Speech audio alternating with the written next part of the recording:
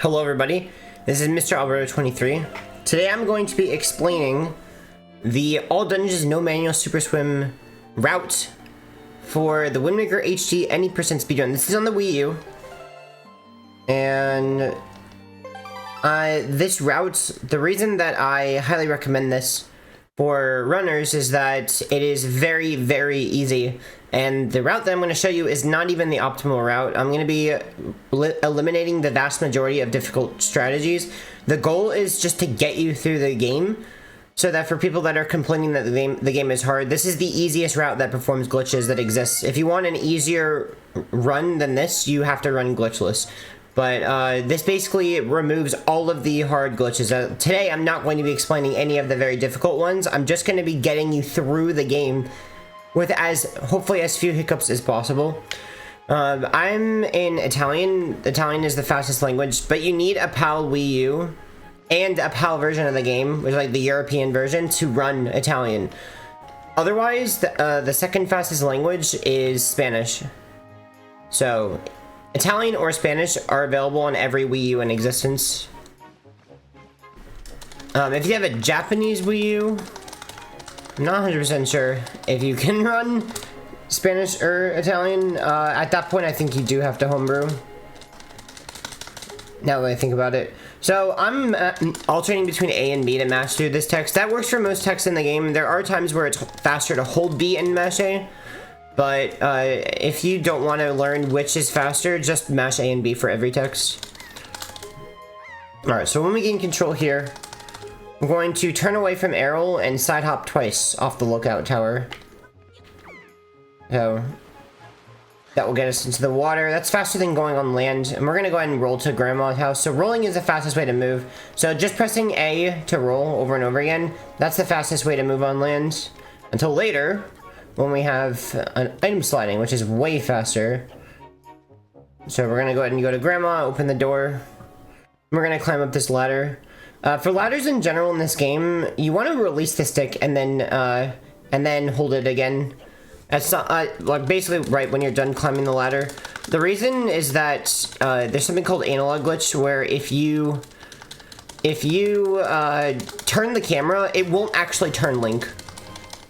Because for whatever reason it locks Link's movement direction, but if you release the stick and then press it again, that will undo that. So that's what I just did there on that ladder, so that I could actually roll at Grandma. Otherwise, I would have rolled basically to the left of Grandma, because I had turned my camera to the right, and that wouldn't have been registered. So anyway, mashing through this text to get these closed, and then when we're done, we're going to... this is something done a lot in the speedrun, is saving and quitting. So we're going to hit save on the gamepad screen, and then quit to the title screen. And then now, when we respawn, we select that file again. We're gonna go back to the dock, and that's faster than backtracking by quite a bit. We have to go back to Errol and talk to her. Gonna go up this ladder.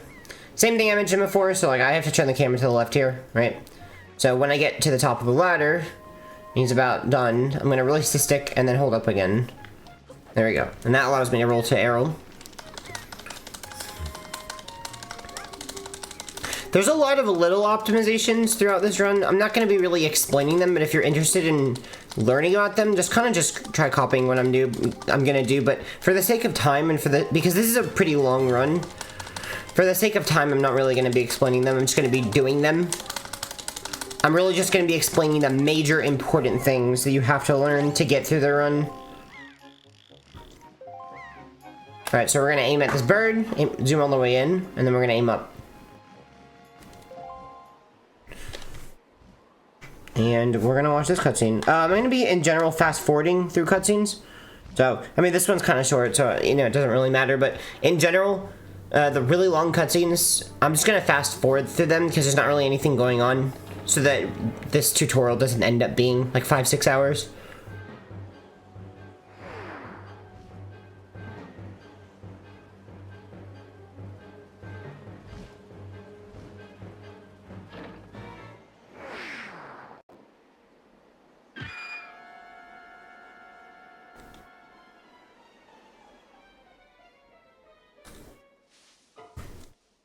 Alrighty, now that the cutscene is done, we're going to sign up off the lookout tower again, so turn away from Errol. Otherwise, you'll just talk to her. And then we're going to go over to Orca, which is this house on the left.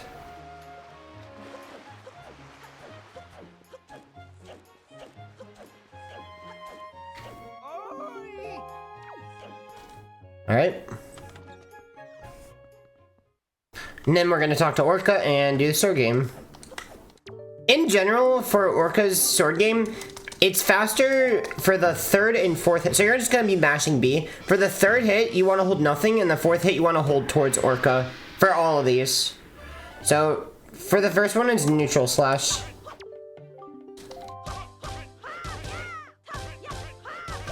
And then target slash.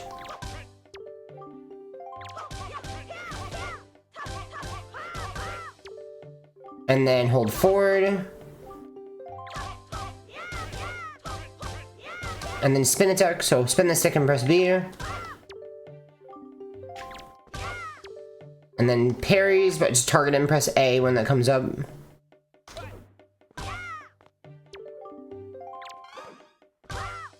then jump attack, target and press A.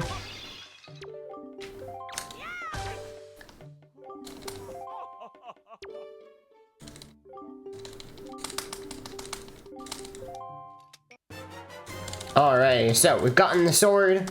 We're gonna finish up this text and then save and quit. Once again, so we want to get to Forest of Fairies after this, and that's on the other side of Outset. Back towards where we talked to Errol at the beginning, so we want to save and quit to get there.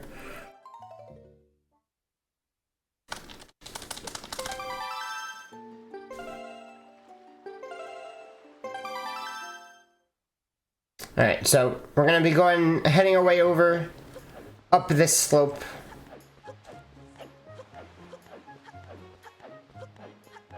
Once again, rolling. We're gonna slash these trees. Keep going.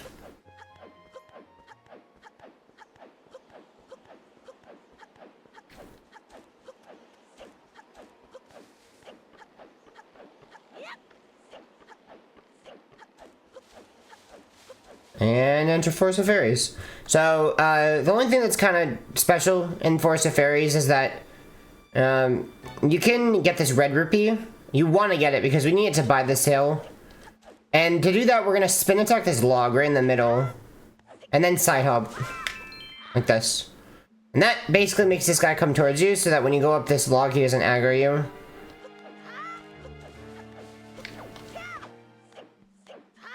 I'm going to do a special tech called a jump slash quick spin here.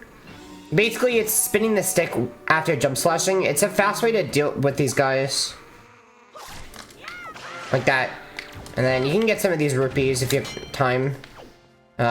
Didn't get that many. But basically, those Bacabans, if you slash them once, basically, if you do a side hop and then jump slash quick spin, basically side hop and then press B and then spin attack, that side hop, jump slash quick spin will do a lot of damage. It's annoying because when you target them, your camera gets kind of weird, and so, you know, you don't always side hop depending on your analog stick angle and Link's facing angle. So if you don't want to worry about that, just slash them until they're dead. That's another small optimization that you don't have to learn right now. And I'm gonna go ahead and fast forward through this cutscene.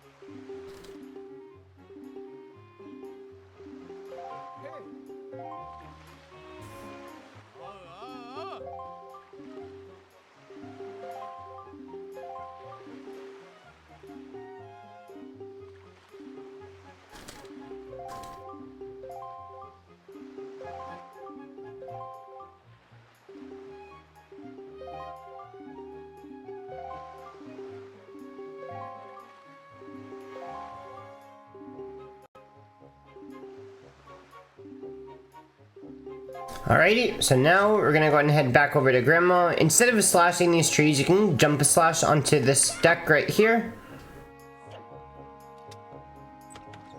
And jump off. And then we're gonna go talk to Grandma again. And then here we're gonna mash to backflip. Just mash A and hold back and target. Talk to Grandma. FYI, coming up is something, there's actually a cutscene skip that you can do. I'm not going to explain, but when you leave Outset, there's a long cutscene that I'm gonna go ahead and watch for the tutorial because it's kind of complicated to explain the cutscene skip. It requires having a Wii U Pro controller, and actually, if you're interested in learning the glitch, it's called pause storage, but I'm actually not going to be showing it off for, well, I think I'll only be showing it off for just a few places in the run, like very, very briefly. I'm going to be showing it off.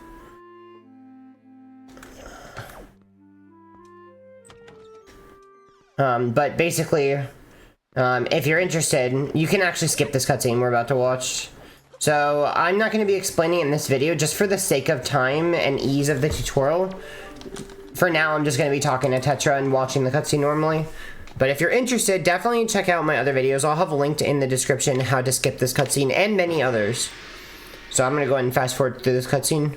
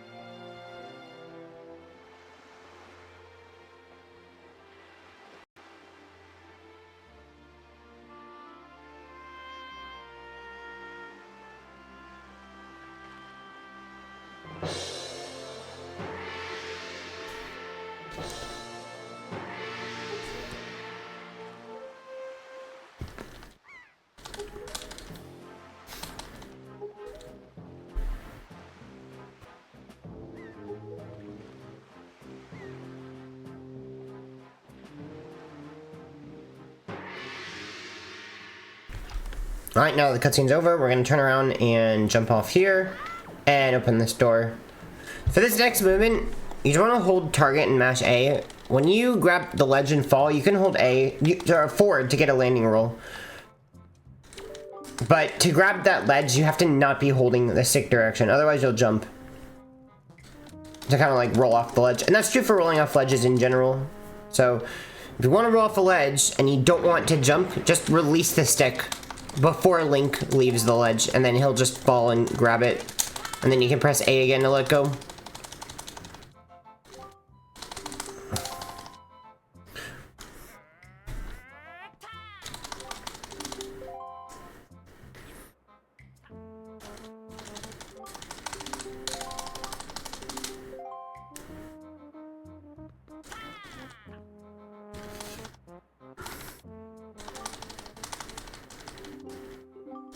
Alright, so we're gonna side hop here and then jump across.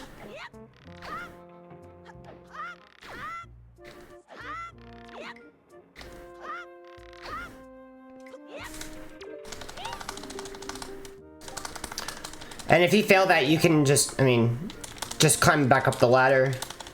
And if you run out of time, you can just step on the switch again to raise the pillars, the platforms back up. Alright, so we're gonna go to the chest, open it, and get the spoils bag.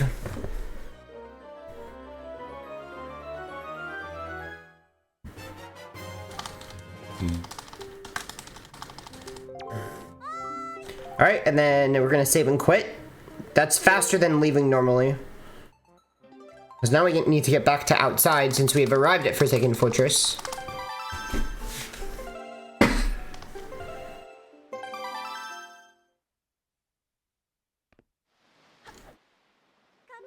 Alright, so we're gonna climb the ladder.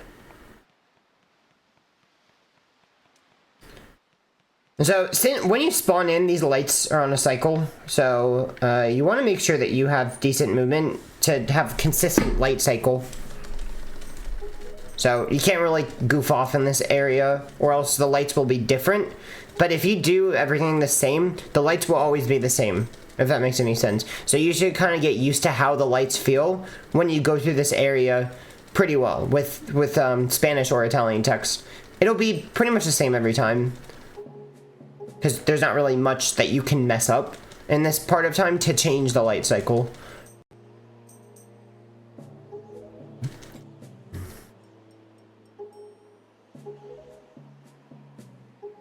So anyway, I'm going to speed through this cutscene.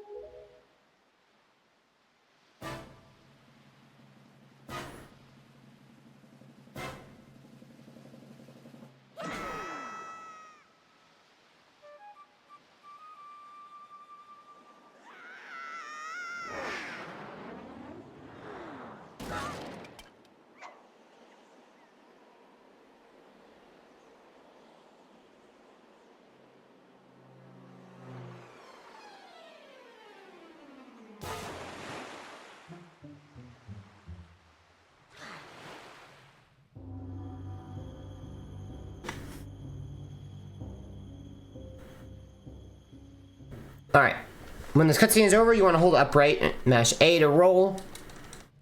And that's going to activate another cutscene. Where Link pulls out the Gossip Stone. And so, after this, something really interesting that you should do, and I'll show you why later, is put on this barrel and take it off. And then keep going. For whatever reason, that makes the Moblins not be able to see you. Now, I want to be very careful. You want to get these... Oh, gosh. These red rupees. I actually could have gotten that red rupee if I had time, but... Yeah. But, if in the event you get caught, which I did, I'll show you how to get out. So, what you want to do is you want to climb on this table. Now, don't press A, or else you'll... Well, I guess... For whatever reason, the A text didn't pop up. You can literally just crawl past this pot. If you kind of aim towards the pot, you can just crawl without breaking the pot. And so we'll crawl out and I'll go ahead and show you where to go in different events. So let's say you didn't get the red rupees. If you didn't, you want to go this way.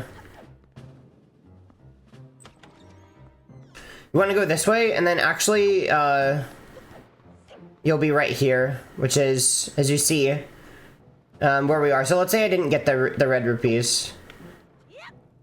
I'd want to come down here and get the red rupees. But yeah, be very careful not to get caught by these. Okay, so let's say you got them and you haven't been caught. This spotlight, you gotta wait for it to come down the stairs, and then you can go. And you should have plenty of time after that. So you see, I still made it by so much time. But then it comes back up the stairs again. That same one. Or...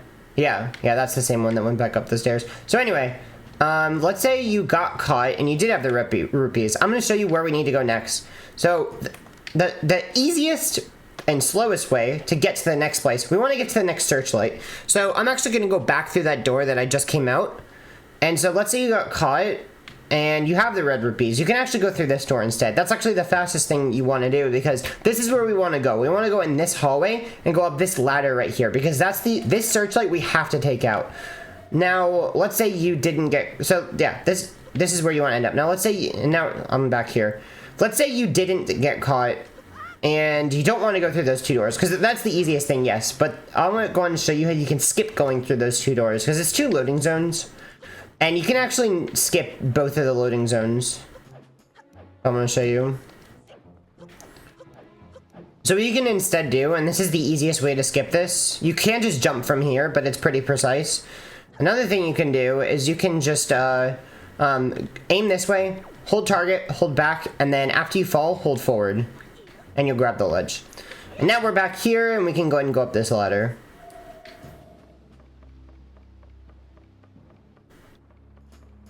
So now we gotta take out this one Bokoblin. So first we're gonna roll towards him to activate him. We want him to see us. And then we want to lead him towards this pot and have him break the pot. And you want to make sure your back is to him so that it'll slash. Just go right by the pot, have him slash it, break the pot, and then we want to spin attack him off the ledge. Like this. He barely didn't make it. There we go. Like that. And that will defeat him. Now, there's 2 ways you can go down here. You can, I'm going to show you the easiest way, which is literally just to go, well, I think you can side hop over this ladder. Maybe you can't. Maybe you cannot. Okay, alright. Well, can you backflip over it? Oh, there we go. Yeah, you can do that. But make sure not to, oh, well, I just pressed A to trigger this. Anyway, or you can just grab the ladder and fall down. Now we're back here. But I'm gonna show you the fastest way to go down. That's actually not the fastest way. So let me show you a faster way. But it's harder by a little bit and a little bit risky, but it's not that bad. It's really like nothing this bad. So anyway, you want to actually keep your stick with you, jump down here, and then we want to go around this area right here, back up, and then press A midair to jump attack. You just gotta time it well. It's not the hardest thing, and now you're back here. Anyway, when we're done with that, we want to go through this door. So all the time we're going out through the left. This like we're continuing going through this area. We want to, you can actually swing like this to get across. I'm going to show you an easier way that doesn't, you know, that lineup is kind of precise. You can actually swing extra times and turn while swinging and get to the door like that. But that's a little slower. Once we're here, we're going to keep going. Now I'm going to go ahead and show you, this is interesting. Remember that barrel that I picked up earlier? For whatever reason, it makes it so these moblins can't see you unless you get really close to them. So all we're going to do is just roll through this area.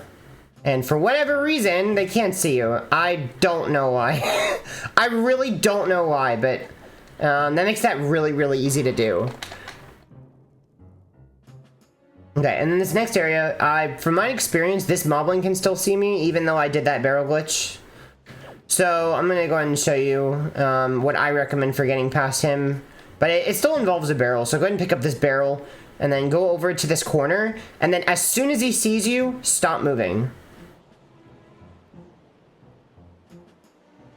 Or, well, let me show an example. Stop moving, and then when he doesn't see you, take it off, and then roll. And that'll get you right past him. That time, he didn't see me at all. I actually waited for him to see me so I could show you what it looks like, because he actually didn't see me. I was actually free. I didn't have to make him see me. Anyway, so when we get to this area, remember if you jump down by accident, you can kind of just climb up this ladder. This first one, it's pretty forgiving, right? Oops, I fell down. All right, well, let's climb the ladder. Second one's not so forgiving.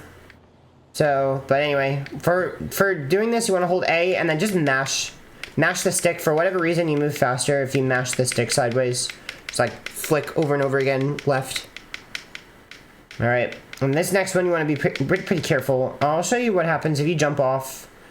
I mean, you can see that if you jump off the wrong way, you'll fall all the way down. Like if I fall off right here, I fall all the way down. But if I fall off like here, I can just kind of just climb back up to here and then go again. But as I mentioned, like, look, if you're in between these two things, which often happens, you won't make it. And also, this is the ledge. This is why we took out the searchlight. This is the one searchlight that we have to take out because it shines on this ledge. You can't get across without taking it out. So anyway, once we're free, we're going to go ahead and take out this Bokoblin. I'm going to show the optimal fight. It uses a jump slash quick spin just like we saw before. If you don't want to learn it, don't worry about it. I'll explain another easy way to do it, but this is the optimal way.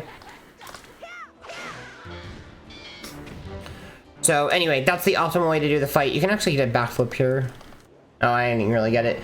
If you're not worried about that, that Bokoblin, if you don't want to worry about the jump slash quick spin, do 5 hits, like 5 B attacks. Don't mash B, but like time your B attack so you don't do the full combo. Do 5 and then spin attack, and that will also take out the Bokoblin. The reason that you don't want to do the full combo is that the last hit of the combo will knock the Bokoblin over, and you have to wait for him to stand up. So it actually ends up being faster to not do the full combo. You could also do 2 slashes and then mash B, or no, 3 slashes. 3 slashes and then mash B for the remaining 4, and that will also work. Because that last hit of the combo actually deals double damage. So anyway, gonna speed through this cutscene, and I'll see you on the other side of it.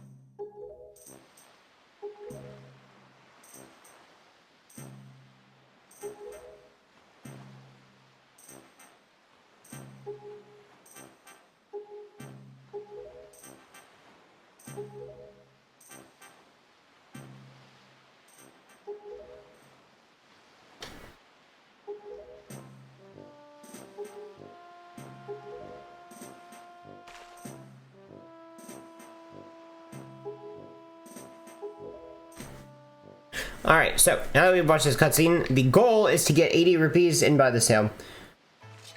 You can actually get a lot of rupees from these flowers. So I usually spin attack these flowers, but there's a lot of places to get rupees. So you can get rupees there. You can also get a blue under here. This is guaranteed. Make sure not to talk to this guy by accident. His name is Anton. We gotta go through here. We gotta talk to Tingle.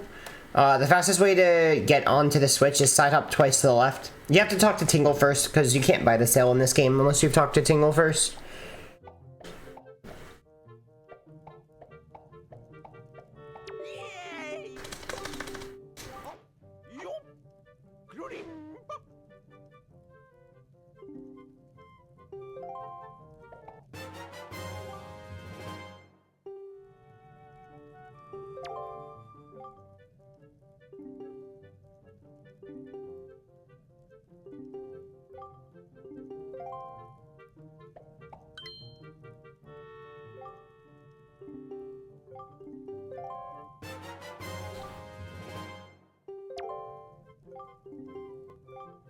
There's actually a ton of places you can get extra rupees on Windfall.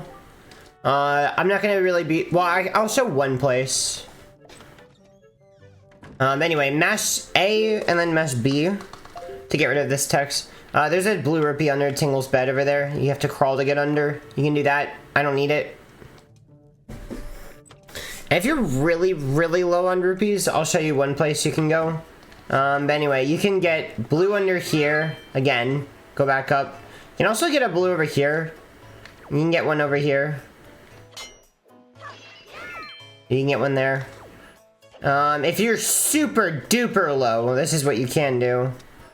I already have 80, but you can go behind this minigame in here. This is the Sploosh Kaboom minigame. You can get these 3 yellows. That gives you 30 rupees. And then let me show you other places. So you can also slash this pot right here. That gives you a blue. And then this is random. That was a yellow, but that could be a green, blue, red. Green, blue, yellow, or red. So it could be 1, 5, 10, or 20. So anyway, we're gonna buy the sail, and we're gonna sail to Dragon Roost. It's faster to jump down here to get to the boat.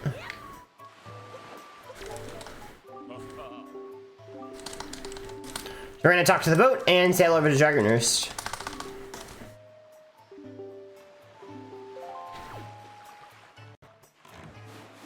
So it's faster to put away the sail with B and pull it out again with A. Because every time you pull out the sail, you get a little bit of speed. So it actually saves a few seconds over the course of this entire sailing area. So anyway, I'm gonna speed through the sailing section, and I'll see you at Dragon Roost.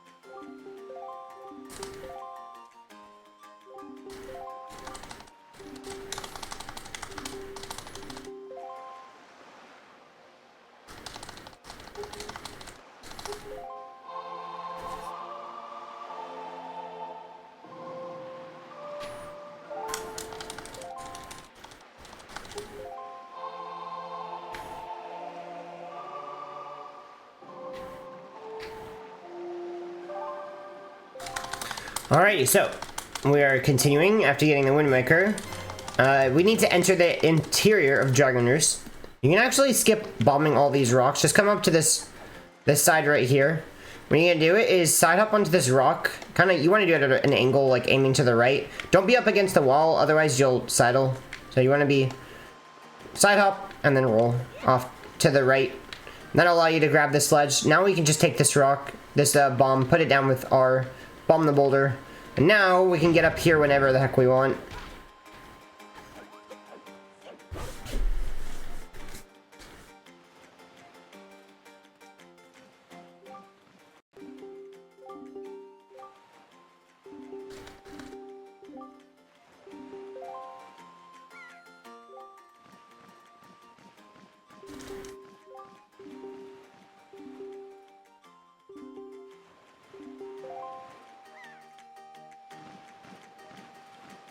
Alright, so I'm gonna go ahead and fast forward through these cutscenes, and basically we're gonna get the delivery bag, and I'll speed through until we do that.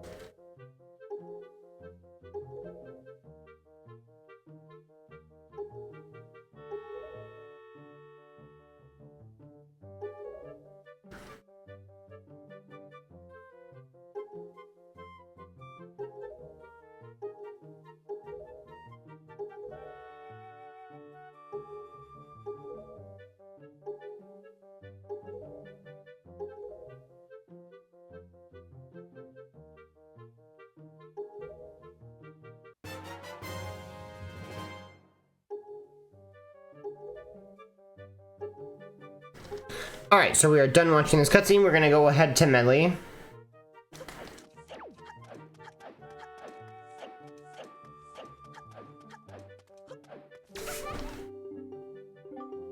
Talk to her.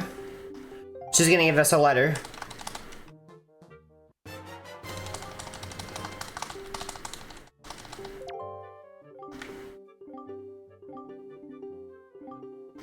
Alright, we're gonna go back out here.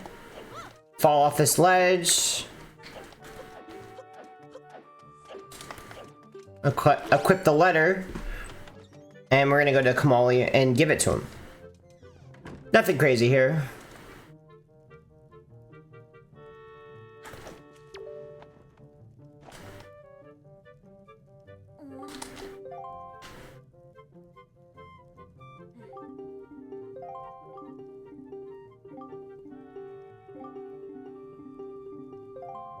And then we're gonna go back out. And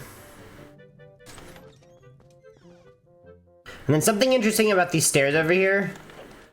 You want to roll kind of at an angle to the right to not bonk.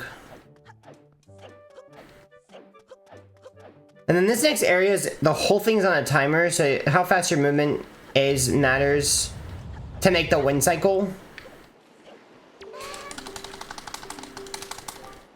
So we want to come over here and talk to Medley.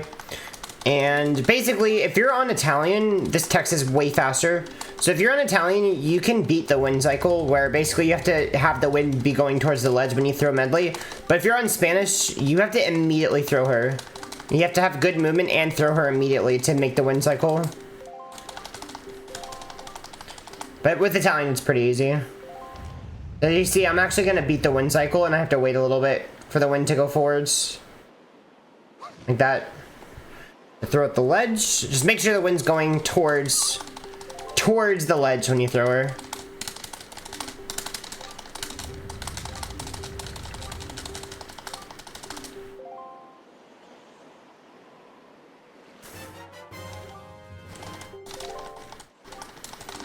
Alright, we're gonna go and get a bottle and fill it with water. And then we're gonna head back up top. Now, the fastest way to get up top is actually to roll off of this rock. It's a little bit faster to jump off of the rock than climbing the whole way. We're gonna pour it on this bomb flower, and basically where you stand is the only thing that matters, so you can kind of just throw it immediately. If I'm standing too far forward, the bomb will just bounce off the top of the boulder. If you stand too far back, it'll bounce off the back. But if you're standing in the right place, it'll just kind of just get stuck on it. So, but if you don't want to worry about that, just kind of like wait for the fuse to shorten. And then when you throw it, it'll go off before it even hits the ground. So that your position doesn't really matter. Alright, we're going to go in the water, go across, come up here. It's actually faster to side hop to get up this part right here. We're going to throw both of these bombs. I like kind of lining up my camera and like jumping diagonally to get the second one. We'll go ahead and roll across. Be careful rolling up here. You can bonk easily, so I don't really roll as much. Because it's very easy to bonk there. Alright, so we've entered Dragon Roost. We're going to go ahead and roll to this statue over here. Pull this one all the way. Pull this one just a little. And then now we're going to come through here. We're going to spin attack to get this guy to drop his stick. Pick it up. You can jump off the side here. And then you can kind of just throw it at the second one and roll towards the chest. Light the torch, open the chest. Come over here. Slash this wooden barrier. I gotta roll there through the cutscene.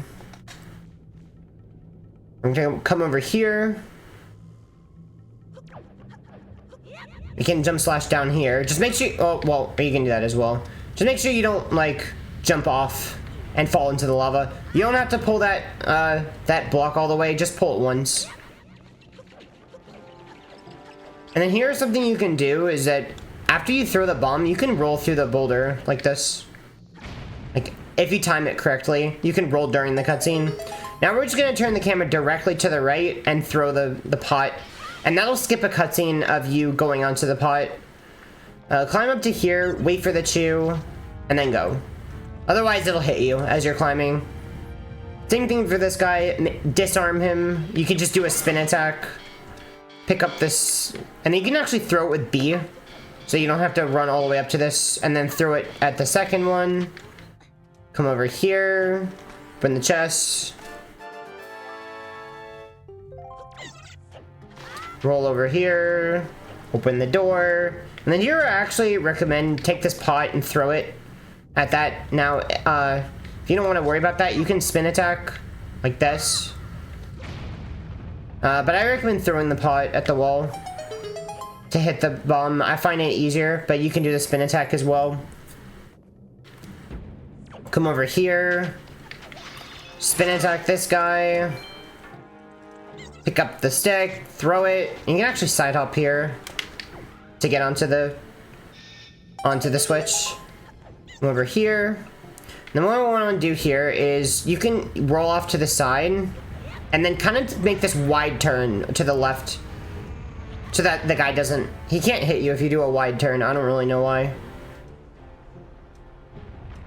And then make sure you release the stick here. And then here, what you can do, you want to go up against the wall like this. I'm gonna kill this guy.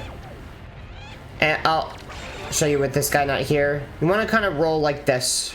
And you can jump across. If you don't trust yourself, you can do a jump attack to get extra distance. And then for this, you're really supposed to just, like, move across casually. This is one way to do it. I'm gonna show you every way you can do it. So that's one way. I mean, that's the slowest way. You can also climb up right here and then just mash A. But the problem is it has to be a frame perfect A press. You have to aim kind of like you can get a roll off. There we go, like that. You'd have to get really good at timing that. But it's frame perfect. You can also climb up, go all the way to the left, right before you fall off. Side hop, jump slash, you can do that. And then my favorite is actually to climb, and then roll into the wall, like at this angle. Jump, and then jump slash. Anyway, when we're here, we're gonna roll off to the side, like this. Climb, to grab this ledge. You can actually bounce this bomb off the wall. It goes off faster if you do that. And then here, the easiest movement is to side hop jump slash. And then pull this. And then climb. And then climb again. And then Gossip Stone text. We're gonna pull this. And then same thing, we're gonna roll off to the side of the block. And then we're gonna pick this up, throw it. And then what I recommend is light the stick and then aim with first person and then throw it and then jump off. Okay. Climb the ladder.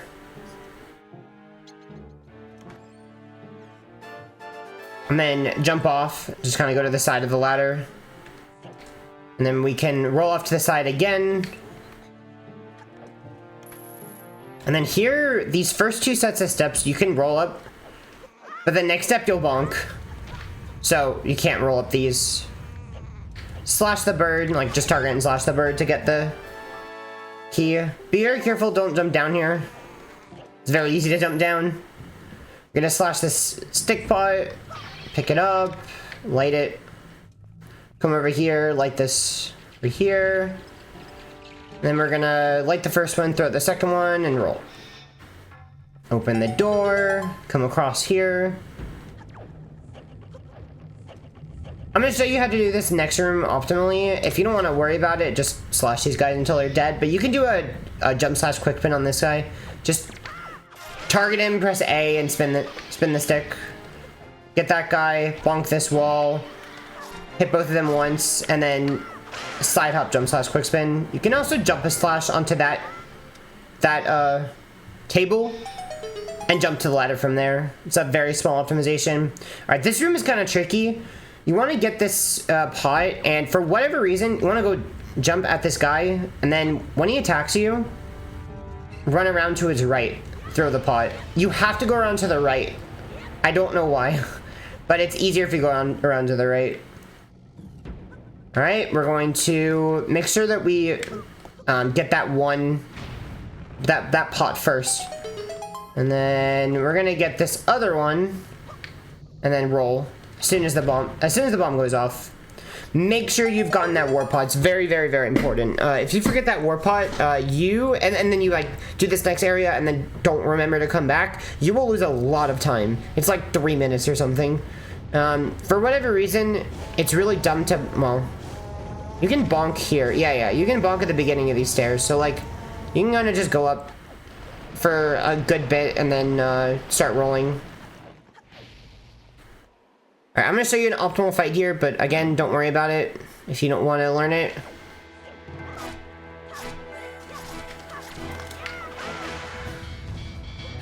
I recommend pick up the Bokoblin sword after they're defeated, because it's actually pretty useful on the Moblin. It's not faster, but it's easy. So I'll show you with the Moblin. If you run up to him, he keeps doing this, where he like pushes you away, and he can't attack. So this is actually manipulating him to never attack you. So what you want to do is after he pushes you back, go in and do a slash. And you just keep repeating this until he's dead. Go in, like that. So it's pretty easy to do it that way. He can't attack you at all if you just keep running in at him. If he's far enough away from you, he can attack you. So then we're going to go ahead and talk to Medley and get the grapple.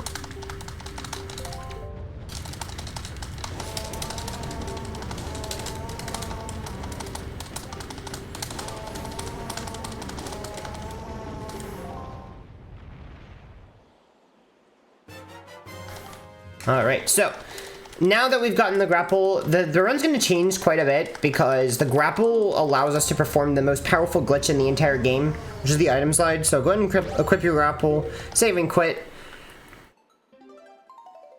Then we're going to basically just break this entire dungeon with item sliding.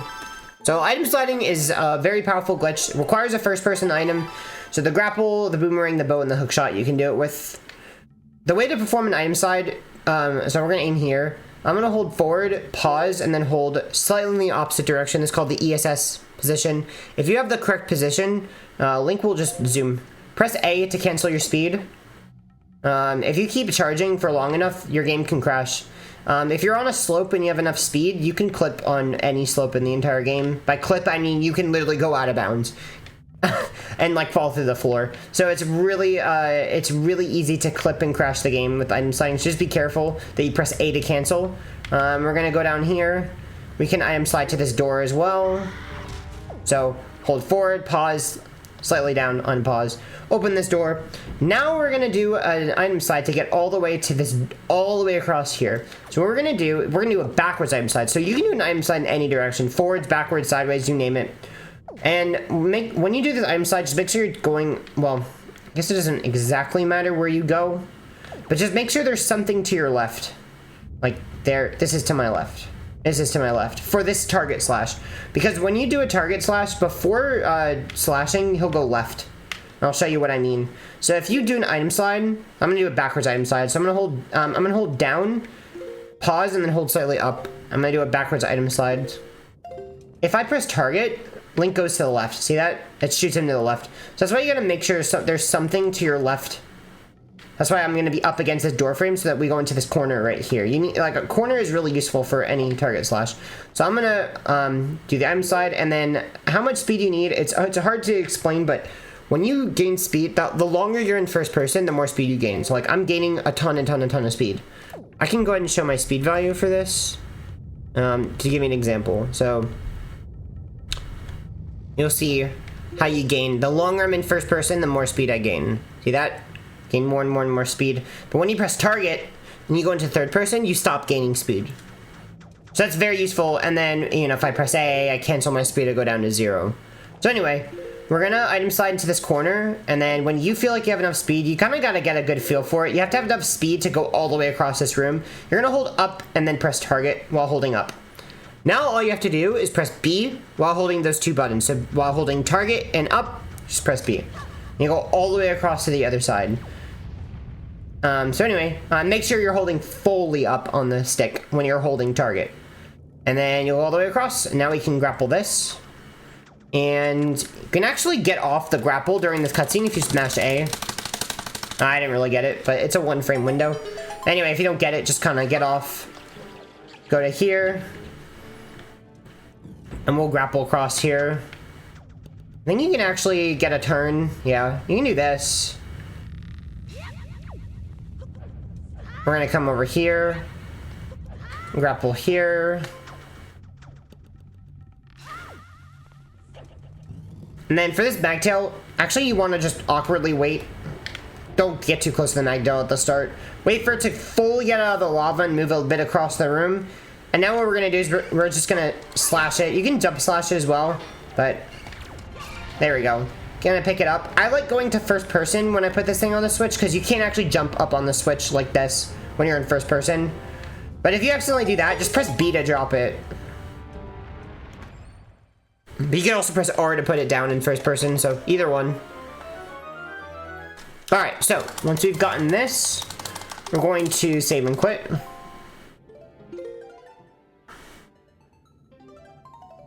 And now that we've gotten the boss key, we're gonna go beat the boss.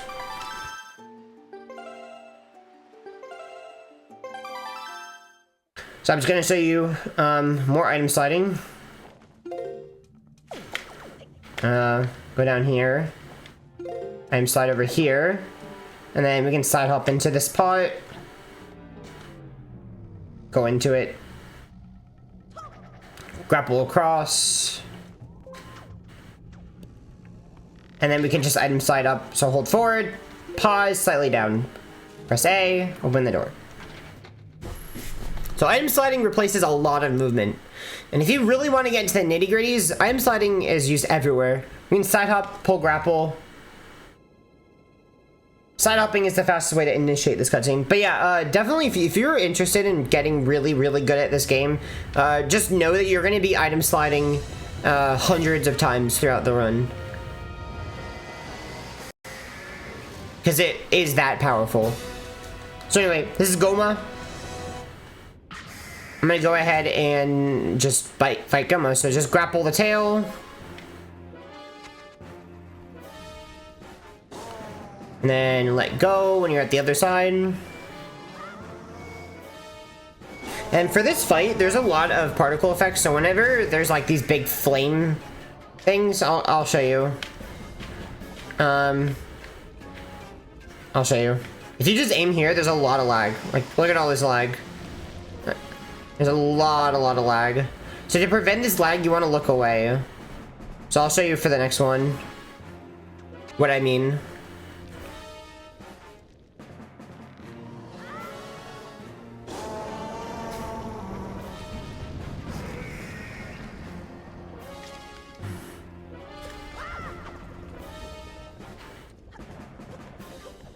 So what I mean is just look away like this. And there we go. So just keep the particle effects off camera, those like big flames, and you won't get lag. because they'll be unloaded when they're off camera. All right. I'm gonna show you the optimal fight for this guy, but if you're not, if you're, you know, you don't want to do it, just like slash and spin attack Goma. But this is the optimal way to do the fight.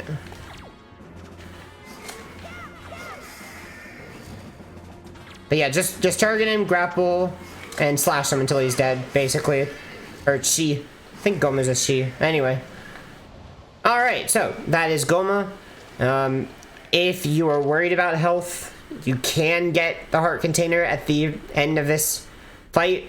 Health is not really that big of an issue. The one place that I've seen health can be an issue is in Hyrule. At the halfway point of the run. But there's also a heart container just before that. So I'm gonna skip it, but just letting you know, you can get it. It really doesn't matter. It doesn't really lose much time, and it's not really important. Like in this run, you don't really take that much damage. You really do not. I'm gonna skip it. So anyway, time for a long cutscene. So I'm gonna skip through this, and we're gonna. I'll continue the tutorial when it's done.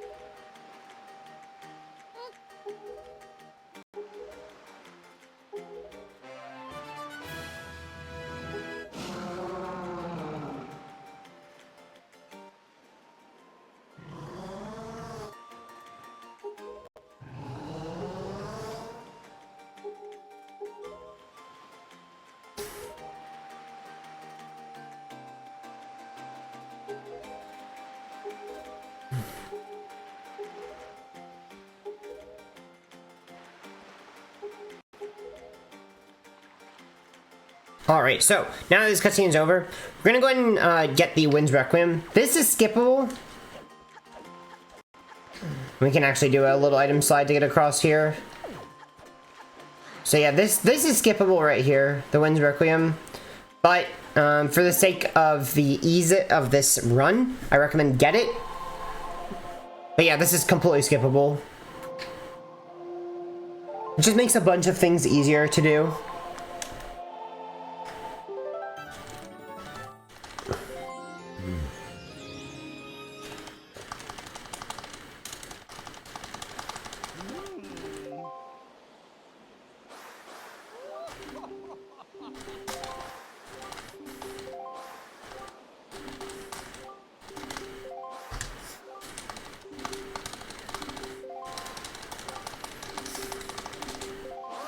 So we're coming up on the, this is the first fairly difficult, more difficult than what you've done so far, I will say, trick in the run. And this is a super swim. There's a lot of super swims throughout this run. So learning super swimming is very important because it skips sailing, and sailing is very, very slow. So make sure you safety save first. Because if you fail super swims, you can end up in a pretty bad place. So like this one, if you fail, you'll end up in a pretty rough spot. So, and I'm going to go ahead and show you where we're trying to go. So, I'm going to show you on the screen. You can actually pull up this map by pressing L. I went on Pro Controller because you can actually see it while you're paused on Pro Controller. So, but you can't on Gamepad. So, anyway, well, for Gamepad, you could pull it up on the screen, the actual Gamepad screen. So, anyway, we're here. For super swimming in general, now this is Forest Haven. So, in general, you can gain a lot of speed. I'll go ahead and just show you what a super swim looks like. Let me just go ahead and just show you this. I'll show you the, like, kind of what super swimming looks like. That really, you know, you gain speed on land with an item slide, and then you can kind of just, you can lower yourself into the water, and you can keep your speed in the water, and just move around like crazy. I'm holding slightly down on the stick to keep my speed, but if I flick back and forth, I lose a lot of speed. So if you see like this, I'm losing a lot of speed. Now I have like none. This is why we safety save, because we want to quit without saving if we fail. End up in the water like that. So, anyway, that's what a super swim looks like. Now, we spawn like right here if we fail. You can also super swim off this side. I don't know what I recommend most. Probably not this side for a beginner.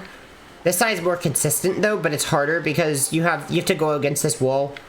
But basically, to super swim, you have to have a wall that leads into the water with a slope. Like this one, this leads you into the water, and there's a wall you can charge up against. If there's no wall and it's all slope, you can't super swim. So what I'm doing is I'm aiming to the right of this wall, like perpendicular, and I'm charging to the left, and then I'm pressing target when I have enough speed, and then I can then move the camera wherever I want it. I can move Link wherever I want him relative to the camera, but the most important thing is that you don't want to do that. Basically what I had just done was I went into the water too quickly. So you just gotta make sure that you slowly lower him to the water. Now, you have to get a feel of how much speed you have. Really, a lot of people like to look at how many times it like bobs up and down, so you can do that. Like, I think it's 3 bobs. 1, 2, 3, like that. And then when you have enough speed, put the camera behind Link. Like, unlock the camera. And then hold slightly on the stick. And then move Link into the water. Now, if you hold too slightly on the stick, you can't actually steer him on land. But anyway, lower him into the water slowly. And then you should be able to just steer with the right stick while holding slightly down the left stick. Then when you get where you want to go, you want to flick back and forth, lose a lot of speed, and then now you can control him more. And then you can cancel by rolling. There's a lot of ways you can cancel an item slide. This is not where we're trying to go. I'm just kind of trying to show you the gist of how to super swim. So anyway, now where do we want to go? What islands do we want to avoid? So let me show you the map, and we're going to go ahead and just start doing lots of super swims. So, show you the map. So, in general, with super swimming, there's some islands you want to avoid. Now, this is Forsaken Fortress, Windfall, Dragon Roost, Forest Haven, Outset. These 5 islands are the big major islands that have a lot of stuff on them. Because they have a lot of stuff on them, they actually take a lot of memory to load. And because of that, they actually unload the water when you go through them. That means is that if you're in the quadrant while the island is loading, there will be no water. If there's no water, you'll fall. If you fall, you lose all your speed, and it kills the super swim. So you gotta be careful that when you go through these islands, you go slowly enough through them. If you go too fast, you'll lose all your speed. So there's more. There's also Fire Mountain, which is right here, and Ice Ring, which is right here. Now, it's funny, why are these also quadrants? We like to call them spruce quadrants. Why are these also spruce quadrants? Is because these islands have a lot of particle effects, which also take up a lot of memory. Even though they're tiny islands, they're not that big, they still take up a lot of memory. So those are all the islands you have to be careful. Now, where are we trying to go with this? We're trying to go from here, which is Dragon Roost, over to here, which is Great Fish. Now, I can't really, I don't have the full map. You can kind of look from here to here. Right? So, anyway, you can use your map during the swim to help you do the swim. So anyway, charge up against the wall, press target, turn the camera, be very careful. See, it's hard to control Link, but move into the water slowly. Now, be careful because Fire Mountain, see, look, I have to go to the left of it, right? Because Fire Mountain is right here. This is Fire Mountain. And see there, I just splooshed. See? That's because look how far away from I am, but look, I'm actually in the quadrant, right? So I went from here to here, and I actually splooshed and I lost all my speed because I went too quickly. I just recommend avoid the quadrant in general. Just avoid it. If you're on the front side of the island, you want to go to the left of it. Or if you're on the back side, you want to go to the right. Which is why, I mean, this swim that we do is easier from the back. So that's why I usually go to this. I recommend go on the back side of the island. And then charge here into this rock. And then there we go. Lower yourself into the water very slowly. Still go very slow around this corner. And then now, you see where we are. We're actually trying to head towards here. This is Great Fish. So we're trying to go here. And then kind of slow yourself down, flick back and forth. And there you go. We're at Great Fish. So yeah, that is the first super swim in the run. I'm going to go ahead and continue. This super swim, it can actually soft lock. If the water level's too high when you hit this area, you'll soft lock the game, because Link will be swimming during this cutscene. You cannot watch this cutscene if Link is swimming. Luckily, the water looks good, and we're fine. Because otherwise, you know, if Link cannot stand on the ground, he'll just kind of splash around infinitely, and you'll have to press home and quit. And press this right here to quit. And go back to the home screen, because that's the only way to get out of the soft lock, is to quit the game and load it up again, which is another reason why I recommended to safety save on Dragoners before this swim. Alright, so more explaining. Remember how I said get the Wind's Requiem? And remember how I said it was skippable? Well, I'm going to explain exactly why. It's coming up right here. Why do we get Wind's Requiem? Because there's actually a way to super swim off of this island. It's very, very, very difficult, and I'm not going to explain it because it's absurdly hard. To get around that, we're going to do the Wind's Requiem. We're going to set the wind to the south. So actually, you cannot get in the boat. I'll show you. You cannot get in the boat unless the wind is south. So, like, the boat will literally not let you in. And that's just something that's supposed to happen after you beat Roost Cavern. The boat wants you to set south to go to Forest Haven. Well, we're not going to Forest Haven, but go ahead and set the wind to south. There we go. And now the boat will let us in. But then something really interesting happens. So we're actually at a quadrant you're not supposed to be in yet. Because of that, the boat's just going to take us away and take us to Windfall. So this is going to take a while. It's going to look like a soft lock. This is not a soft lock. The boat is just taking us to Windfall, which is good because that's where we want to go anyway. So this is the whole point of all this, is to get bombs early. So going to Greyfish, we'll put the pirate ship on Windfall, and then we can get bombs. It's very useful to get bombs early because it breaks Forbidden Woods. Forbidden Woods is very, very broken with bombs.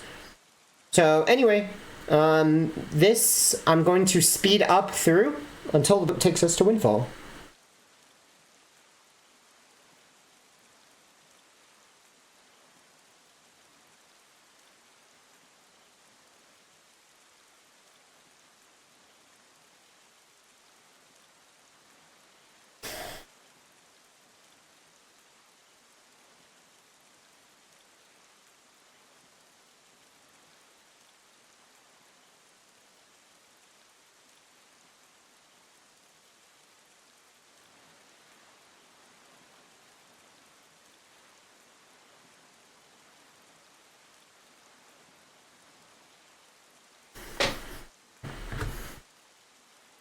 Alright, so now that we've reached Windfall, make sure you set your wind to east.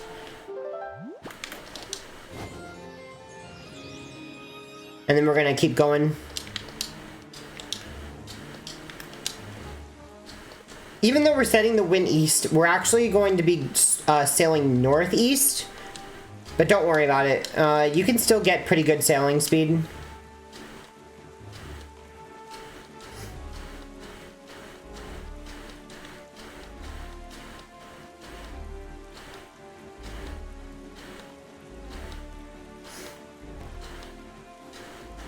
So just sail towards the island, and anyway, now you see the pirate ship is there.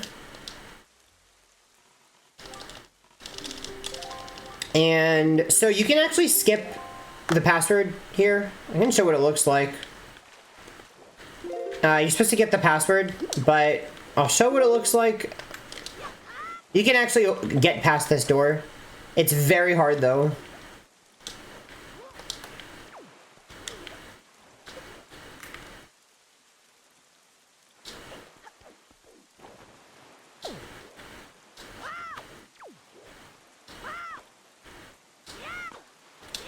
Oh. Well, anyway. I'll probably not show off the rest of it. I don't recommend learning it as a beginner. But you can basically get past that door with a very, very precise jump. Instead, I recommend just go behind the bomb shop and learn the password. I recommend just casually. If you're interested in learning password skip, you can learn it eventually, but you can just not learn it. you could just not learn it and just watch this cutscene. I'm not going to be teaching how to do password skip in this run. But anyway, if you're interested, definitely check out other tutorials. There are password skip tutorials out there. You just gotta find them. Anyway, I'm gonna skip through this cutscene. At the end of the cutscene, they'll say the password. If you miss it, you can talk to the boat and ask the boat for the password.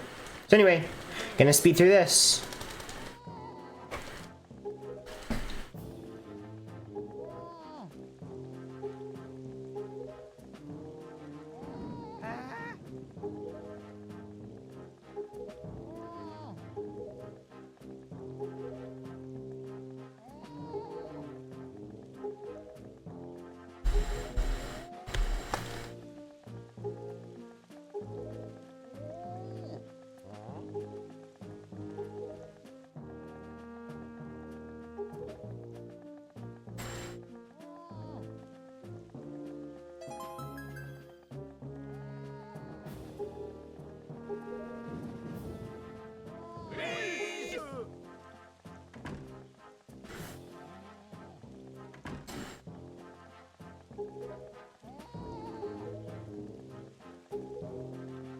Alright, so the password is Dente, D-E-N-T-E. I think that's Italian for teeth.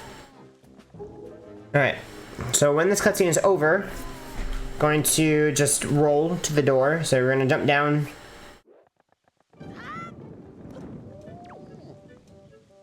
And then go ahead your way up to the pirate ship. I'm going to item slide to get there. It's faster to item slide, but you can roll. I always press up. When you're going up a slope, I actually hold up. Now make sure you cancel here, because you'll actually go too far if you don't cancel the item slide. So yeah, I hold up going up slopes because it makes it so that you can't actually clip. There's a way you can clip going up slopes. So same movement here. We're gonna hold target and then hold up after he grabs the ledge. Just mash A. I'm gonna show the optimal way to do this rope game. I actually don't think this is as hard as the first one, but basically there's a rope cycle. The rope swing on a cycle is actually dependent on the wind direction, fun fact. So that's why I recommended setting the wind east, because depending on what your wind direction is, it'll actually have a different rope pattern. So anyway, we're gonna hold target and right, move a little bit to the right, and then side hop to get you on this switch. Gonna roll off to the front, and then just swing on this. And that, you can see this rope cycle. So these ropes will line up for you. And then you gotta turn to the right, and then these ropes will line up. And then turn to the left, and we made it.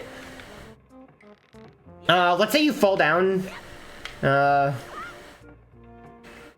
believe you can actually go from here and grab onto this rope. You gotta get the right cycle.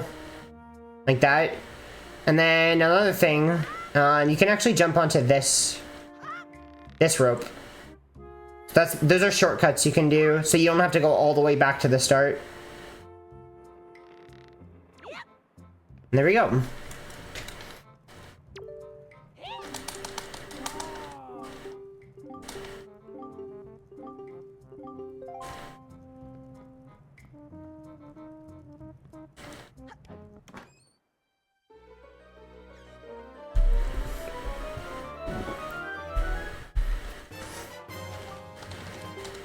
Alright, so now that we get the bombs, we're gonna talk to Tetra.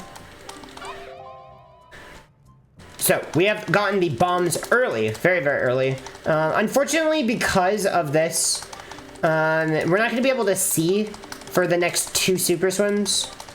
It's gonna be really hard to see, but luckily you have your map.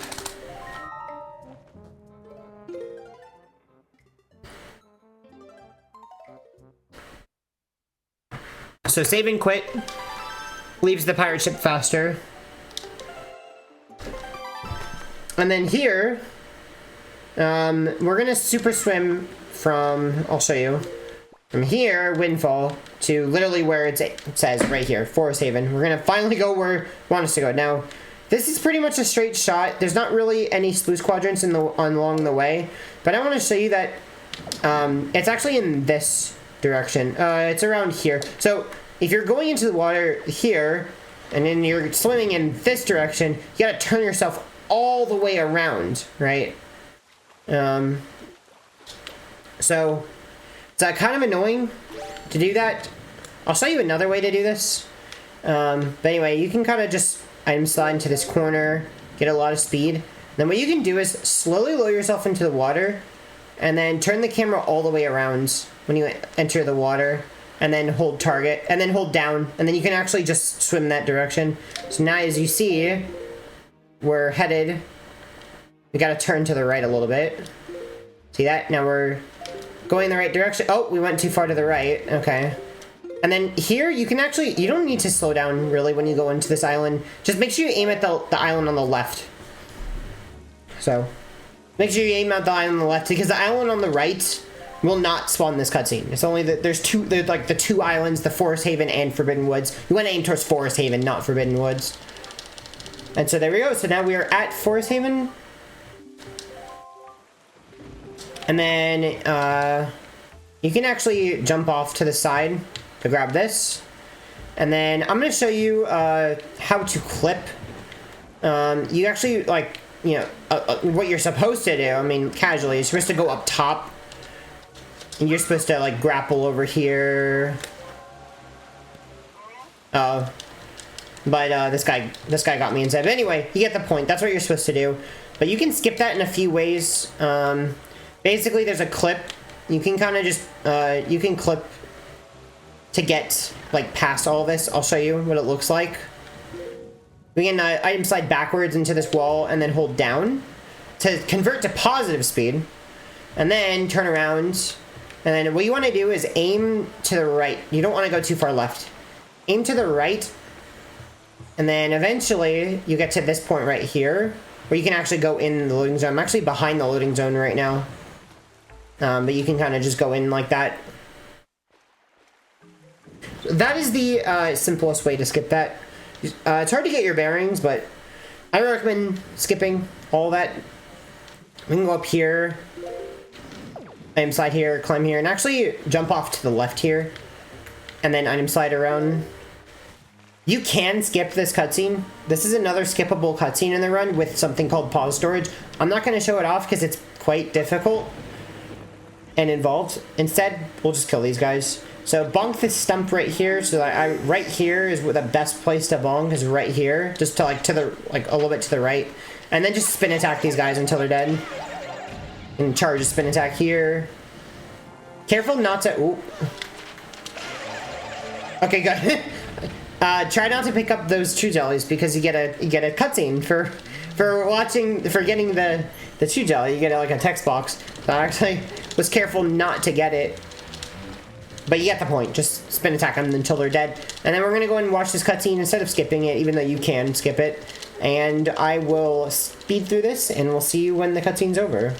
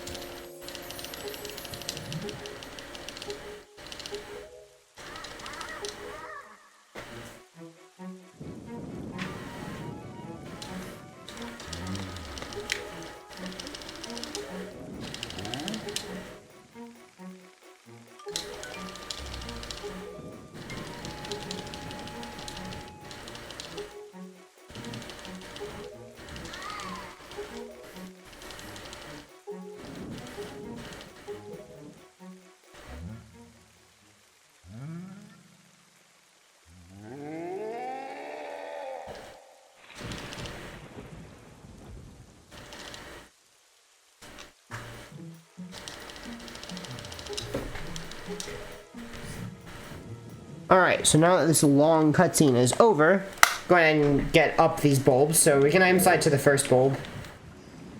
And then it's pretty simple, just climb the bulbs. Be careful not to miss or else you'll fall all the way down and have to redo the entire thing. Gonna switch controllers. Oh.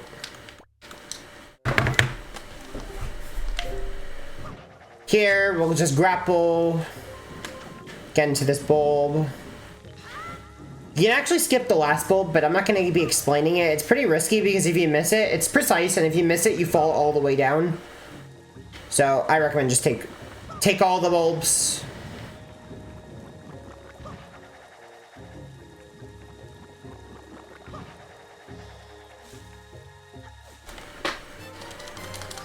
So I'm going to show 2 ways to get to Forbidden Woods. They're both kind of difficult. They're like the 2 ways that are faster than casually just changing the wind direction. We gotta jump down, like diagonally down left, or more like down. Go down to this arrow where this Korok is jumping up and down and go through here. And then let me show you how I recommend, I mean, this is the fastest way to get to Forbidden Woods with an item slide. And then I'll show you what you can do instead if you cannot get this. So slash these. And then go kind of like here. As long as you're far enough, like off. Like if you're too far, like this way, this will not work. You have to be further out, like here. Otherwise, when you do this slash, you're gonna do a target slash all the way over there. This little lip, like right here, can get in the way. That's why you have to be far enough left. Does that make sense? So to make sure that lip is not blocking you, aim like in the middle of this island. I mean, really, it's hard to see. But you can see where we're trying to go is like all the way to this door right here. So just make sure that you press target. That locks this angle. So like press target. All right, cool. So now we've pressed target. That actually stores the angle that we are aiming at. So now what we can do is we can item slide. Well, you can item slide against the wall. It doesn't matter what angle you're facing at. I mean, you can aim at the wall. You can aim to the side. You can aim to the side. You can aim. I'll show you again. To press target. And then, yeah, you can, I mean, maybe it's better to kind of like, you know, aim towards the area, but what you want to do is we're not actually doing a target slash. We're going to release the stick and press B. Like that. And if you do that correctly, if you do everything that I showed you correctly, you will go here. So basically, make sure you're releasing the left stick and pressing B. And this is not a target slash. We are not holding target and up or pressing B. We're completely releasing the stick. And basically what that does is that will make us slash in the direction that we tapped target last, because it stores that angle. So if we aim here, we press target, and then we do an item slide and slash, we will literally go exactly forward in this direction. It's really cool. I'm gonna save and quit and show you the other method. So let's say you don't want to do this method because it's kind of scary. You can save and quit after getting the leaf, and there's another way you can get into Forbidden Woods that's still faster than the casual strat of changing the wind direction. What you can do is go ahead and get in the boat.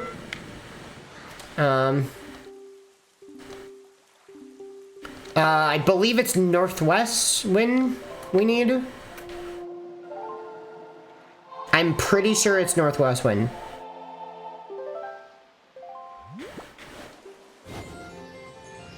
And then make sure your leaf is equipped. Very important. And we're gonna head over to here, like this middle island. And this tornado's on a cycle, so you gotta get here kind of quickly. And then you can actually pull Windmaker to cancel your speed. And kind of go over here and then just pull Windmaker, cancel. And then get ready for this tornado. And then you're going to get out of the boat, mash the leaf, and then you can actually go in the tornado and take it all the way up. And then you can just leaf over to there. So that is still faster by quite a bit than changing the wind direction twice. And it's not that hard. There's no backup magic, so if you fail, you've got to just quit without saving. And there, I pressed the leaf midair. I pressed the leaf to blow these guys away. So anyway, once we're done with that, you can get magic there that I just showed you.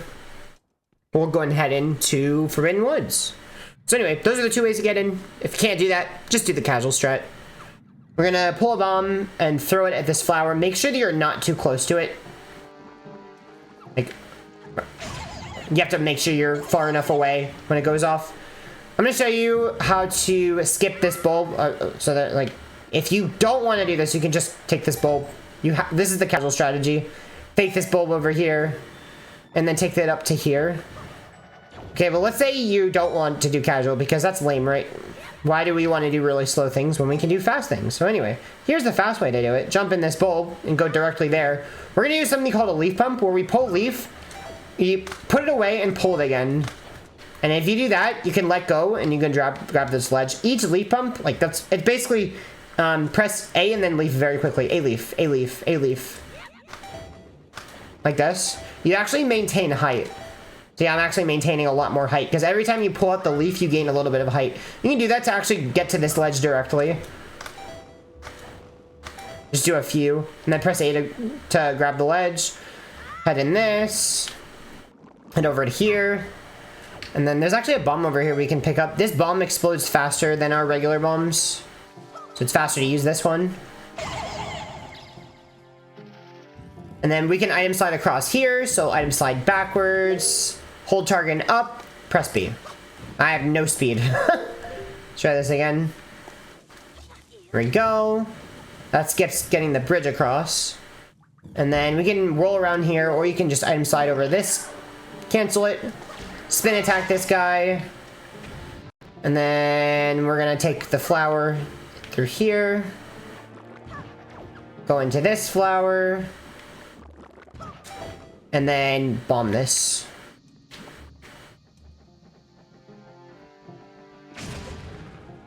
Alright. Then we're gonna bomb this other one.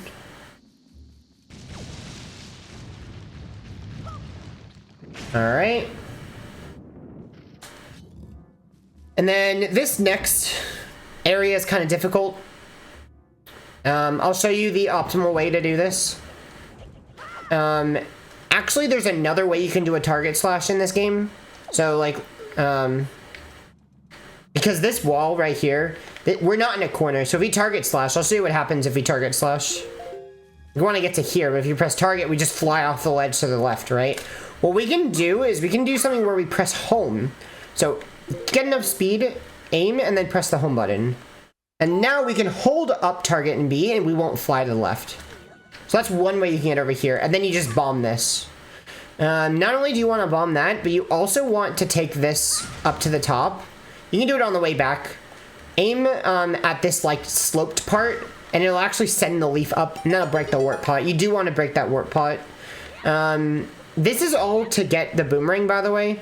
So if you don't want to get the boomerang and you want to skip it, which you can, you just jump right down there, and that's where the boss is. And you can literally just beat the boss without the boomerang or the boss key. This is a very fast dungeon if you want it to be, but I'm actually going to show you how to get the boomerang, which is why we're heading over here.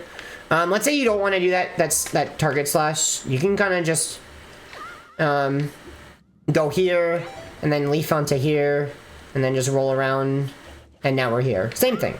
Anyway, so we're going to go in here. This is where the small key is. You can target slash across here. We'll target up B. Slash here. And then here, actually, same thing. Make sure you're in here. Press B. Alright. You can spin attack a bomb. That will actually make it explode faster. Break this barrier. And then here, to get back, you can actually take this bulb. And then you can land up here. And then jump down from there. Alright. Target slash over here. If you want to get fancy, you can just press target and B at the same time. And you don't actually have to hold up, and that will prevent you from getting a jump. Target slash across here. Or you can leaf. Like that.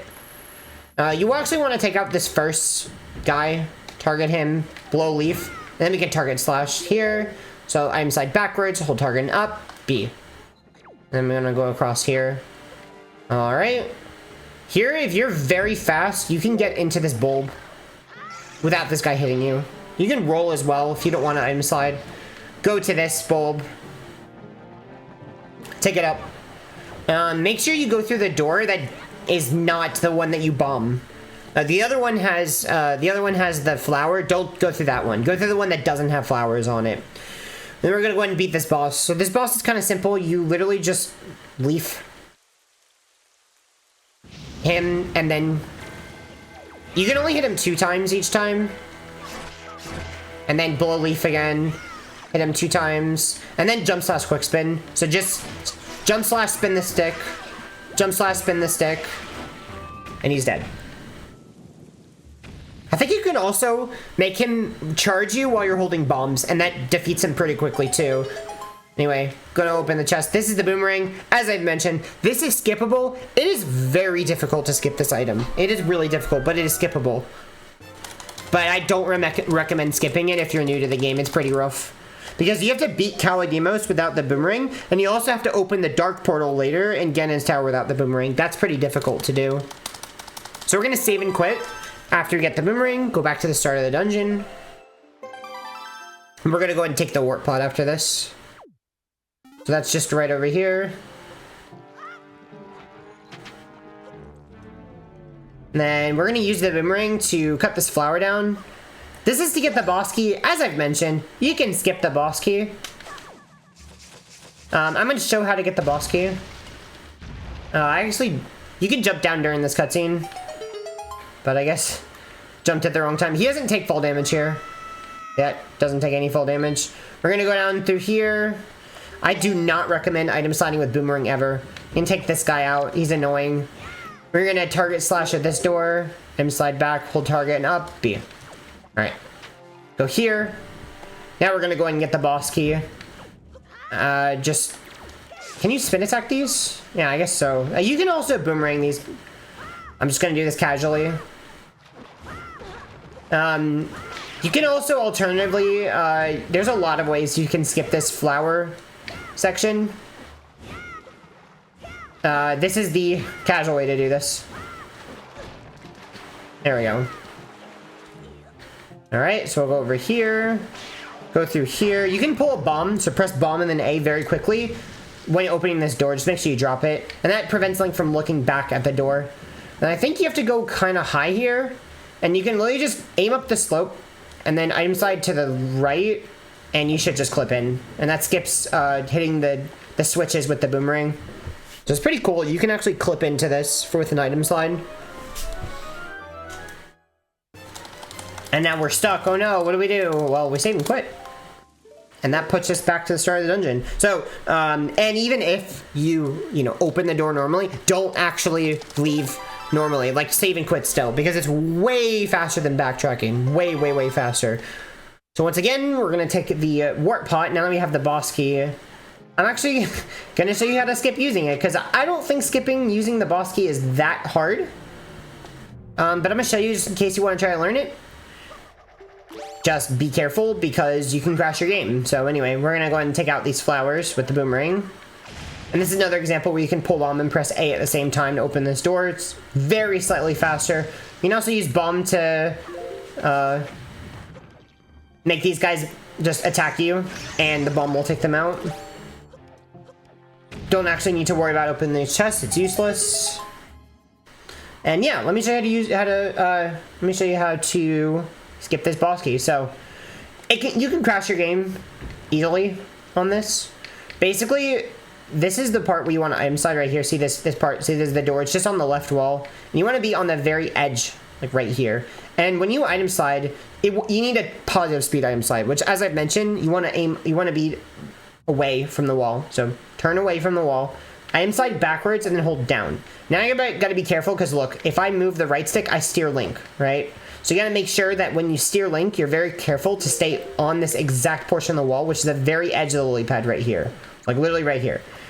If you're too far right or too far left, this does not work. You have to be right here. You can be kind of here. You can be kind of here. It's a little lenient. But if you're over here, it's not going to work. If you're over here, it's not going to work. I don't remember which side crashes the game. I think it's this side that crashes the game. I think if you're over here and you have like a lot of speed, you crash the game. So if you're here, I think you just void out, I believe. And then here it works. So anyway, just wait and he'll eventually clip. As soon as he clips, release down. Like that, and then press Windmaker, and then cancel. And as you see, we're right here. If I didn't release down, I would have jumped off this ledge and voided out, because as you're holding down, you're continually moving Link out of bounds, so you gotta release as soon as you clip. Now we can leaf around to here, just pull leaf at the peak of your jump. You can also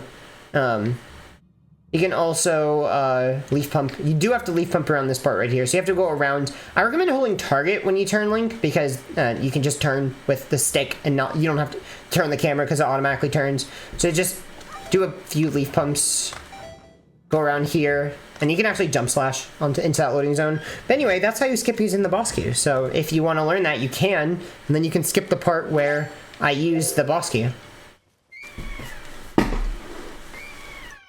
And you can skip Boomerang. So this dungeon is very fast at an optimal level. It's very, very, very fast. Anyway, here, this is pretty simple. You can actually, if you throw the Boomerang, the first time you throw it, you kind of aim a few at the left, a few on the right. So kind of aim on the left first and on the right.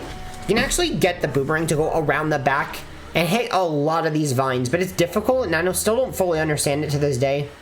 Kind of just a few here. I don't think that's gonna work. Try again. Few here, few here. There we go, like that. You can get a lot of them out. You can actually get a 2-cycle.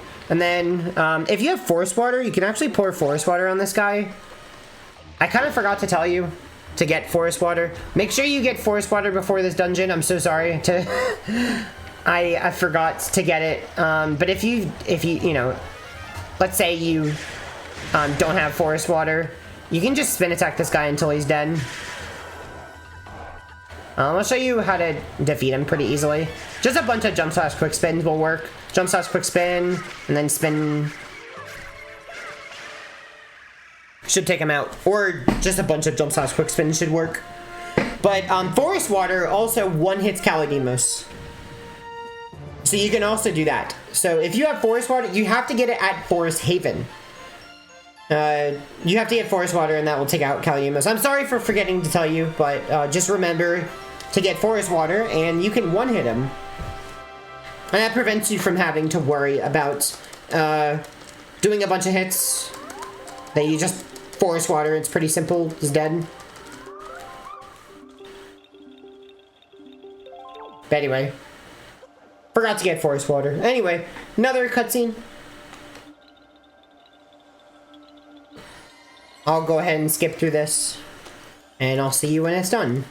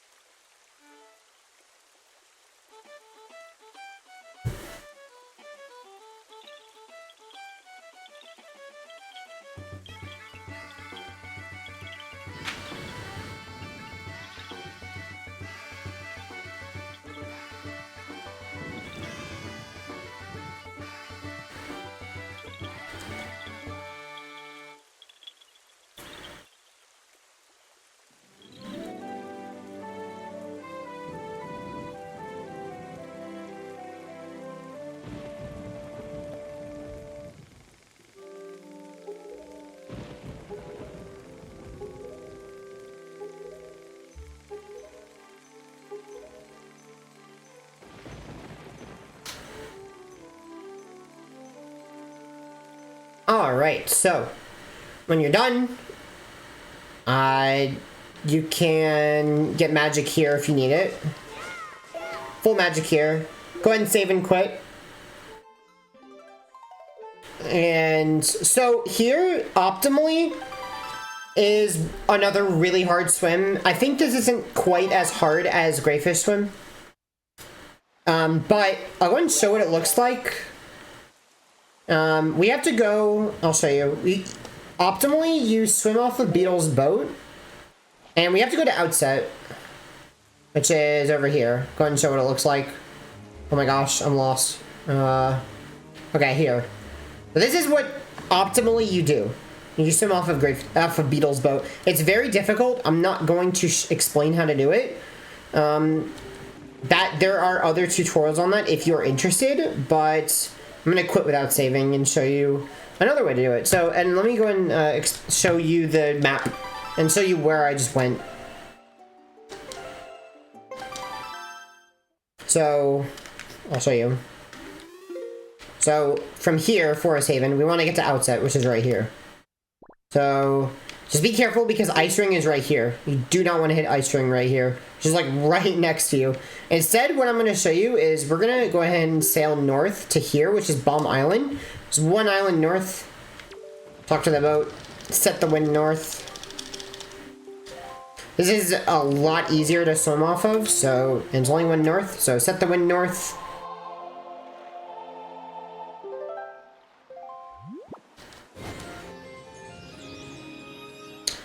And sail north. I guess maybe if the wind was northwest, you don't really need to set it north, now that I think about it.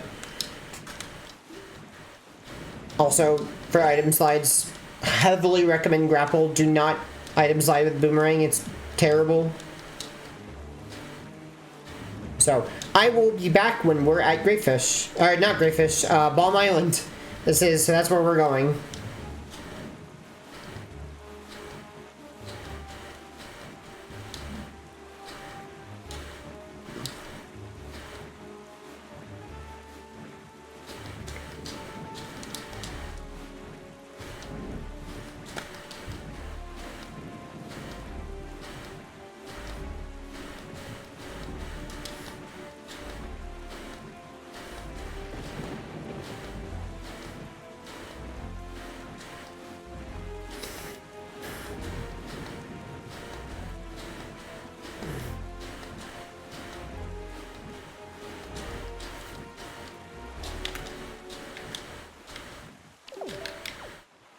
Alright, so we're at Balm Island. Want to head over to here. This wall right here. This is where we can actually super swim off. Or by this raft. Item slide to the left. And then lower yourself into the water. And then I'll show you where we are. Headed to here. So look, I'm actually aimed a little bit to the right. So I'm going to have to actually like curve over to the left. When you hit Outset, interesting thing. You do want to slow down, yes, but if you hit it from the east, it actually is more likely to work than if you hit it from the north. There's a cutscene that you're triggering, so you don't have to worry about splooshing into the island. Same thing as Forest Haven. As earlier, I hit it with a lot of speed, triggered the cutscene. That cutscene's going to trigger a lot easier if you hit it from like the right versus hitting it from the top. So you want to hit. When we turn around, we want to turn very quickly left, and see how I'm trying to go this way. See where I need to turn more left. Oh, I've turned good. I'm going to flick back and forth, and look, there we go. If you hit it from too high up, you can try swimming into the cutscene trigger, but good luck. Then here, what you're supposed to do is go in Beetle, enter and exit. Like, that's what you're actually supposed to do to, like, get in the boat. Because otherwise the boat won't let you in. Like, if you want to actually sail around to the back of the island, because we want to, you know, then go into the Roost Cavern. But let's say you don't want to do that because that's slow and sailing is really slow. There's a really cool way that you can get in the back, at the back of the island. All you have to do, you want to get a lot of speed and just void out. Like, literally just go to the edge of the ocean and just void out. To do that, we want item slide against this rock. So item slide to the left. Actually, if you see this dip, see how Link dips like that? That actually tells you have enough speed. So as soon as you get a dip, you come up, you have enough speed. Be very careful, move Link into the water very slowly here, and then just swivel to the right. And there we go, we voided out. And now we're in the boat. You need East Wind for this. So, need East Wind, and then we're gonna go ahead and get Naira's Pearl, so, and that will clear this endless night, which is really annoying.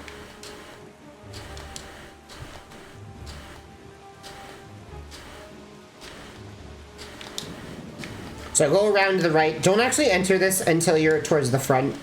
So you wanna go around to the side, and then all you have to do is just aim at the swirls, top to bottom. So look, aim at the top swirl. All right, now aim at the middle swirl, and literally all you have to do is aim at the swirls. It's very, very easy. All right, now aim at the bottom swirl. That like spiral pattern on the rock. And yeah, if it lights up instead of actually like hitting, that doesn't actually mean you weaken the wall. That literally means you aimed wrong. So all these, like, this should all take 3 hits total. Like, if you take more than 3 hits, you did something wrong. The only way that it will actually knock down these walls is if your aim was correct. So you gotta go from top to bottom. Anyway, so this is the cutscene to get Naira's Pearl. I'm gonna go ahead and speed up through this cutscene, and we will continue when this cutscene is done.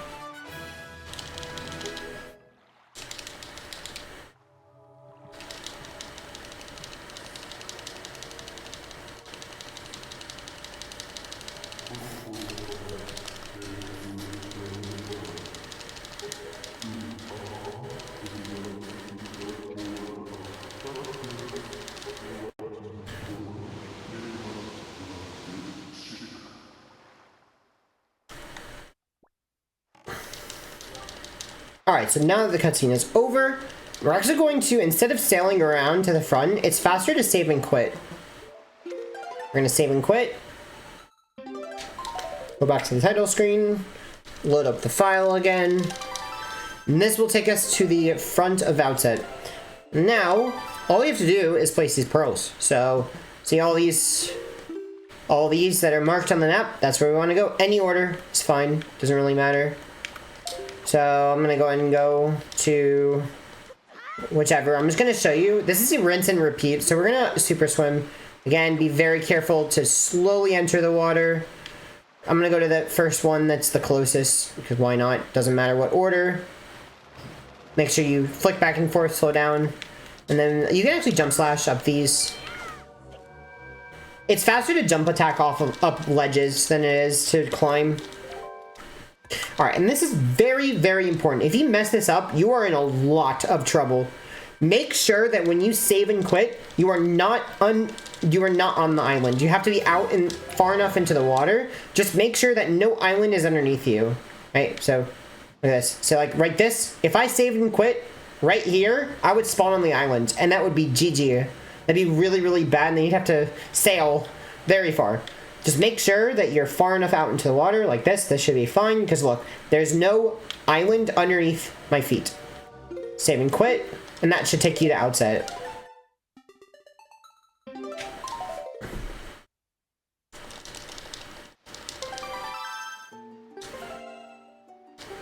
There we go. Back to Outset, and so all you have to do is just sail back to the swimming area, and this is just rinse and repeat. So we're just going to do this for all 3 islands. Whenever you're near an island, you can pull Windmaker and take it away to get a little bit of a speed boost. Alright, I'm going to go back over here. Going to go to the next island. I'm waiting for the dip, press target, slowly enter. We're going to go, I don't know, why don't we go over here? Why not? Oh, there it is. Slow down by flicking back and forth. And then you can actually just roll to cancel your speed. You can pull Windmaker. There's a lot of things you can do. Jump slash up the island. Give the statue the pearl. And as you remember before, same thing.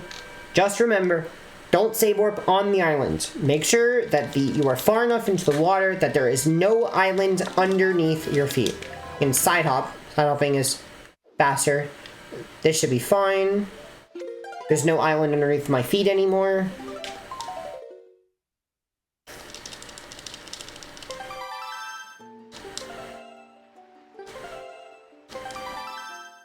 Back to Outset, and then one more.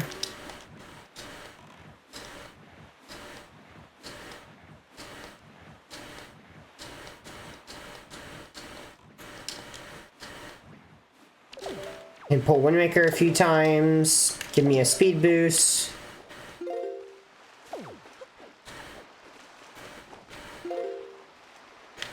Alright, and last island. Should be right here. And there we go. So that is the last island. And now we're going to just raise Tower of the Gods. This cutscene is really long, so I'm going to go ahead and speed through it. And we'll see you when this cutscene's over.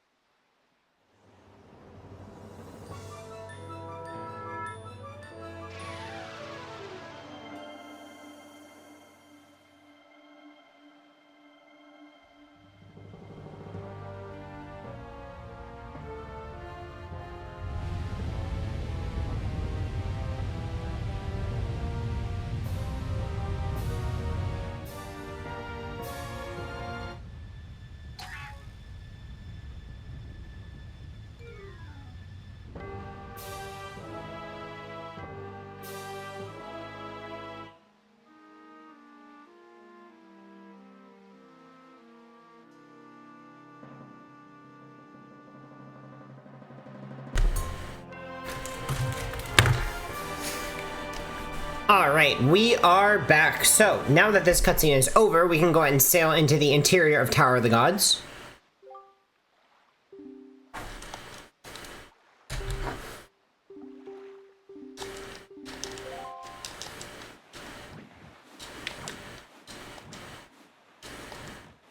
gonna go ahead and switch back to gamepad.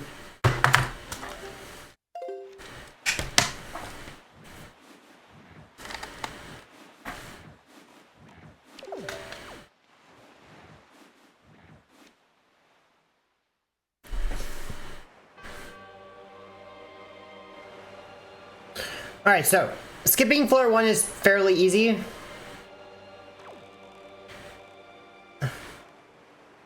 Basically, go up to this area. You can actually climb from here. And what you want to do is take this statue and throw it into this corner on the right. That. Then what you can do is you can you gotta be very careful for this. You want to roll off to the left side to climb this. Kind of like jump off to the side. Now you want to do is like hold target and move, make Link grab between the wall and the statue. Like kind of like inside the statue. And then you want to hold left. And that will make you go out of bounds. Climb up and you should be out of bounds. Make sure you don't go back inside. Kind of turn the camera. You can see we're out of bounds. Now all you have to do is leaf over to here. You can leaf pump to get over to this area right here. But like let's say you fail and you're in the water. All you have to do is just wait for the water to go up. Go like right here, just behind the waterfall. And then all you have to do is just wait. But make sure you know, if you go too far right there, you void out. Like if you fall, you void out. But you should be fine. When that water goes up, you're inside, you're good. Now let's say you fail and you like are low on magic. What do? I'll show you. Hopefully I can make this water cycle. Alright, so I think it's random. You can get magic off of this pot. It's very random. But if not, this pot is guaranteed magic. And then all you have to do is just keep taking the statue and go through this door. Use it to open this door. And then like go in and exit and that reloads. So anyway, so this again, go here, hold left, up, and then leaf. We can just do a bunch of leaf pumps, which again is just pulling it, putting away the leaf and pulling out it again very quickly. There we go, we're here. I'm gonna show what this room looks like optimally, but really it's just putting the statues on the switches. You can throw them to prevent you from having to run up to the switch. We can throw the other one, and then here we can roll onto this switch, and that puts Link onto the platforms as they're rising up.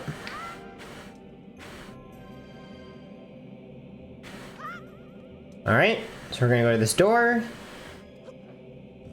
Get item slide over to the door on the right. Here it's probably gonna be easier to just kill this guy and then do a target slash cross. Hold up, target. Well, yeah, see here I wasn't inside of the door. This is not gonna work. Try this again. Yeah, I guess maybe this doesn't quite work. So I think instead you can just press B and target at the same time. Yeah, you can do that. You can press B and target at the same time. Or let me show you the other way. You can just like tap target, tap, and then just release the stick and press B. Like that. That should be fine. Alright. Here, we're gonna go over to the statue. Going to call him. And then here, there's actually a skip you can do. I still don't fully understand how it works. But you can take this guy, throw him kind of over there, jump off to grab here, and then kind of back up a little bit, call him, crouch and roll, like crawl like this, and then as you're climbing up, mash A, and you should pick him up. It's actually faster to side hop with the statue when you move. So anyway, that's a way that you can skip the casual way to do that room. Bring him back across.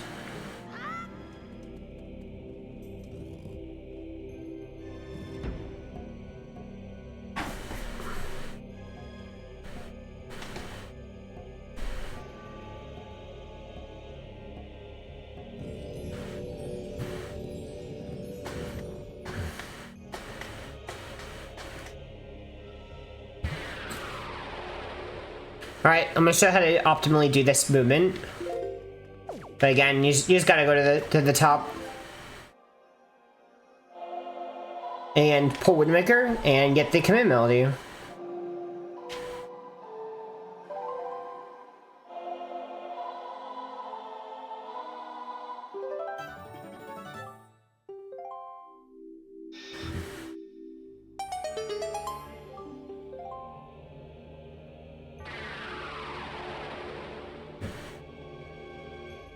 Alright, here you want to hold down and press A to roll. That'll get you towards the correct door. I always like to get magic here. Here you can swing across, or you can do a target slash. I like doing target slash. Do another target slash here, or swing across. And then you can actually skip. The correct way you're supposed to do this, you're supposed to go on this. And then you're supposed to play command melody to get this guy across the bridge, and then you go, and then you leaf across or swing across. But I'm going to show you a different way to do it. So what you want to do is you want to hold target, go into this corner, move all the way to the right, and then tap A and back at the same time to backflip. Then tap like to the left and A at the same time to side hop. If you've done that correctly, you can pick him up, and that'll give you the correct angle for this next trick. So pick him up, and just make sure you don't change this angle. So I like side hopping because it's faster than moving sideways. Make sure that the left edge of Link's foot is on this line right here. This like golden line should be fine. Now all we have to do is tap side hop. So tap left and A at the same time to side hop. And that should bring you across. Just be very careful here. Jumping across, and we should be fine. Now we're going to put the statue down and then target slash to this door. Like this. Target B. Open the door. And now we're going to defeat this Dark Knight. So for this Dark Knight, here's the optimal way to do the fight. It's 3 spin attacks and 1 slash. And then you have to actually do a parry. So you have to deal a lot of damage to him before the armor is off. So you go to him, you spin attack. 1, 2, 3, slash. And then wait, press A, and remove the armor, and then you can just slash him 2 times or spin attack him. But he can avoid this spin attack, so it's kind of annoying. But that's the fastest way to deal with him.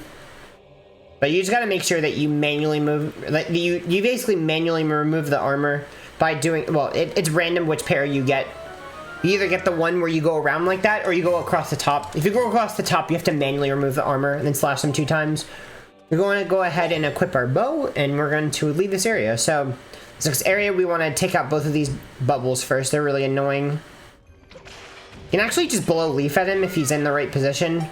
And then, this is a pretty quick cycle here. You want to very quickly get over to this guy. Pick him up before the platforms, you know, are in a bad position. So you can actually make that cycle. It's pretty tight. It's a pretty tough cycle to make.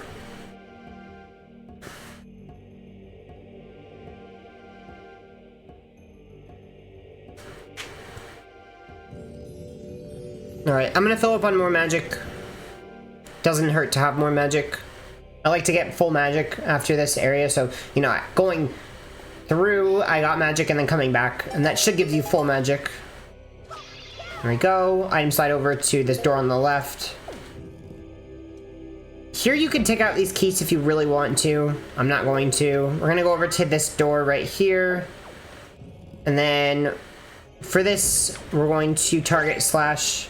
We're gonna go into this corner right here. And then here, if you notice, I press target, I go left. So one thing you can do is you can hold back before pressing target, and that makes you go right. And then you can just hold back. Well, I'll show this again. Oh, nice. This is interesting. I was trying to say that you can hold back when you press target and B, like hold down and then target B, and that functions well because the corner will prevent you from going too far right. You can go into this chest. You can also leaf to this chest. Interestingly enough, I can show you how to do that, but anyway, you're really supposed to just void out after this. Let me show you how to leaf to this chest. You can really just, when you open this door, you can just go like this. You can literally just grab it. I mean, you can grab this ledge, or you can go onto this platform right here. Same thing, and then you can just void out. So it's very, very easy to skip this entire room. It's like really, really easy to do because it's so like breakable. Go into this water right here. Climb up this ladder. Hope the keys don't hit you. Like that. That's why, you know, you can kind of take out the keys if you want to. Oh, okay. All right. Now we're going to target slash across this area. Like that. Now you can, I really like to just take them out. There's magic here if you need it. Just letting you know. Item slide through this area. You can really, there's a lot of ways you can do this. You can target slash. I like target slashing. Get this guy and then target slash on the way back. So you've started noticing item slide target slashes are very powerful. So again, I'm here. We'll target, press B. Alright, we're here. Gonna go ahead and I'm equipping a few things. Get the statue. It's faster to side hop. Alright, I'm gonna show you how to do this room optimally. You can really quickly get to this guy and take him out before he despawns with a jump spin. Like that. And then here, we actually only need 3 of these statues. Just put them onto the opposite platform. You only need 3, so you only actually need all 4, even though there are 4. Alright, so go on to that. Be very careful. If this guy hits the water and falls, you have to redo the room. Alright. So that's all 3 statues.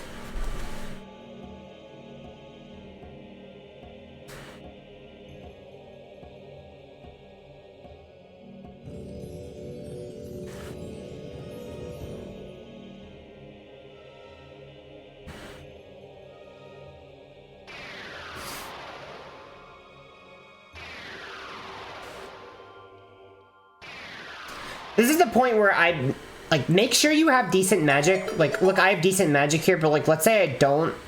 You can go back over to here and get magic. Like, if you don't have enough. Like, I recommend filling up all the way because there's a part coming up where you do need quite a bit of magic. So, I recommend filling all the way up. Here we can target slash to get past this laser.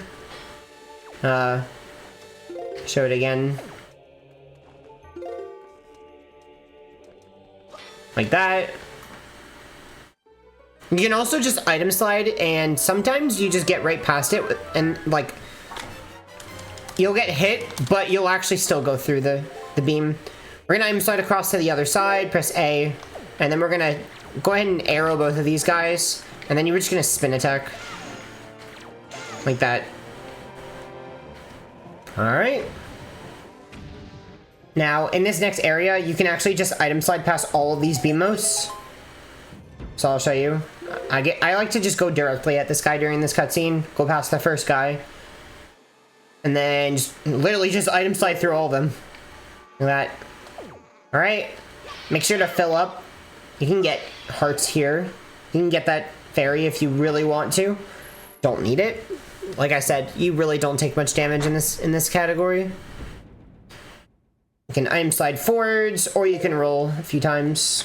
And then we're going to go ahead and beat Godon. So Godon's pretty annoying. That's why I recommend filling up on arrows, because Godon requires a lot of arrows, but you can always get extra arrow drops during the fight from snot arrows, which are fun. Both of these hands require 2 hits. So does the 2 eyes from Godon. So if you think about it, that's 2 times 2 is 4, plus another 2 times 2 is 4. So 4 plus 4 is 8. And that's 3 times you have to do that. So that's 8 times 3, which is 24 arrows minimum. So anyway, I'm gonna go ahead and just take out these guys, shoot them twice. Oh, they can also randomly respawn, and it's nothing you did wrong. But, yep, there you go, he just respawned. So, if you do this fight correctly, you can actually do that, where you can actually do a 1 cycle on the head. But I'm gonna go ahead and show you something you can do that you often will have to do. Because that 1 cycle is really difficult. Oh. Okay. So, oftentimes you'll have a fight that's like this. Where you have to cancel. So you have to just go under him to cancel the fire breath. So that's not a 1 cycle because he did the fire breath. So, throw in the bomb again. And then we have 1 more, so maybe we won't get stun arrows.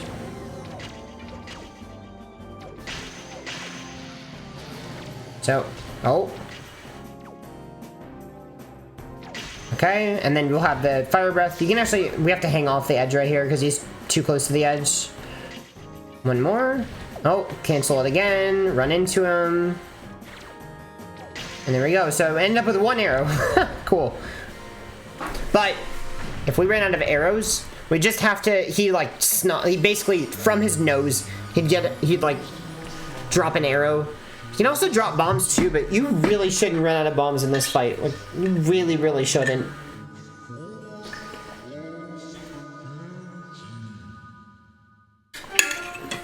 But yeah, the head is really annoying because the head will dodge your arrows. So as you saw, I was deliberately waiting to wait for the head to stop moving to shoot my arrows. So that's kind of what I recommend. Don't rapid fire your arrows, like wait for the head to stop moving.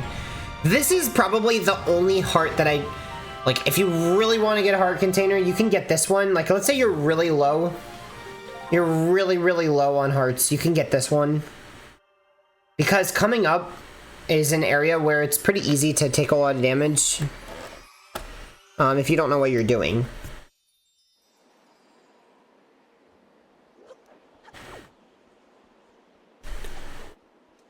So anyway, we're going to climb the ladder. grapple this.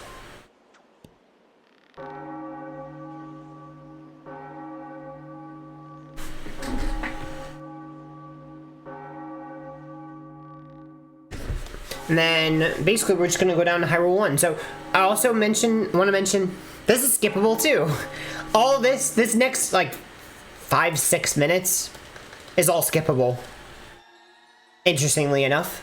So if you are interested in skipping Hyrule 1, you need a Pro Controller. You need to learn pause storage, and you also need to learn the door clip in Forsaken Fortress. Those are all things that you have to learn. But I'm not going to show it now because not everybody has a Pro Controller, and all of that is quite a bit to learn. The pause storage is pretty easy. All you're doing is just save warping on the warp, because the definition of being in the dungeon is hitting the warp. So you hit the warp and save warp so that you don't actually go into this area and have to go down to Hyrule. And then you leave Tower of the Gods normally, and then you would go to Forsaken Fortress and then do door clip to skip the Skullhammer, basically. So, but you have to get Skullhammer eventually anyway. Anyway, instead, we're going to just go down to Hyrule and get the Master Sword. The normal way is that there's another way you can get the Master Sword. But yeah, we're actually going to go pull the Master Sword.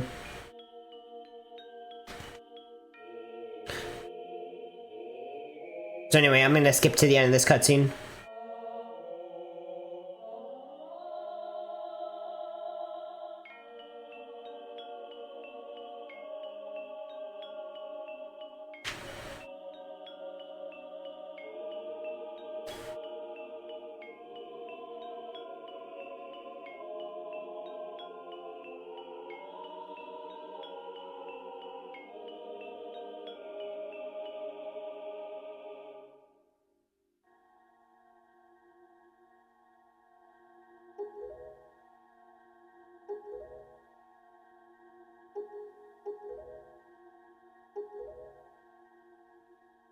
Alright, so now that this cutscene is over, we're gonna go ahead and go to the interior. We can item slide here.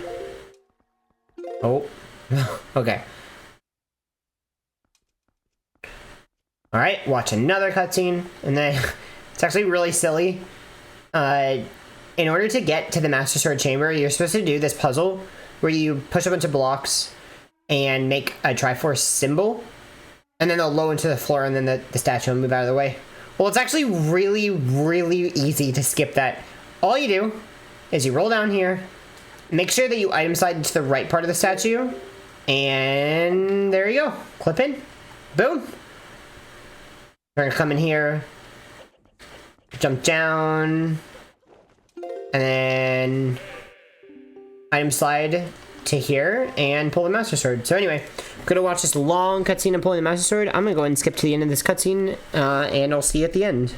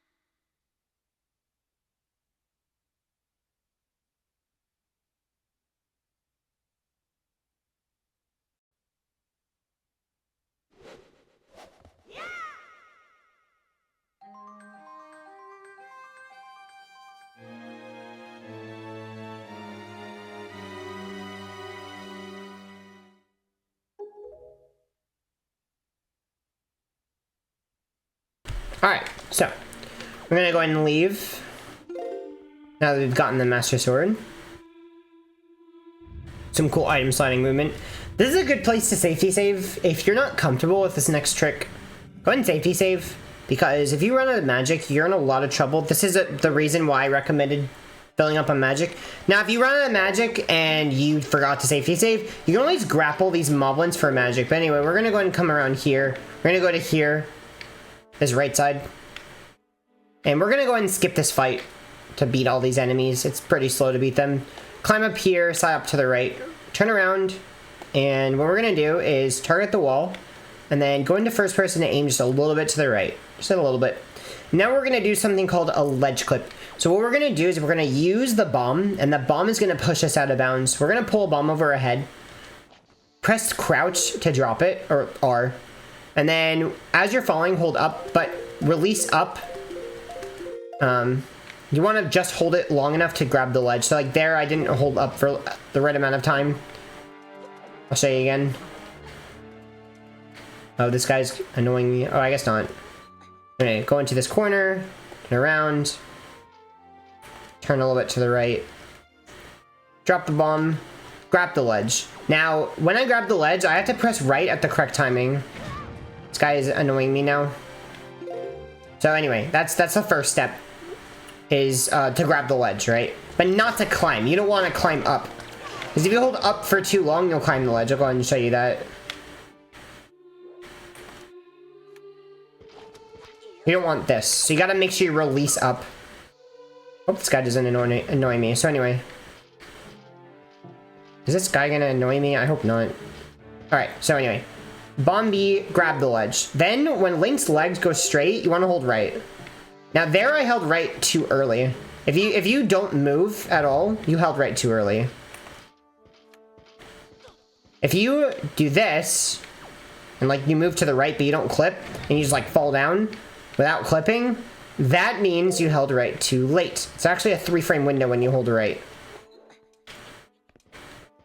And there's 30 frames in a second in this game. If you get this, you know it worked. You can actually shield the bomb. Oh, I failed to shield it. I'm trying to... You kind of, like, aim towards the bomb and shield. Trying to get back to this area. Oh. I would say this is probably the hardest part of the trick, is just this clip right here. Like this. And then go over here, and then turn, and then shield the bomb. There we go. Alright, so once we're here... We're out of bounds, clipped into this pillar. This guy actually can't see you if you're out of bounds. You're supposed to then be able to get over to this loading zone by leaping out of bounds. Now, if you want to jump around this area to the, like, from this area, this level, it's really hard. You have to do a lot of leap pumps to make it, because it's you're very low. But you jump up here, just like release the stick. Well, you have to jump at the correct angle. You can actually get to this upper part and still be out of bounds. See if I can show you. So, like this. There we go. So you gotta get to this part right here. So, I guess I jumped too far to the left there, but yeah, you can reach this part out of bounds. From there, you can just jump off and leap to the loading zone. You don't actually have to do any leaf pumps. Just go around this. There you go. So that's how you skip the fight. Now here, you could just do barrier skip here. I'm actually just gonna save and quit to take me back to the area where the boat is. We're gonna leave. Now, this is another thing that's skippable. So you could, like I said, you could just do barrier skip right then and there. If you want to skip getting Ballad of the Gales. We can also get drops here. Like, not all these drop arrows, magic bombs. There's a lot, it's like, that's a lot of things that are useful. Also hearts. But some of these drop nothing no matter what. And it's random what drops what. Like if they actually, you know, drop something useful. Anyway, you can refill there. Just make sure you have enough arrows because we need 3 arrows for Ballad of the Gales. So, and as I've mentioned, Ballad of the Gales is skippable. I recommend Ballad of the Gales if you're not that good at super swimming. If you struggle with super swims. Anyway, we want Northwest Wind here.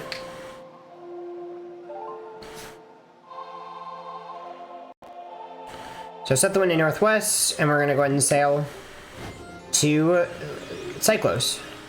So just literally just go exactly where the wind is facing. And let's say you forgot to get arrows. Oh no, I forgot to get arrows. And it's like, oh no, is it too late? Well, no, it's not too late. You can actually, this island that we're about to go to is a triangle island. It's Northern Triangle Island. That triangle island, actually, you can get in the grass. You can actually get arrow drops. And then if you fail, you can save and quit and try again. So again, there's backups just in case you don't have enough arrows. But, you know, just make sure you have your bow and arrow equipped. And I'm going to fast forward this until I reach Cyclos.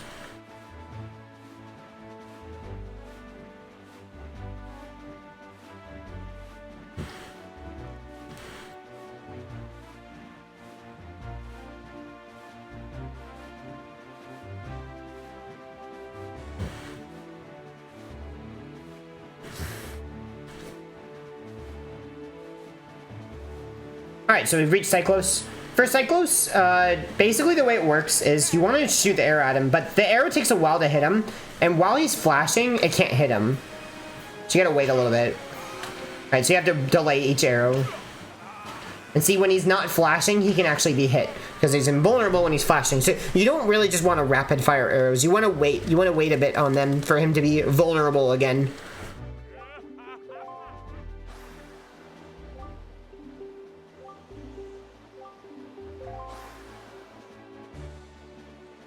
So anyway, this is the Ballad of the Gales. And this is useful because we can warp anywhere.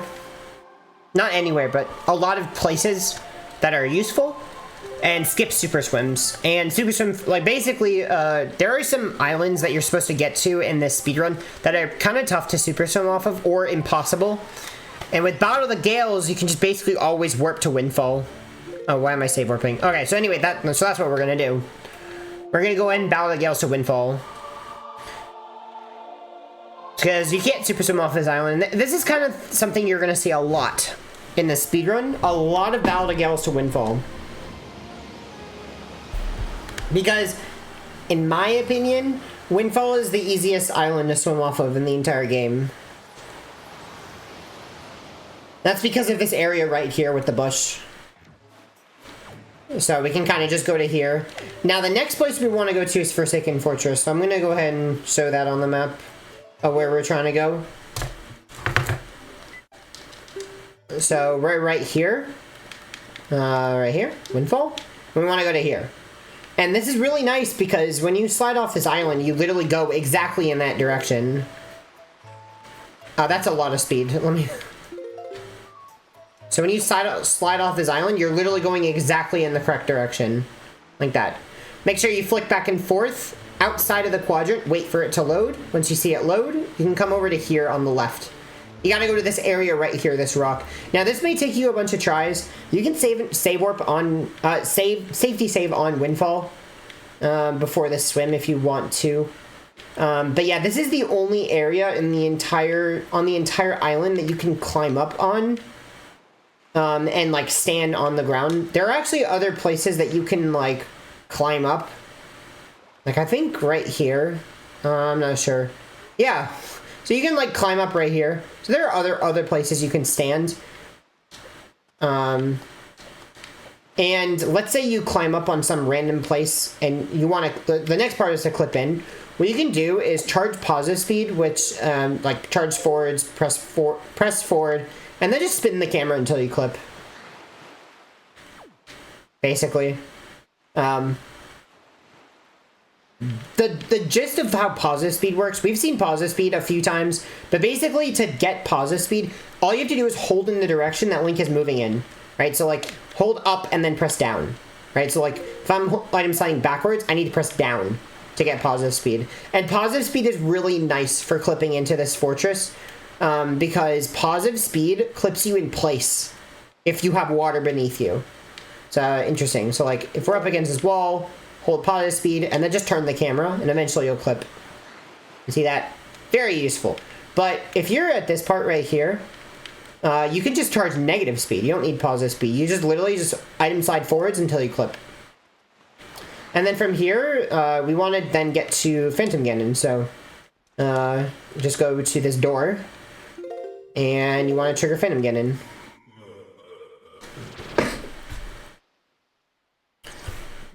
So anyway, once you're in, trigger Phantom Ganon. We're gonna deliberately avoid this first ball.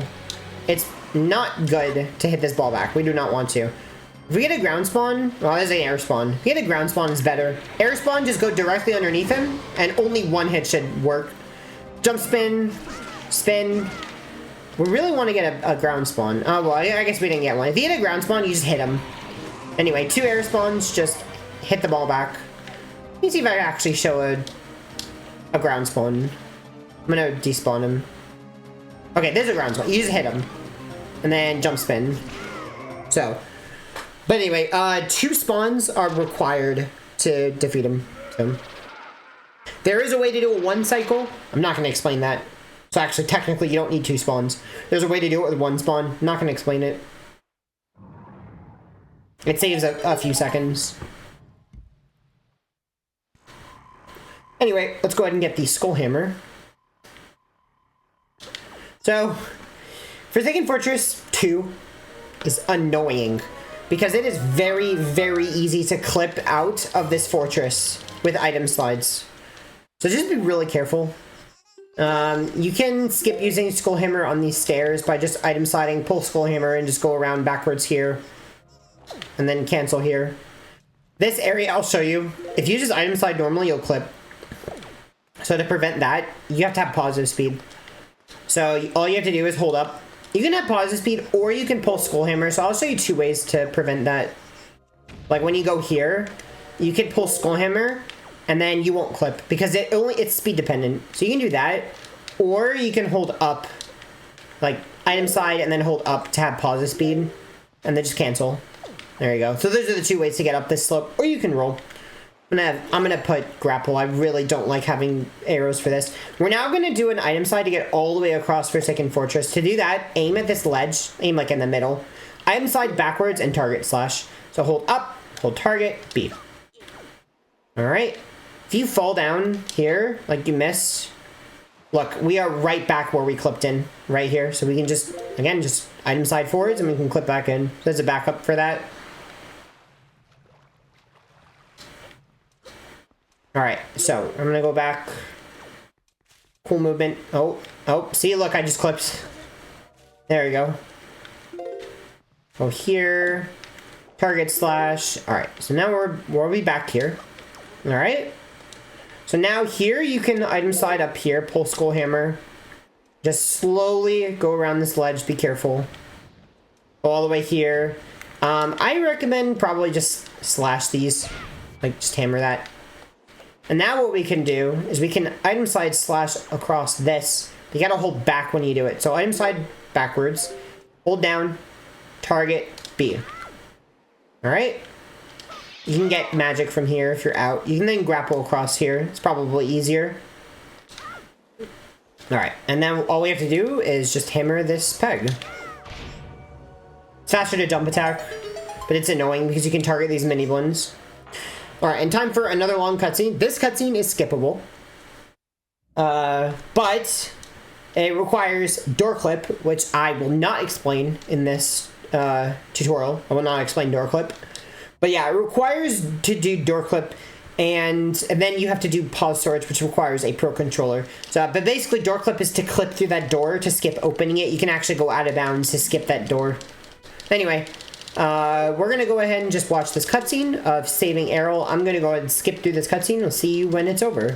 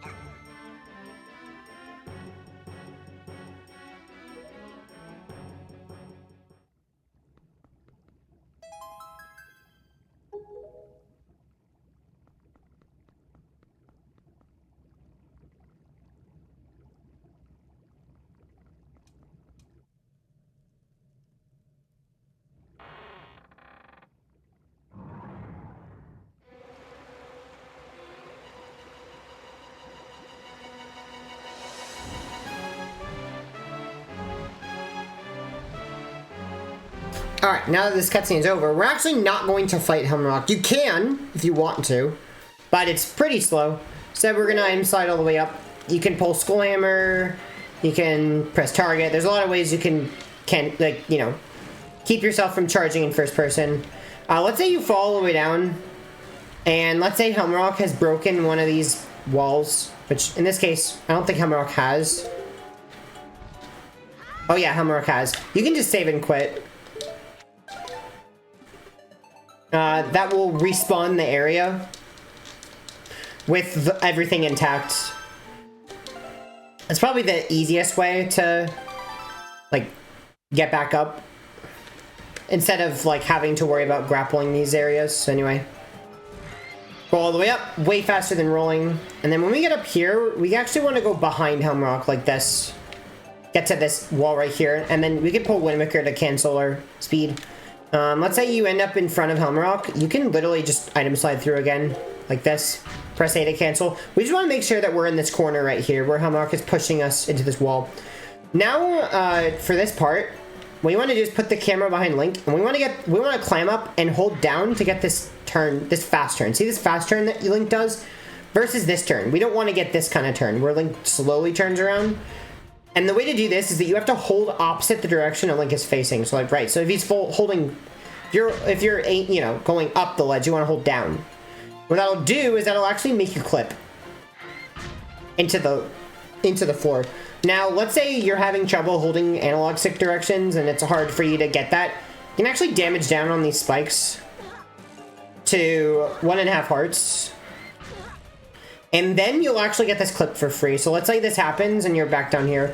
Go down, like don't actually hold up to jump. And then you can item slide here. And you'll fall down here back into this corner. And now you climb up and you don't even have to hold anything. You can even hold forwards, you can do anything.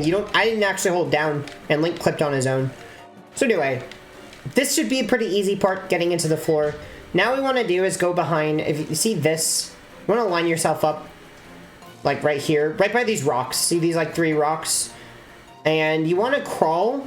I like zooming the camera in here to see where I'm going. You can also go into first person and then crawl over to here. And then you just want to make sure you're underneath.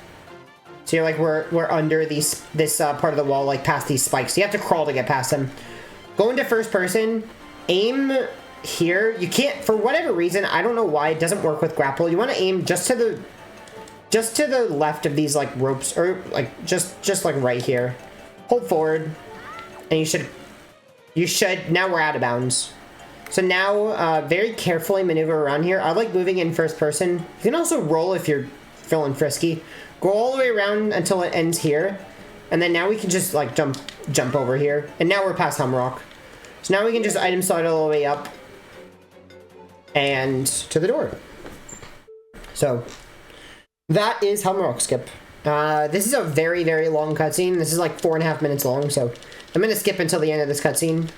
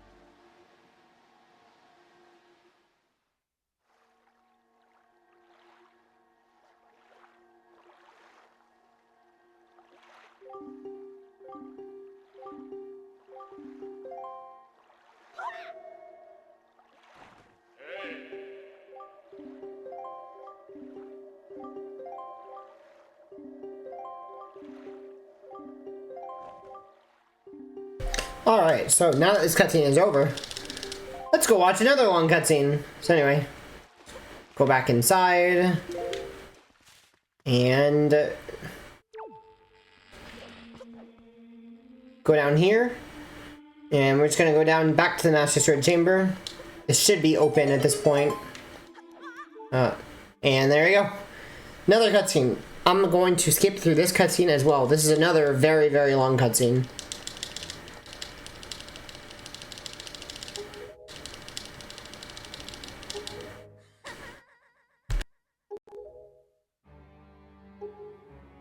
FYI, this cutscene is also skippable. Before I skip through to the end, this is also a skippable cutscene with a trick called pause storage, which I, again, will not be explaining currently. But if you have a Pro Controller, definitely check out the pause storage tutorial video for this cutscene skip. Because it is very nice to be able to skip this very, very long cutscene.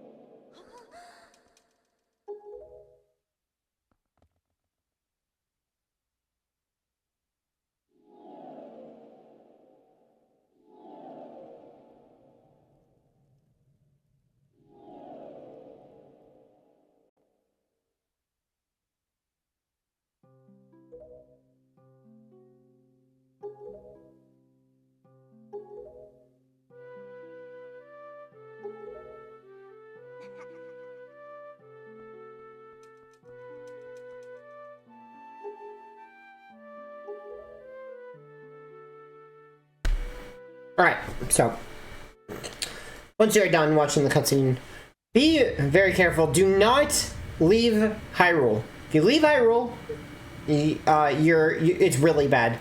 Make sure that you go to the barrier and do barrier skip. Go down here, do barrier skip. It is very fast to do barrier skip. Go this way. Don't leave via the boat.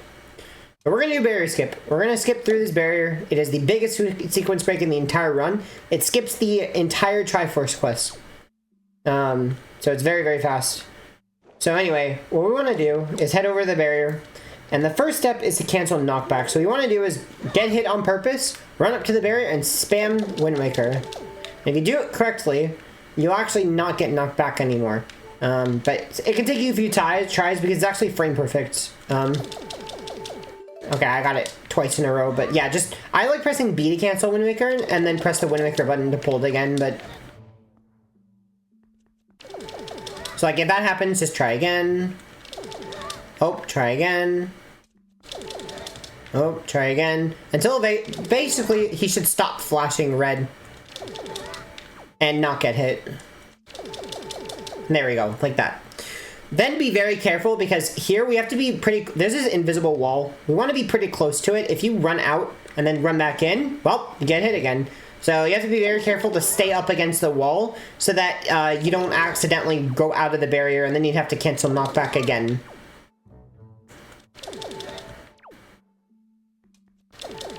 Now you may notice when I'm doing this, I'm actually going on the right side. You want to be on the right side of this spindle because look, there's two panels. So yeah, there's a wall right here, and there's a wall right here. And I'm actually gonna, can I show my angle? See if I can show my angle.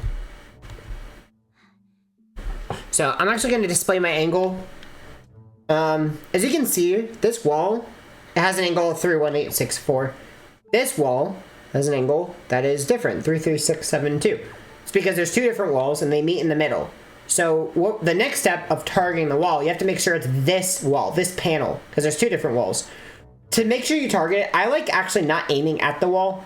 Aim a little bit to the side. As you can see, it's random whether you target the wall. Sometimes you do, sometimes you don't. It's really weird. Like that, oh, that time it didn't, that time it didn't, that time it didn't, that time it did. Like, it's weird. So aim kind of off to the side so you can very clearly see when you press target, you snap to the side. See, look, I just snapped to the angle. Look, I have 31864. So, if you targeted the wall, that's the next step. Good, you're good. Now, what we're gonna do is we're gonna hold shield, and we're gonna pause, and then hold left and attempt to unpause and pause the game for 1 frame. So you have to actually time this correctly. So you have to press start and then press start again. And the next start press has to be 7 frames later. If you did it correctly, you should have the correct angle for barrier skip. 31927. Let me show it again. Now, how can you tell if you had a 1 frame pause? Well, you can actually, if you look very closely, if you have Pro Controller, I don't know if you may have noticed, but I just unpaused for 2 frames. You can actually saw 2 frames go by. So you can actually visibly tell. You kind of get a feel for it. Like, you could tell that was 2 frames. You could tell that was 2 frames.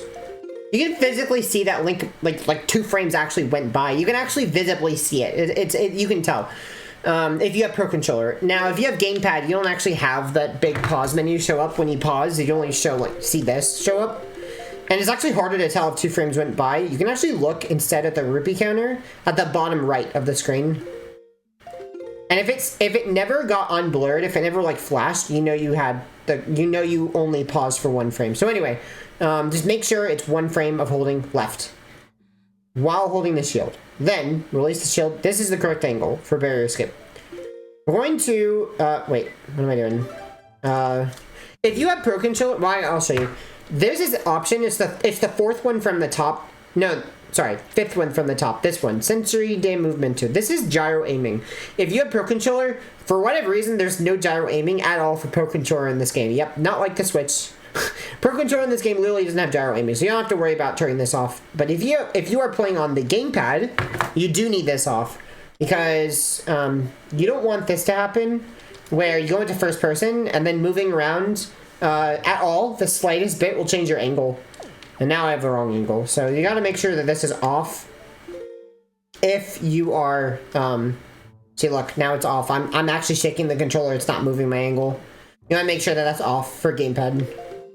Oh. There we go, 1 frame of left. All right, cool. The next step, this is probably the hardest part of the trick, is the item slide. So what you wanna do is this angle, so the way barrier skip works is that Link has to be traveling directly forwards relative to this angle. It's very, very precise. And we want him to be running into the center of this barrier, running directly forwards. And if he has the correct amount of speed, it's actually pretty lenient. It's like 35 to like 4,000 speed, I believe. And he's at the center. When he hits the correct position, he'll actually settle into the exact center of this. He'll clip through the corner. It's a corner clip.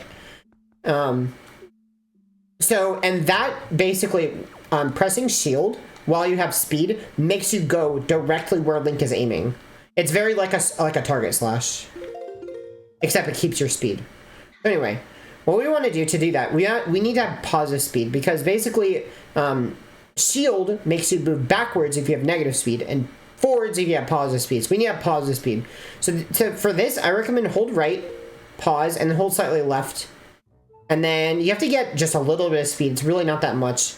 And then when you have enough speed, switch to holding down to make Link move forwards, then hold up, then press target.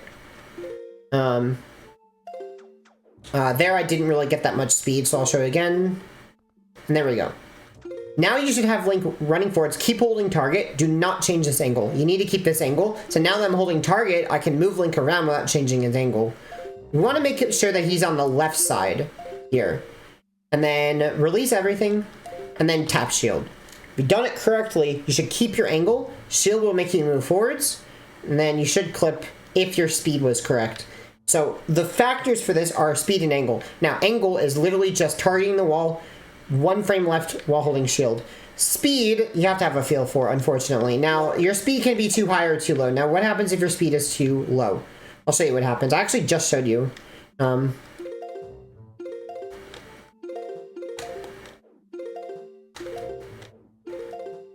Oh my gosh. There we go. So speed is too low. This will happen. He'll just run out of speed.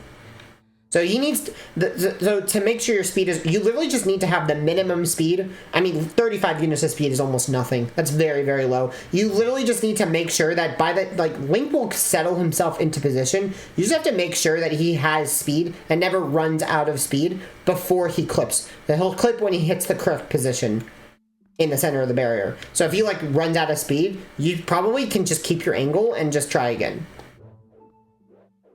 Well, assuming you didn't lose your angle. By the way, to get the angle, you can also flick left. Let me try it. There we go. You can just flick left like that. That's another way you can get the angle. But it's hard, it's, you know, not really easy to tell. Alright, let's say you have too much speed. Let me try to show my speed value instead. I'm going to show you what it looks like from the speed perspective. So, if you're, by the way, if your angle's wrong, it will never work no matter what, ever. How much speed is this? 2,000. Let me try to get a lot of speed, and I'll show you what it looks like. Alright, so this is too much speed. So I'm going to press shield. Now, if you have too much speed, actually holding target makes you lose speed faster. I think this angle's wrong. Let me try this again.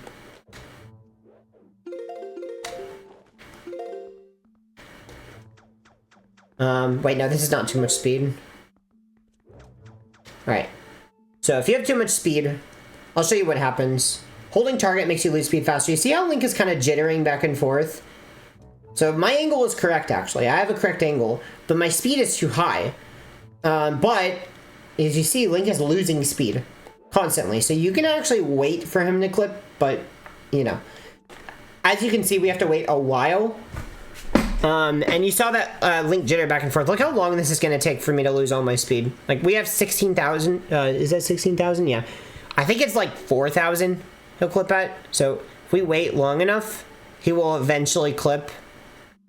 It's going to take a while. It's going to take a long, long while. But he will eventually clip. Any day now. I think we're getting closer to being there. So yeah, if he doesn't clip at all like this, and you're waiting a long, long, long time, he probably, and you still have speed, you had too much speed. But if you lose all your speed, and you know, you're waiting, he still doesn't clip, and then you lose all your speed, you had a bad angle. Yeah, he should eventually clip. Oh, there we go. See how the camera's like shaking back and forth? And then there we go. So he finally clipped when he had low enough speed. So yeah, that's how you kind of troubleshoot it. And then I'll show you wrong angle. Like, let's say you have a complete wrong angle. Like, let's say we went 2 frames. That's 2 frames. He won't clip at all. Like, I have correct speed. He's just not clipping at all. That's because I went 2 frames to the left instead of 1. And then troubleshooting the item slide. So let's say this happens. Then what happened was you actually went out of the barrier. When you held to the left, or when you held to the right or the left, you held at an angle that made you move out of the barrier. So you're just gonna make sure your analog stick angles are good.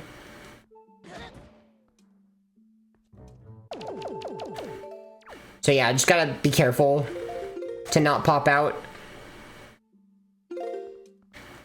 And then there's another thing I've seen where this happens. Where they go backwards when they hit shield. That means that you had negative speed. And that usually happens, this is what I usually see happen. What I usually see happen is this. Usually it looks like this. And that's because you had negative speed. Why did you have negative speed? Probably because you didn't hold the opposite direction a Link was moving in. So for example, so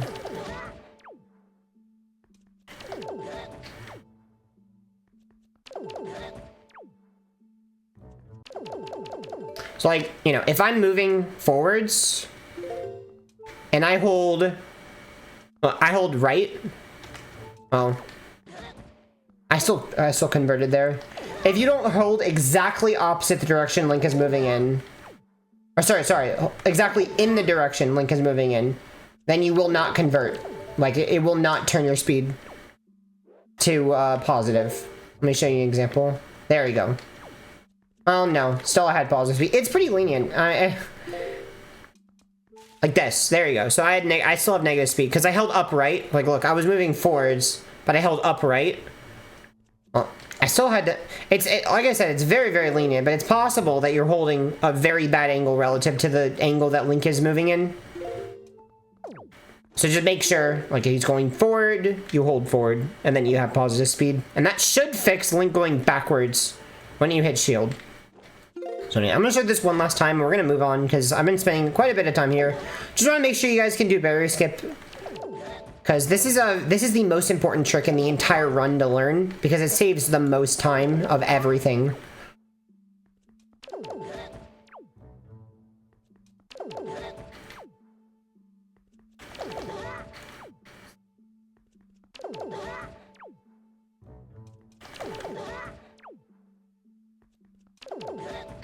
Oh my gosh. Oh my gosh. Alright, there we go. So anyway. Target. Oh, that was 2 frames. There we go. Arm side to the right. Forward. Positive. Move over here. Press shield. Release everything. Wait for him to clip. There we go. Alright, so after this, we can item side, pull Skull Hammer, and then go all the way out here. Make sure you cancel your speed before you go over these stairs. You don't want to go over those stairs with speed. It's pretty bad. Now, if you don't want to item slide to this loading zone, you can target slash, but you gotta make sure you are aiming at the right side of this wall. If you aim too far left when you target slash, there is no back to this loading zone. So you gotta aim here if you want to target slash. I'll go and show what it looks like. You gotta aim like right here. And then you'll be able to go here. You can actually pull leaf midair to trigger the loading zone from the top. Now, let's say you don't want to do that because you're scared. You can just leaf to get across here, but, whoa. The wind is weird. Like, the wind is really weird. So, if you want to leaf across, you actually want to go from the right side. And it'll actually move you left. Same thing here. Weird. There we go. But yeah, just be careful because if you void out, you have to do barrier skip all over again. So anyway, we're going to go all the way back up here. I'm going to turn gyro aiming back on because I like it on. Alrighty, so once we're here, I think these 2 parts are probably the hardest part in the run to learn as a beginner. Because now we have to skip the trials. We can't actually beat the trials because we don't have the items required. Basically what we're going to do is we're going to target slash onto the top of this door right here on the right. Go all the way across, hold up and target B. Now, let's say you failed this and fell down at some point and you need to go all the way back. Make sure this guy's dead. Because you can target this guy, but only if you have fallen down here and then you have to go all the way back. You gotta kill him first because his position will change and then you'll target him when you do the next trick. So you gotta make sure he's dead only if you fell and failed. But if you didn't fall and fail, you don't actually have to kill this guy. The first time you don't have to. So, what you want to do is you want to roll off this ledge by releasing the stick, moving all the way to the left until Link stops moving, and then climb up. Now we're going to do the trial skip. So this is very similar to what we did to skip the fight in Hyrule 1, where we pull a bomb, drop it, and then we're gonna move into the bomb to make it clip us out of bounds. But this time we're gonna drop it with B. So we're gonna pull a bomb, drop it with B. All right, so that's the first step. I'll show it again. Move to the left, climb up, bomb, B. Now we want to backflip and pull leaf late enough that we can basically, here's an example of failing. You want to basically be able to backflip, and then you have to be able to drop from the leafing to grab the ledge between the wall and the bomb. So I'll show you again. So move to the left, climb up, bomb, B, backflip, leaf, and then press A. And that should basically make you be able to grab between the wall and the bomb. Then, what we have to do is in a 3-frame window... Oh, look, there's an example of targeting him. Yeah, so see, this is an example. Have to make sure he's dead.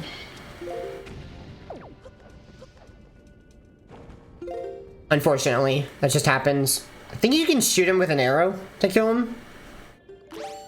Might be able to, I guess. But anyway, go off the ledge, move to the left, climb. Bomb B, backflip, leaf A, and I'm gonna pause. So once we just grab the ledge, make sure you don't hold up. We're going to wait until Link's legs are straight, and they're straight here. We're gonna hold right and then mash leaf. And that should clip you out of bounds. We're mashing leaf because we don't want to drop too far, because I'll show you what a lot of people tend to do. A lot of people tend to pull leaf too late. So like when I do this, I'd like to just make sure that you pull leaf really high, because otherwise you won't have enough height to reach the loading zone. So again, bomb B, backflip, leaf A. Wait for Link's legs to be straight. They're straight, hold right. Mash leaf. Because if you don't, if you're here, you can't actually reach this loading zone. Now look, we're too low. Yeah. Oh no, we're too low, can't reach it. So yeah, make sure you mash leaf. And then let's say I run out of magic. There's magic refill right in here. Like there's every other, it's actually, every single other of these has magic, see? Like these are all the ones that have magic. There's also magic in the trials, but I wouldn't get it. And there's also hearts here. But see, every other is a heart, every other is magic. Alright, so back up top. Grab the ledge. Move to the right, climb. Bomb, B, backflip, leaf, A, pause until legs are straight.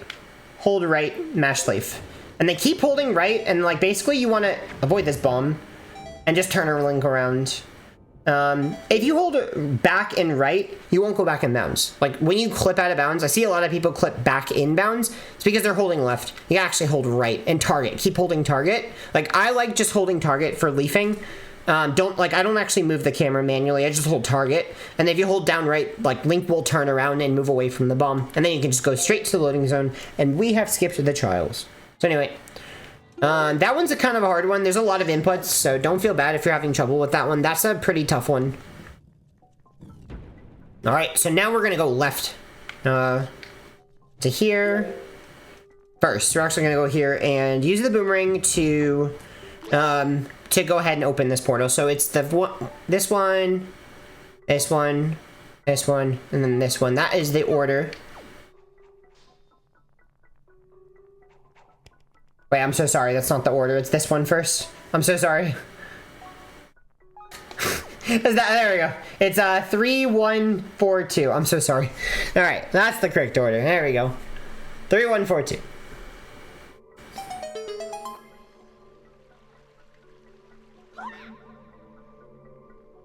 All right. We're doing this first, even though like we're not gonna leave through Dark Portal, because there's actually a cutscene that plays that shows you the order, and it plays twice if you go through the this door. But look, it would play also on this door, but see, there's no cutscene, and you can just jump off and pull leaf. The order for this is back, left, straight, left, right, straight. So back, left, straight, left, right, and then straight. If you fail enough item slides, what'll happen, it's weird. When this guy spawns, he makes you go backwards. It's really weird. It's if you start up the item slide as he's spawning, he changes your camera and you go backwards. It's really weird. So anyway, back, left, straight, left, right, straight. If you're not sure, I don't think this will work. If you're not sure, you can just defeat him. He'll always spawn behind you if he's on the ground. But yeah, like if you're not sure, oh no, I can't remember. Oh, it's that one. Okay, he points right in the correct direction. See that? So anyway, pull a bomb in the last one while you're opening it. So bomb A, very quickly, roll your finger. And then same thing for this guy. So, oh, he's on the ground. It's the one behind where Link is facing. If he's in the air, if you do a red ball, you gotta stand all the way back and spin attack it. Like that. If it's a blue ball, it's the same thing as when we defeated Phantom Ganon before.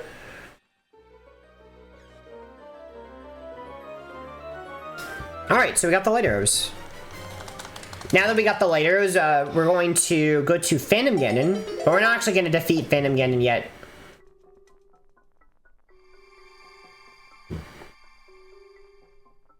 So we're going to roll forwards, pull the light arrow. Light arrow this guy. You cannot defeat him normally. You have to use the light arrows. Then we're going to use this sword to break the wall. You can slash with A or you can throw it. If you're far away, it's better to throw it. And then we're going to go ahead and go up the Grand Staircase. We're going to defeat these enemies with light arrows. So, get magic. Item slide all the way up. Press A. Hold arrows. It's basically simple. We're just going to light arrow these guys. You can actually double hit these two guys. Like that. And then you can double hit these two guys too, so you just gotta line them up. Get magic. You don't actually need both magic, but you actually really want, I believe is it arrows, I think? Yeah, we really want arrows. And then if you can be careful not to pick up that, you can get bombs here too. Look, we have arrows. So anyway, we're gonna go ahead and go through this. There's a way to skip this cutscene, by the way.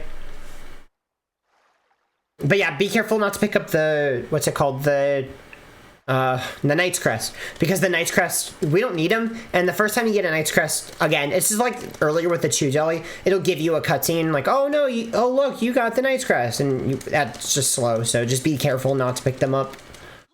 But I mean, if you pick them up, you know, it happens. It's hard to go through the entire run without picking up a single one by accident.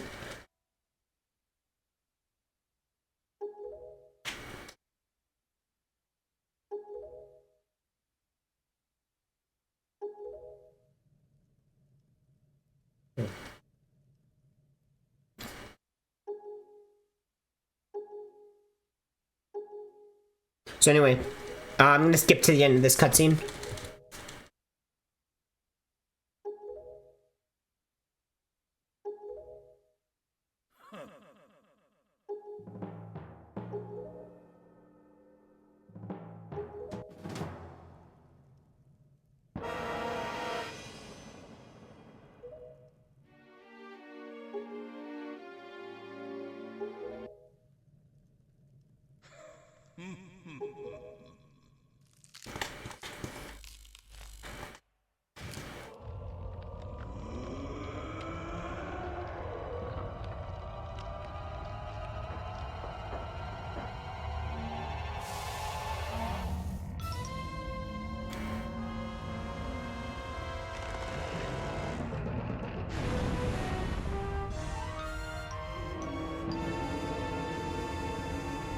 Alright, so Puppet Ganon. Don't actually fight Puppet Ganon. Actually, you can skip the fight altogether. I'm not going to explain in this run, but go ahead and save and quit when you reach this room. You can just deal with him later. But anyway, that cutscene is skippable with pause storage. So once again, if you have a Pro Controller, I recommend trying to learn it. Trying to skip that cutscene saves quite a bit of time. Go ahead and go through the left door and go through Dark Portal. And now we're going to go ahead and leave. You actually want to jump into the water to talk to the boat. It's faster than going all the way around. And swim to the boat instead. So we're going to go ahead and get this text.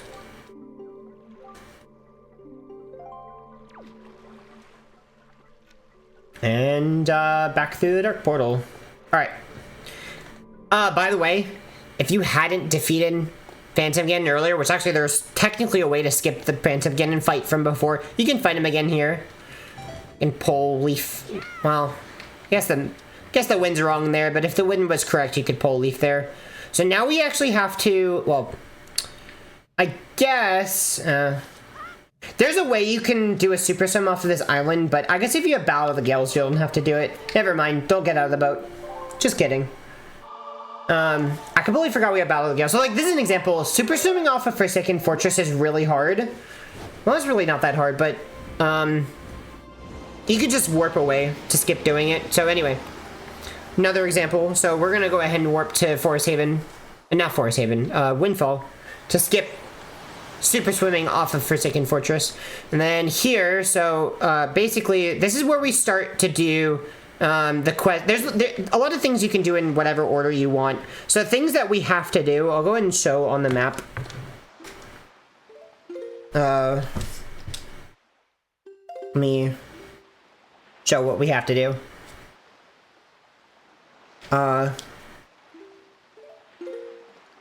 So a bunch of places we have to go.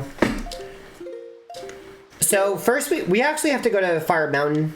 I think that's usually the first place to go is Fire Mountain. So that's like right here. So this is Dragon Roost. This is Fire Mountain right here. So we want to go to Fire Mountain to get the power bracelet. So let's go ahead and go there first. And then we're kind of going to be going through a laundry list of islands. So let's go there first. So it's another example where you want to turn the camera around and go this way. Make sure you slow down a lot because this island can... kill all your speed. Once you're in the flames, save and quit. And that'll actually put you in the boat next to the island.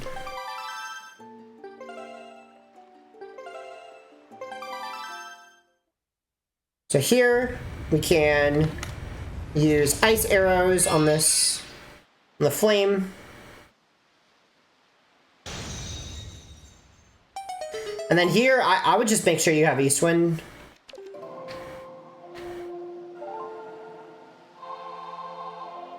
Because this next part of the island does not work without Eastwind. I think Southeast works too.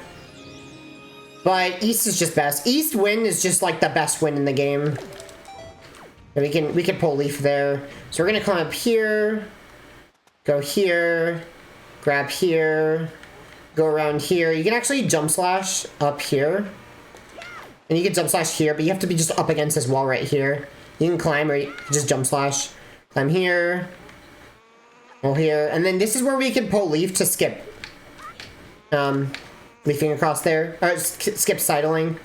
Kill this bird if he's near you. He's annoying. Okay. Jump slash. Jump slash. Roll off to the edge. Roll Leaf. Alright. Here, you can actually clip to get past this wall, but I'm not going to show it.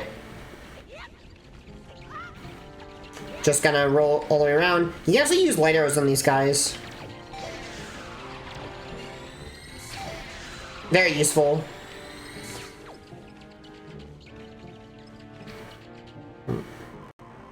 Okay.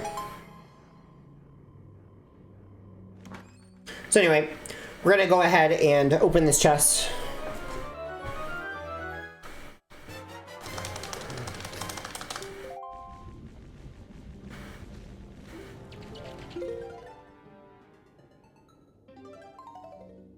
Save and quit to go back to the start of the island.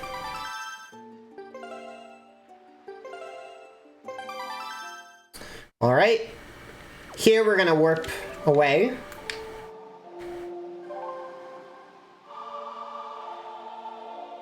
We'll go to Windfall.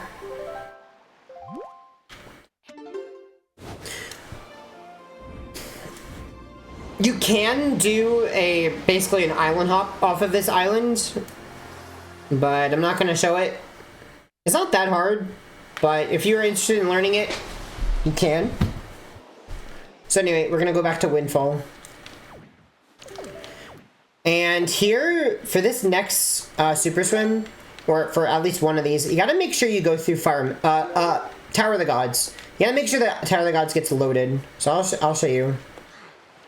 So you gotta make sure that Tower of the Gods gets loaded for this.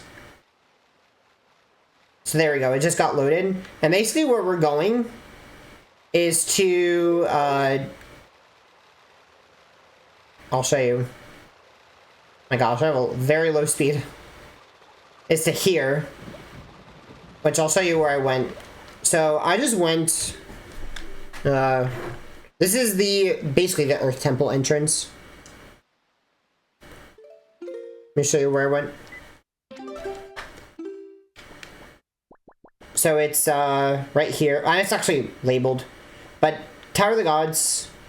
It's really big. You can spot it from a mile away. We went from here through. I think Tower of the Gods is it here? I think it's right here to here, the Earth Temple entrance. You have to approach from the south side of this island because that's where the entrance is.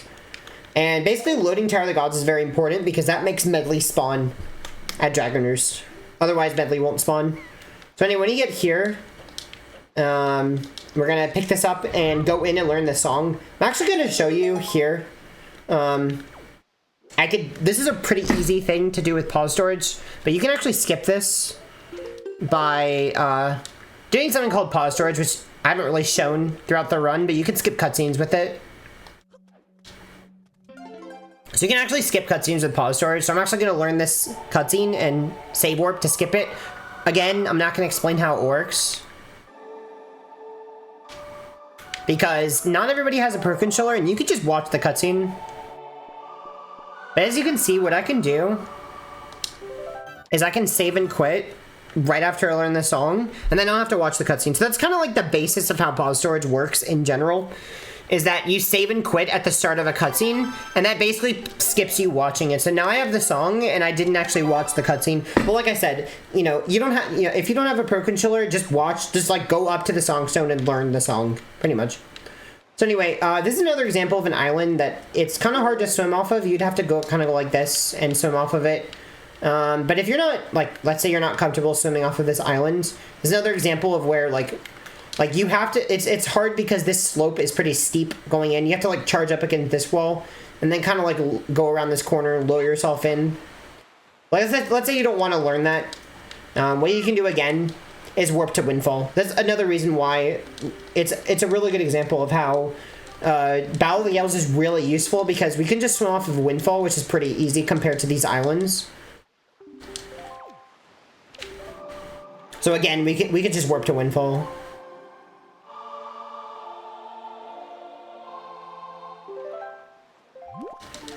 So we'll just go ahead and warp there. We can warp to Windfall. Well, I guess you can also warp to Dragon Roost. The order of this stuff doesn't really, it's not really as important. You have to learn the song before going to Dragon Roost, obviously, but like, I'm here just gonna learn the other song.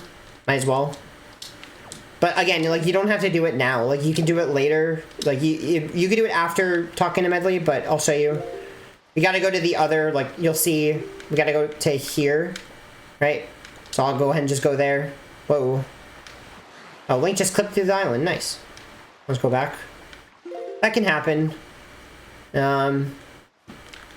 Unfortunately, it's kind of random.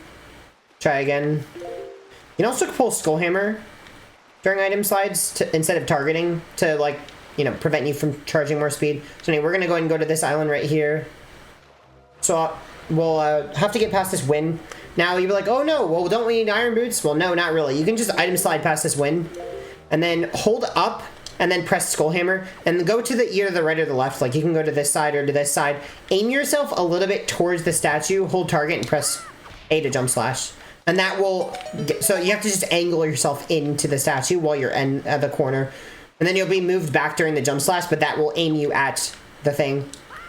And that will allow you to get this without the iron boots. And then we can go ahead and get either get this or, well, okay. I want to use pause storage. Just show it again. Show how it looks for skipping this cutscene, which again, you will need Pro Controller for this. So it looks like that.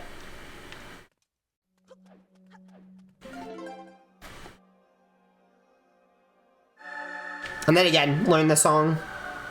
And as I mentioned, you could do this after going to Dragon Roost and getting the song for Medley. I guess it's preference.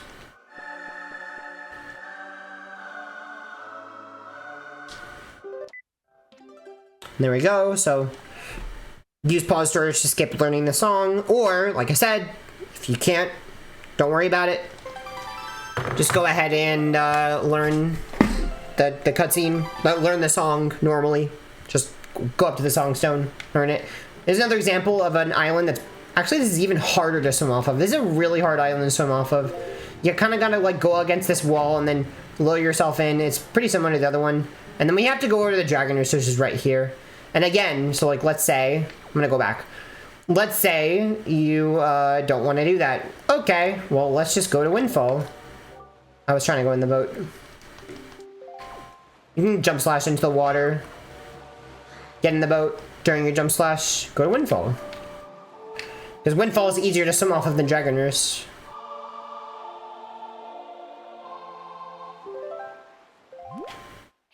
Or, wait. I don't know why I said that. You could just warp to Dragon Roost. I don't even... Just... Ignore me. Just warp to Dragon Roost. I don't know why. I forgot you could just warp there. There you go. So yeah, Ballad of the Gales gives you a lot of options, basically. Like, you could warp places. So yeah, here, like, we don't want to super swim. Okay, we'll just warp to Dragon Roost. Alright, cool. Alright. Gonna go ahead and go on to the islands. Basically, this is just a repeat of before with, I mean, really, you can just... To skip... You know, to do the rock hop, you can just climb up these, right? But you could also do the rock hop as well. I'm slide around here. Or roll. Here we're gonna go up top to Medley. We heard her. Now, if Medley's not here, you go around here and Medley's not here, and we're like, oh no, why is Medley not here? It's because you did not load the Tower of the Gods island. You see Medley's there, so make sure you get magic. This is another skippable cutscene. You can skip this.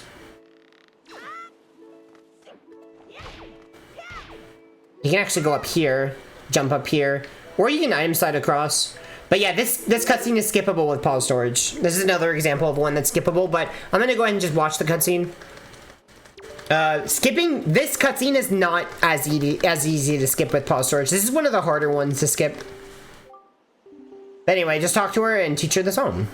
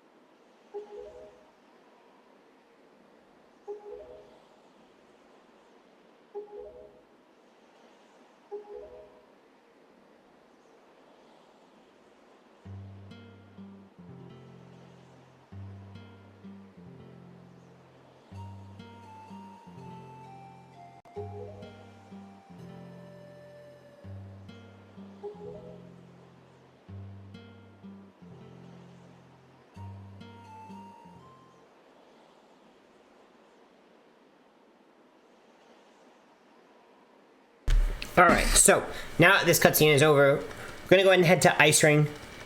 As I've mentioned before, you can kind of do this in any order you want. To get to Ice Ring, I'm gonna go ahead and show you. Ice Ring is a Sploose quadrant. So this is just like Fire Mountain, where you want to approach really slowly, so you don't lose all your speed. So you gotta go from here to here. So yeah, when you approach the island, slow down a lot. This is Ice Ring right here. Slow down, slow down. See that? We just splooshed. Unfortunate. Yeah,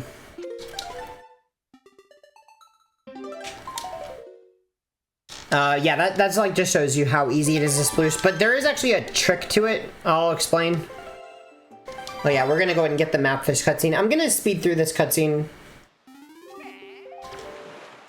This cutscene plays the first time that you are out to sea after beating Dragon Roost Cavern. So anyway, you may find yourself watching this cutscene, but yeah, I'll speed through it.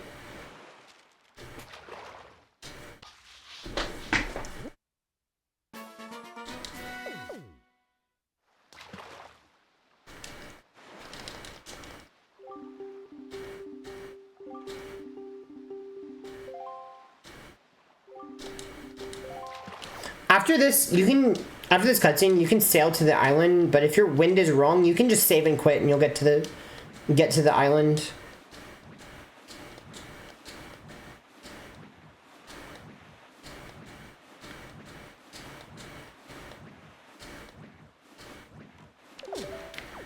Alright. Let's try this again. But yeah, the trick to this swim that I was gonna show,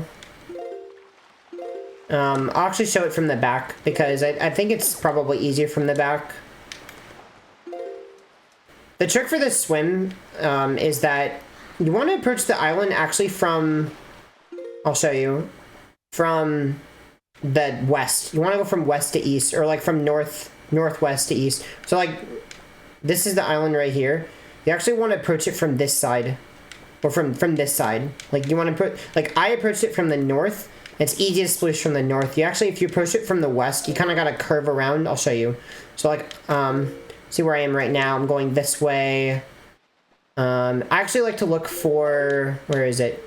I think it's, oh, it's this island right here. So I actually look for this island, which is like the Fairy Island right here. See, like I'm right here. And then I just go straight east. So, see this Fairy Island right here? I like to go this way, and then if I approach this way, you can actually just land right inside the island. If you failed this, you can just climb up onto the island and get frozen, and it's the same thing where you actually deliberately, it makes you spawn in the boat. So yeah, that's kind of a tough super swim. You can also really, I mean, you really could just sail, I mean, you could just warp to that island and then sail here as well. If you're really struggling, warp here and then sail to Ice Ring. Anyway, aim at the mouth. Go ahead and hit it with a fire arrow. This island, we can skip a lot of it. So, the big trick for skipping this island is to hit this chest, and then you can actually go on top of the chest by jump attacking onto it on top. It's kind of tough because look how ice mechanics are kind of stupid. Ice mechanics kind of suck. Just give yourself a good distance from the chest. Jump slash up. You can actually open it. So be careful not to open it. Jump to this ledge and grab it. And then what you can do is then just take these, whoa. Now I guess rolling is not really good on ice. You can kind of just go across these. Wait for them. They're on a cycle, so. Here we go. And now what we can do is just jump slash, jump slash, jump slash, roll. And then this area we can also skip with an item slide. So, I'll show you. It's kind of finicky though. I don't know exactly why, but you want to charge an item slide, hold target, and up, and then press B. And it should be fine. You just like gotta aim at the chest. I don't remember why it actually fails, but yeah, that's one. You can just get to the chest with an item slide. If that fails, you can just climb back up. Like, you have so much time in this island. Like, it's really, you have so much time. You shouldn't run out of time. You can just grapple this. and then hold R, and then just climb up, and then you can just try again. There's another way you can do this. You can roll past this wind. Oh my gosh. Yeah, you can roll past that wind right there. I can show you that.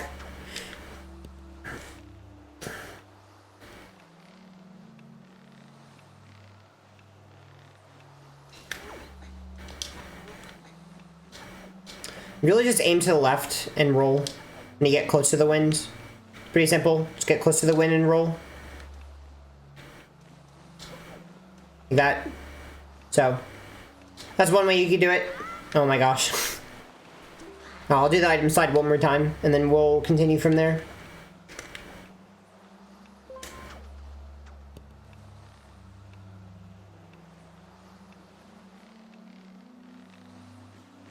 Yeah, you see, you just have like so much time to get into this island.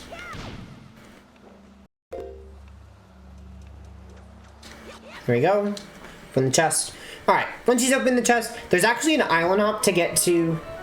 My island hop is basically charging enough speed to get to the. It's another way to like not super swim. I'm not gonna show it, but there's a way to get to Earth Temple without super swimming. But instead, we're gonna say warp. That puts you in the boat, and we can just warp away and then super swim to Earth Temple. So we'll be in the boat. Go ahead and use Ballad of the Gales. This is another reason why Ballad of the Gales is just so useful. You don't have to do the island hop,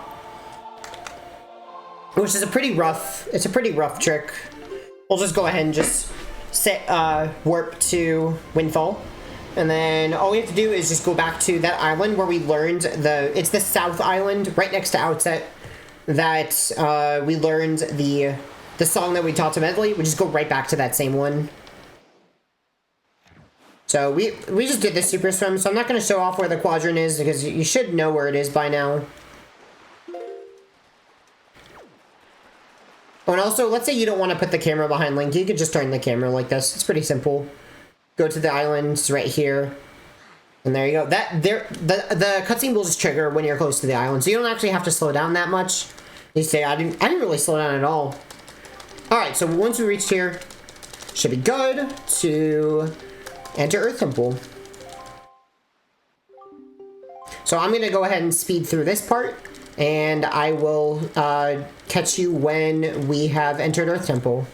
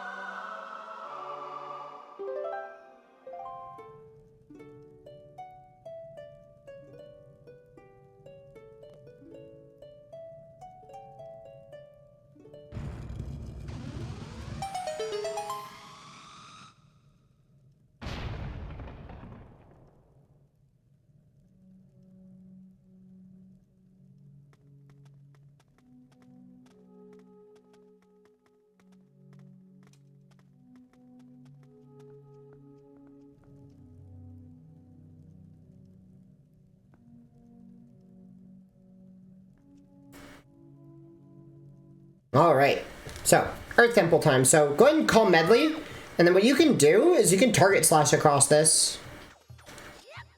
I think you have to press target first, though. But you can actually skip, bringing Medley across like this. Like, if you actually pick her up and bring her across. If you call her, press target, item slide, neutral slash, and then open the door really quickly. She'll follow you through the door. It's a really cool mechanic. Pick her up and throw her.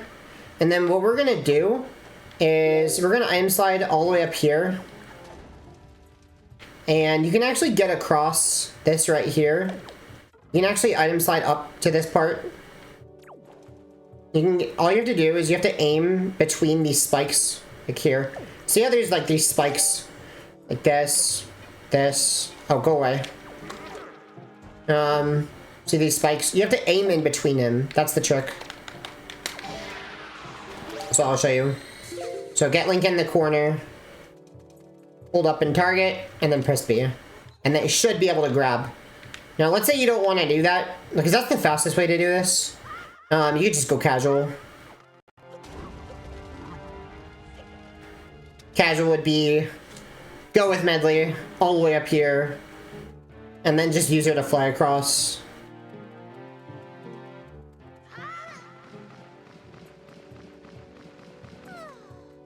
And then same thing, throw her and then command Melody. So this is the slower strategy. Item slotting is faster. But yeah, we just have to get Link on one switch and Medley on the other.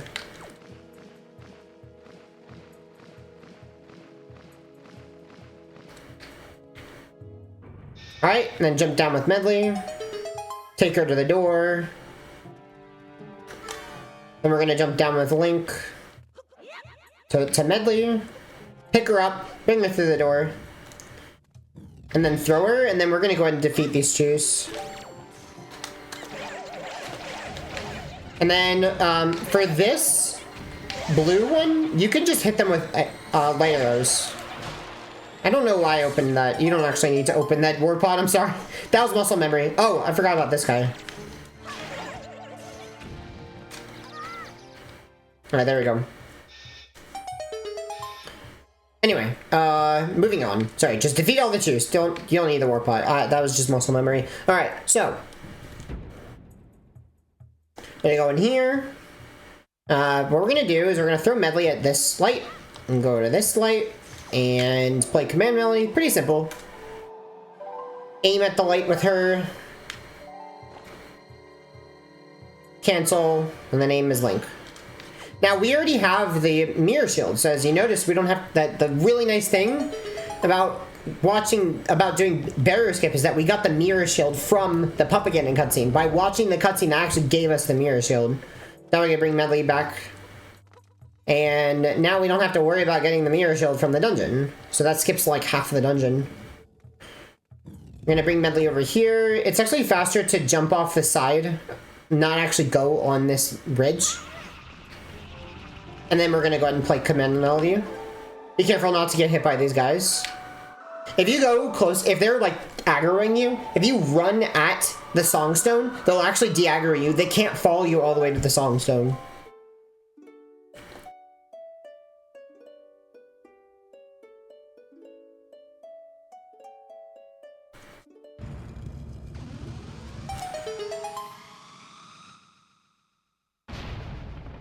Alright, so we're gonna go ahead and call her.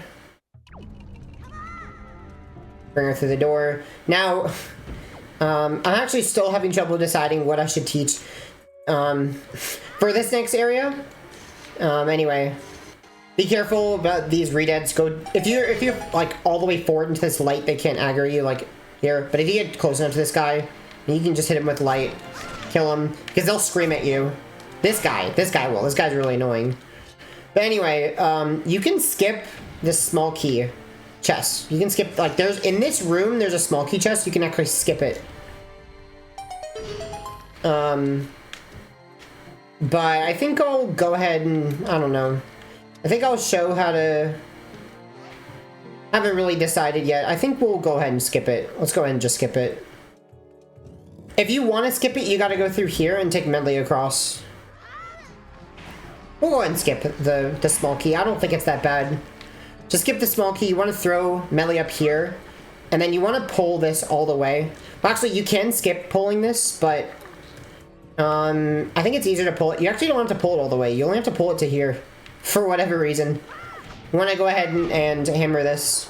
Like I said, there's a lot of options for this. You don't actually have to get... You actually can skip Medley altogether. Anyway, put Medley right up against this wall. And then what we're going to do is we're going to fire arrow this. And then what we want to do is do a target slash while aiming kind of to the right, like right here. And then, unfortunately, like if you fail this is called a roll clip. You'll actually collect this joy pendant. But basically what we're going to do is we're going to clip out of bounds we're going to press A, the frame the first frame available. And that will clip us out of bounds like this. Pull leaf. And then what you want to do is you want to land in this grate right here. Then very carefully move towards Medley. Don't go too far, like, inbounds either way. And then you can pick her up and literally just bring her through the wall. Kind of that. So this basically skips that small key. Now we're in here without the small key. You can throw her towards that statue and then shield this to... Oh my... I think you have to be further back. You can go ahead and use shield, mirror shield to break that. There's magic here. I like killing these guys. I think this guy's gonna... Okay, good try, buddy. So I'm gonna go ahead and bring her through here. There's another thing of magic. I like just calling her and leading her through this area. But don't round corners too quickly. She can't follow you around corners. Yeah, I like just leading her around here. As I mentioned, if you have trouble with that, that's a roll clip. It's basically rolling on the first frame of climbing up after being partially clipped into a wall. If you struggle with that, just go ahead and get the small key, and you can just get it and open the small key door in the middle.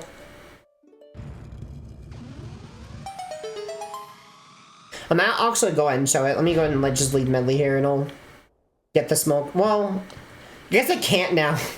It's actually too late to get the small key. I actually can't backtrack. But anyway, we don't need Medley anymore, so you can go ahead and just come down here, and we're going to go ahead and perform the boss key skip. So for the boss key skip, what we want to do, you can actually open this just in case. I mean, you can open this, but I don't know, it doesn't really do anything. We're going to skip this boss key. So we're going to go ahead and item slide at this torch. You can actually aim to the right of it, do a target slash, and jump attack, and that will land you on this torch. It's actually easier than grabbing the ledge, I found. Then for this, what we want to do is we want to target this wall, like this. See how, like, I'm targeting the wall? Move all the way to the left, and into the corner. Now what we want to do, pull out the bottle, press home, and then hold down right and bottle, and then release it right after he swipes. Like that. That will give me an angle right here. You also need to make sure, like, actually if I press target again, I target the wall. But if you actually hold target during the bottle swipe, like this, and now I'm targeting the wall, I'm not actually targeting the wall. And that'll make it so that now I'm going to dry roll, and that's going to put me in an exact perfect position for this next part. So yeah, just make sure you hold target during that bottle swipe. And that bottle swipe is just setting up your angle so that when you roll like to the right this way. Make sure you hold target during the entire roll. Otherwise, this is what will happen. So yeah, hold target during the bottle swipe. If you release target, that's what happens. For whatever reason, holding target makes Link not accelerate he decelerates faster. Otherwise, you'll just fall off the torch. So make sure you hold target the whole time. Then you target slash, jump attack. Make sure sword is away, by the way. Make sure sword is put away. Hold down right and bottle swipe. Hold target, roll. Now you release target, press target again. That'll target the wall. Now what we're going to do is we're going to blow leaf and keep holding target and then hold up to climb. And then there is when we have to perform a frame perfect roll. So this is frame perfect. I'm fortunate to tell you it's hard. It's just like the previous part where we performed a roll on the first frame available after climbing. If you're early on your roll press for a roll clip, you don't roll. If you're late, you actually don't clip. I'll show you. So if you are... Okay, well that time I had the wrong position. Let's try this again.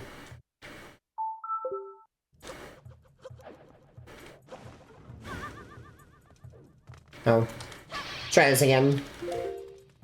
Yeah, it's weird. Sometimes Link doesn't climb the ledge. But you gotta make sure that you're holding... Make sure that you're holding up while holding target. You should climb.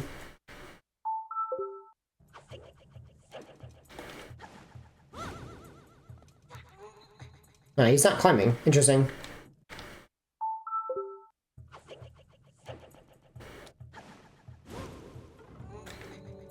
So yeah, that's a late roll. Yeah, okay. Oh, oops. Trying to show an early roll. Well, I mean, early roll, he'll just not roll. But... Alright. Wait, roll, not leaf, sorry. Alright, wait, hold on. Alright, bottle swipe, roll, target, leaf, hold up and target, climb, and then roll into the wall. That was an early roll. So you just have to keep trying it until you get the... This is the how you skip the boss key, so... Roll into the wall, and that is it. So all you have to do is just turn to the right and leaf into the loading zone, so... It may take you a bunch of tries, but skipping the boss key saves a load of time. So, and then there's actually there's extra magic in that pot right next to the door if you need it. So yeah, kind of tricky. Kind of tricky, but it shouldn't be that bad. Here, Jaw is pretty easy. Just light arrow him. Pretty much. They'll stun him. So, make sure you got that equipped. Just layer him. You don't even have to use the skull hammer, or the mirror shield. Throw him at one of these spikes, like these actual big spikes. You can use bombs and just spin attack these guys. Just do a bunch of spin attacks. Again, light arrow, just target him light arrow. And again, throw him at the big spikes. There we go. Right here, these big spikes. You can drop a bunch of bombs if you want to. Spin attack. Spin attack. Yeah, definitely recommend spin attacking these poses, because it takes out the most, and it one-hits them. Alright, should be one last one. It should take 3 of these. Alright, spin attack. Run up to this guy, spin attack. Run up to this guy, and spin attack. So there you go. And that is Jaw. So anyway, I'm going to go ahead and speed up this next part. We're going to go ahead and just walk into the warp and beat the dungeon. So, yep, I will speed up until it's over.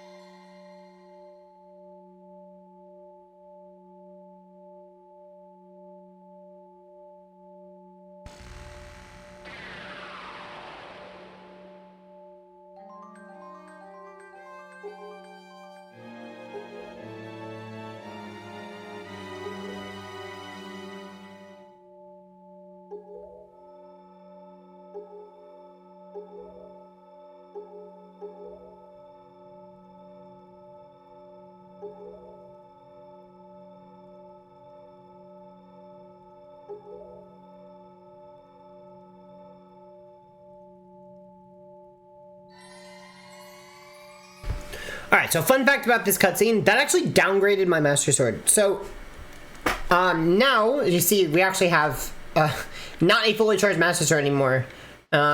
Which is important because Mogara will not spawn without this Master Sword being in this state. So make sure, from this point on, do not save and quit. Do not save and quit until we are done with Mogara in Wind Temple. Otherwise, your run will be basically over because you cannot beat Wind Temple. And then you'll be locked out of it getting the hook shot. So make sure you do not... make sure you do not save and quit if you fail in a super swim. So anyway, here we need to go to Forest Haven. So that's here. So you can just warp there. We can just go ahead and warp to Forest Haven.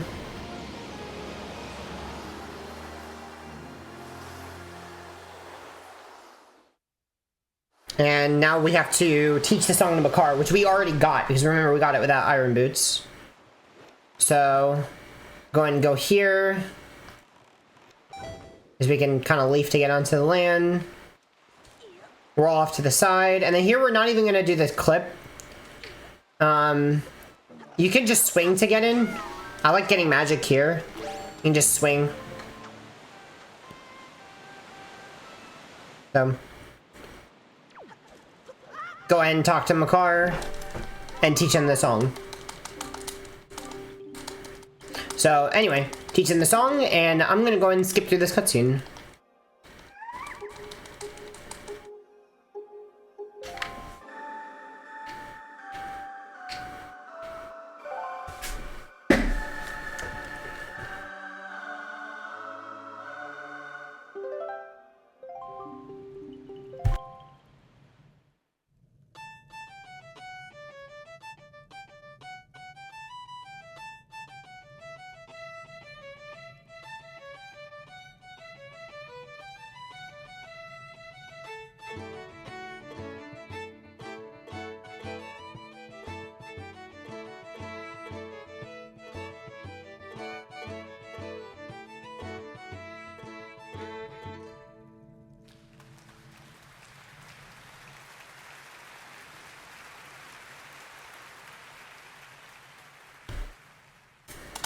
Alright, so, as I mentioned, do not save and quit. No saving and quitting. Saving and quitting soft locks you out of beating Wind Temple, because it re-upgrades the Master Sword. So here, you can do Beetle Swim. Beetle Swim is hard. Or we can warp to Windfall. We have to go to Wind Temple, which is marked on the map. It's that quadrant just north of Windfall. So, if you're really scared about this super swim, like if you fail it, you have to just drown. You cannot save and quit. Like right here, we can't even safety save. You cannot safety save on Windfall. You would have to just drown. Like I'll show you an example. Like let's say you fail this super swim. Let's say you just, like, this happens, and you just, like, go here, oops. You literally have to just sit here and wait for him to drown. I cannot save and quit. I cannot quit without saving, I can do anything, because if I fail this, and I quit, you know, I save, and I quit, right, then that will take me to the title screen, I'll come back, and Mogara will be gone, and you won't be able to enter Wind Temple anymore. So you have to just drown if you fail this. That's why you can just sail north from Windfall to Wind Temple if you're really not comfortable with the super swim. But it's quite slow. I mean, it's pretty slow to do that. It's really, really slow. And that's right there. Right there is Wind Temple. So it's one quadrant, so it's not that bad, but I mean, it's always going to be faster to super swim. And as I mentioned, warping to Windfall is also slower. It's faster to do Beetle Swim off of Forest Haven. Anyway, we'll just go ahead and super swim from Windfall. So yeah, this is what you do if you fail this super swim. You have to drown. Anyway, let's go ahead and go to Wind Temple. So it's right over here.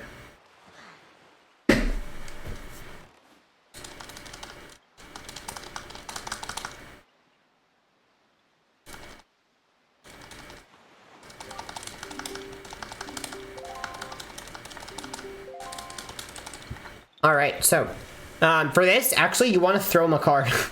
Mogara moves really slowly. You literally want to pick him up and throw him at the Songstone. And that makes him move faster than waiting for him to reach you. Anyway, so we're going to go ahead and enter Wind Temple. I'm going to go ahead and speed through this part, and I'll see you when we're in Wind Temple.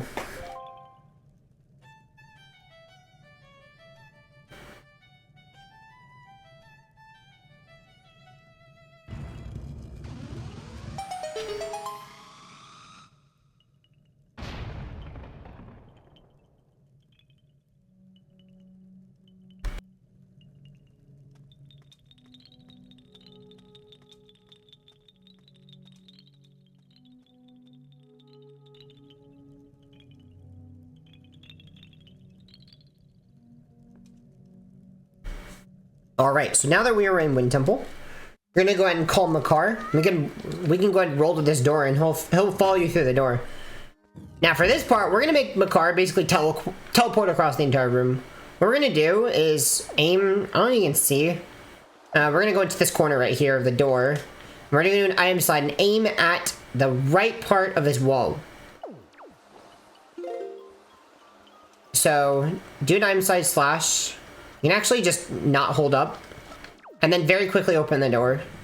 You have to make sure you don't grab the door. Don't go to the top of the door. If you do that, Makar will follow you through. If you actually grab the top of the door, for whatever reason, he won't follow you through. But if you fail, I mean, he doesn't follow you through, you gotta go all the way back. So anyway, go ahead and blow this with your leaf. Pick him up. And you can really just side hop with him across. That's the fastest way to move. And then put him in one of the trees. We're gonna go and make him plant all the trees with A. So. Alright, and the other one.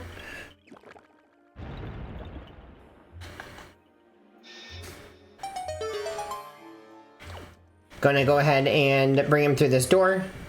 And then we're gonna go and just throw him in this direction. And then we'll go ahead and get him to the top.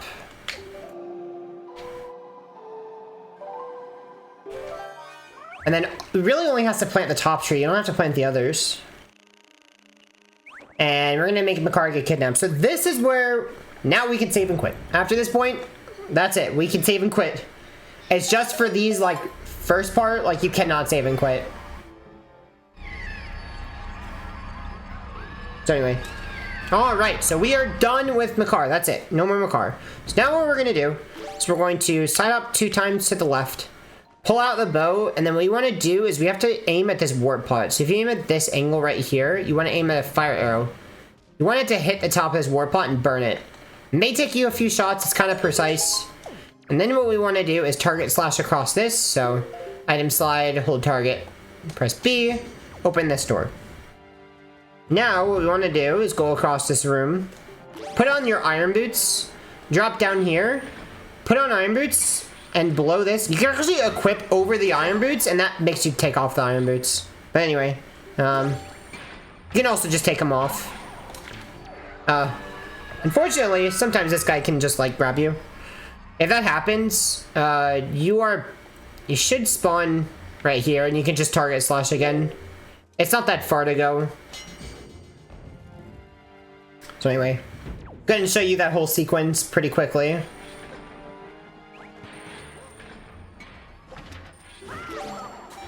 So anyway, now we're gonna come over here. We're gonna defeat both of these P-hats. And then this part's kind of precise. I like to have gyro aiming off for this because it's pretty precise. Make sure you have good magic for this. So what we're gonna do, and make sure you have good arrows. We're gonna go in this corner, do an item slide, aim exactly here. So I like to aim, I actually pull arrow when I do this, but you can do it with grapple. It's just the dot is kind of bigger. But you want it to be basically where the middle of it is like, I don't know if you see this line right here. It's like this line going up and down, like this corner. That's what you want to aim at. It's very, very precise.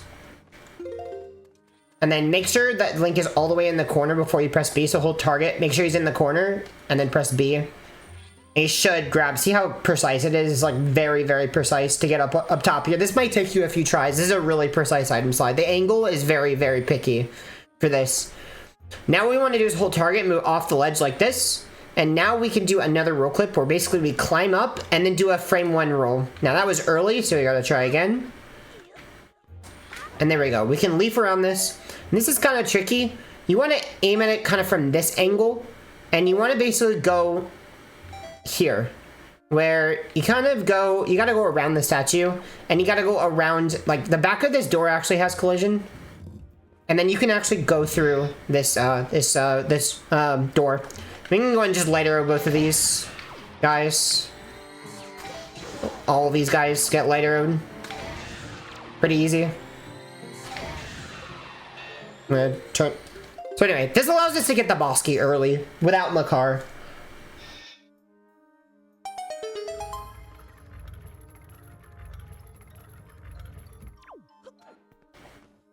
But fun fact, you can actually bust Mogara out of prison. If you're having trouble with this, you can actually just go to Mogara, call him, and then item slide to a door, and he'll follow you through the door, and you can free Mogara from jail. So you can actually do that if you're struggling.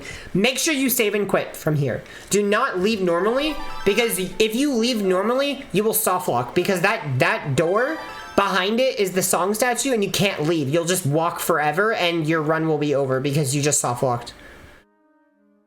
So yeah, make sure you don't leave normally there. That's an easy way to soft lock. So anyway, we're gonna go back here after we save and quit, because like I said, we're stuck. I like to go over here and get magic. And then we want to go through this warp pot. That's the fastest way to go through it.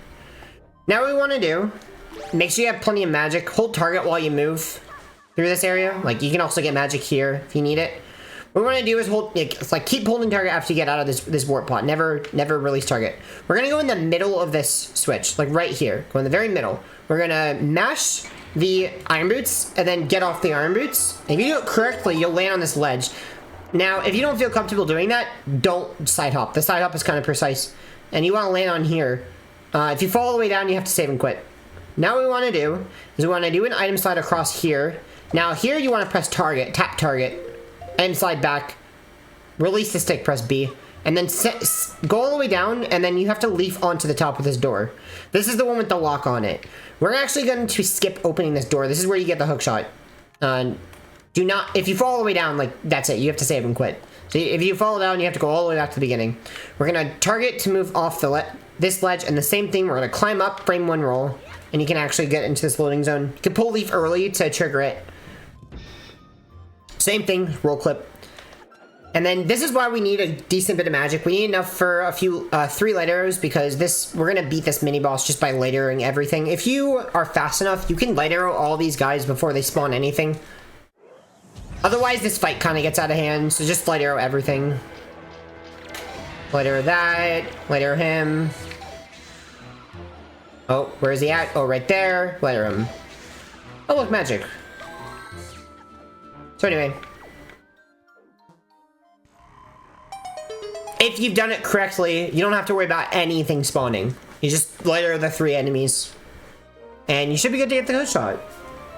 So yeah, once we get the hook shot, we're gonna go ahead and jump slash on top of this chest, like this. And from there, you can hook shot up here. Make sure Skull Hammer is equipped, and you can actually do a landing jump attack to hit this. Go back to the start, and we can roll, or we can item slide to get back to this door. Now we can target slash across again. That was not quite far enough, but go here. Now what we're gonna do is we're gonna do a cool trick where you can actually bomb yourself up top here. So we're gonna pull a bomb, and then we're gonna basically, I'll show you how it works. You want to basically drop the bomb and have the bomb like right here, and you want to be in the corner. So the position the bomb matters. You don't want the bomb to be right behind Link like this. This is not good. You don't want this. But it can still work, I guess. But basically, you want a jump attack right before it explodes. You want the bomb to hit you at the top of your jump slash. Like that. And then just jump slash again, and you should be able to skip these spikes. It shouldn't be that bad. Open this chest. And now the spikes should be gone, so now you can just come back down. If you don't want to do that, I believe you can just iron boots all of these. I don't know. Doing this normally is like really slow. It's like really, really slow. Gonna come over here. There's magic here if you need it. Gonna hookshot up this, and we're gonna do a trick to clip out of bounds. So go into this corner right here, turn around, and what we want to do is you want to, if you see how the hookshot target, when I'm aiming at the very far right edge of this platform, it kind of like moves to the right. That's how you know it's gonna work, and that'll actually clip you out of bounds. Sometimes it clips you where you have to react and pull leaves. Sometimes you land on top. But anyway, you gotta time it, and you gotta move like basically out of bounds. And then pull leaf when you're down low enough, and then leaf in bounds. And now we just skipped through the floor. I'm gonna show it one more time.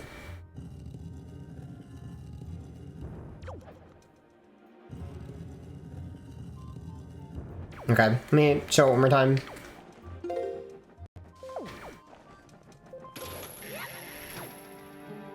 So anyway, shot up here. Now we're up top. Now we can just hold target, move left, pull leaf. There we go. We skipped the floor. Come in here. Now we've used the small key on the wrong door. So now what we have to do is aim up to the left. Hookshot this. Hookshot this. Turn around. Hookshot. And now what you could do is side up to the left, put on iron boots, take off iron boots, side up. Avoid these morphs. They're annoying. Come over to here. Now, big sequence break. You can literally just target slash across this entire room. And then here, we can target slash over to here. You might... I think... So with hookshot, it's weird. When you hit target, you go to the right. So that's why it's better to be on the right side of this door frame when you do this. Here we go. And then what we can do is we can just sidle through here. And then just roll until you're in. There we go. And now we're to the boss.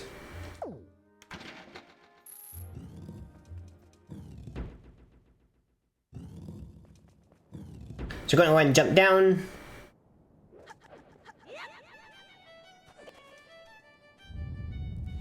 And we're gonna fight Mogara. So Mogara is pretty simple. Well, there is a hard strat for Mogara that I'm not going to explain because it's hard. It's really difficult. So there is a way to beat Mogara about 45 seconds faster than the regular strategy of just the casual strat. I'm just gonna show the casual strategy. Don't worry about it for now.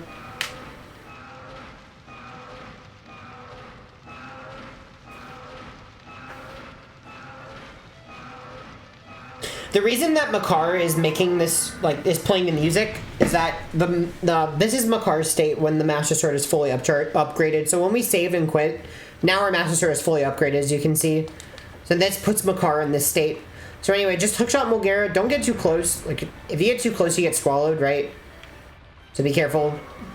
Don't get swallowed. You get a lot of damage dealt to you by Mogara. Hookshot, and then you just have to do slash, and then spin attack. These babies are annoying. You can try to kill them if you want. They're really, really annoying. For a lot of the time from Mogara, I recommend don't actually target Mogara, because you might target the babies. So just aim in first person, like this, and then slash spin attack. Then yeah, like I said, you can kill the babies, but for this part, I recommend just go into the side, go to the edge, aim the camera away from the middle. Mogara can't actually hit you when going out of the grounds, or when Mogara is coming into the ground, and the babies can't hit you either. Yes. And it minimizes lag. That's pretty nice. Then we can go ahead and go back to Mogara. And now the babies are out of the way, so we can just target if we want to. Same thing. So it's really, if the first one, Mogara stays in the sand. The second 2 times, Mogara goes up in the air and flies around. So once again, go to the edge of go to the edge, aim at the wall.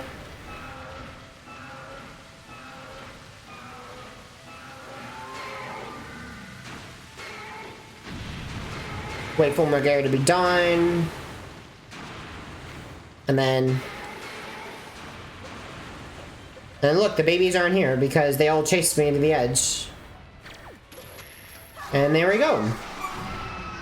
So that is the wind temple.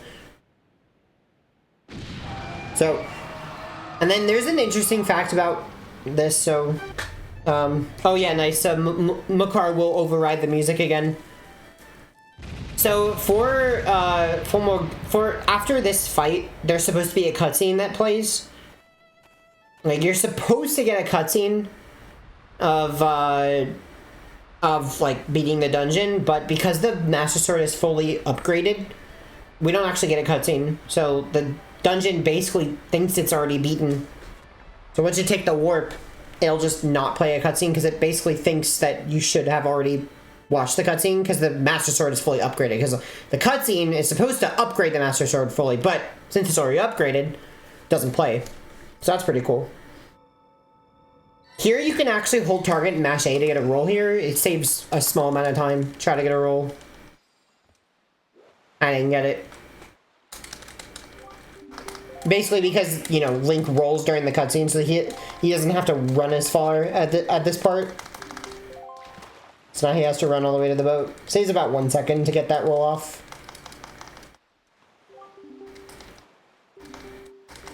So this is another example of where we can just, we're supposed to go to Forsaken Fortress, but we can just warp to Windfall. And super swim there. So yeah, this is where we're just gonna go beat the game. So we've done all the dungeons. Gotta go beat the game.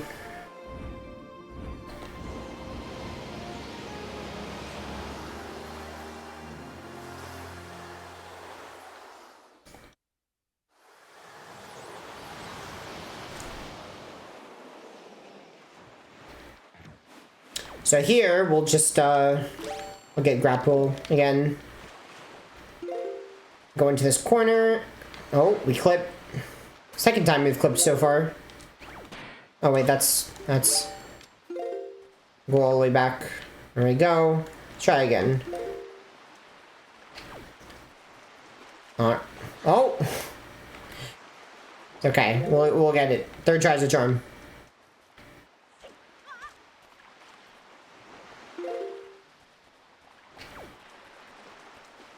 Hey, there we go. Alright.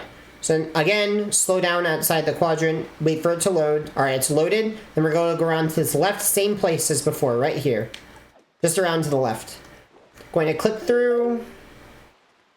And then here, we're actually going to deliberately swim towards this door. Want to swim here. This will load the boat. This will make the boat spawn.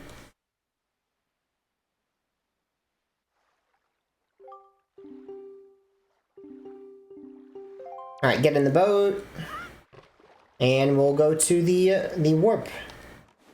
The, what's it called? Dark portal. So anyway. So this time we're actually gonna go beat Phantom Genin. Papa Genin. You can skip Papa Genin. I'm not gonna be explaining it. But you can actually skip Papa Genin. It's actually not that difficult. But it is RNG. And it's kind of precise, so I'm gonna just beat Papa Genin. I'll go ahead and explain the fight. I'm gonna go ahead and make sure you have full magic, and make sure you have at least 3 hearts. Like 3, like right now I have 2.5, but what I meant is that like you want to at least have you don't want to have 2 hearts or less. You want to have more than 2 hearts, basically. So we're gonna want to open the door. I'm gonna go ahead and get arrows. There's arrows right here. Arrows is useful, and then all these pops on the right have magic. I'm gonna have full magic. Basically, the first shot for Papa Genin is consistent. I'm gonna go ahead and use reload map for this. I'm gonna use cheats to show this. But the first shot is consistent, so I'll go ahead and show you this first shot a bunch of times. Just kind of aim between this platform, like right here and the wall. You have to time it correctly. It's like right there you aim, right there. And if you shoot it at the correct time, it should always hit. Just kind of get used to that. Like that. So you just gotta aim it. And you want it, we're not gonna actually knock down these. We're not gonna knock down these ropes. Like, you're supposed to knock them down with Boomerang. Like this. But that is really, really slow. It is way faster to just, and maybe easier to just go ahead and just, like, not, like, you have to actually, like, just snipe the tail, basically. But yeah, if, let's say you accidentally knock down the rope, you can actually just kind of hit it while it's on the ground. And you can hit it as it's going up. Let me get myself some magic. I'm gonna use cheats to give myself some magic so I can go ahead and show this off a little bit more. There we go. So let me go ahead and show this again. So anyway, the first shot is consistent. The remaining shots, you can kind of just shoot him. Like, look how he wags his tail. You can kind of just time it. Where you, like, wait for him to, the tail to move. And you have to kind of like just time it. It's really difficult. But there's times where he punches, and as you see, the tail like moves less when he punches. Make sure you don't get hit by the punch. But basically what you can do is wait for him to punch, and then it's actually a consistent shot. Now, you have to see that it wags back and forth left and right when he punches, so you have to wait for it like to be on the correct cycle. You have to time it correctly, but it's not that bad because it's consistent. You just got to learn the timing of when he wags. You want to hit the tail when it moves to the left, basically. So, yeah, that first shot, and then whenever he punches, if you do that, it should be pretty easy for the first fight. For the next part, it's pretty simple. Aim the camera all the way down, and then you can see where he's going to go. Go to the tail. You can actually do a double shot right here. You go into this corner right here and aim up like this. You can shoot, and then shoot again. You can actually do a double shot. Get these keys for magic.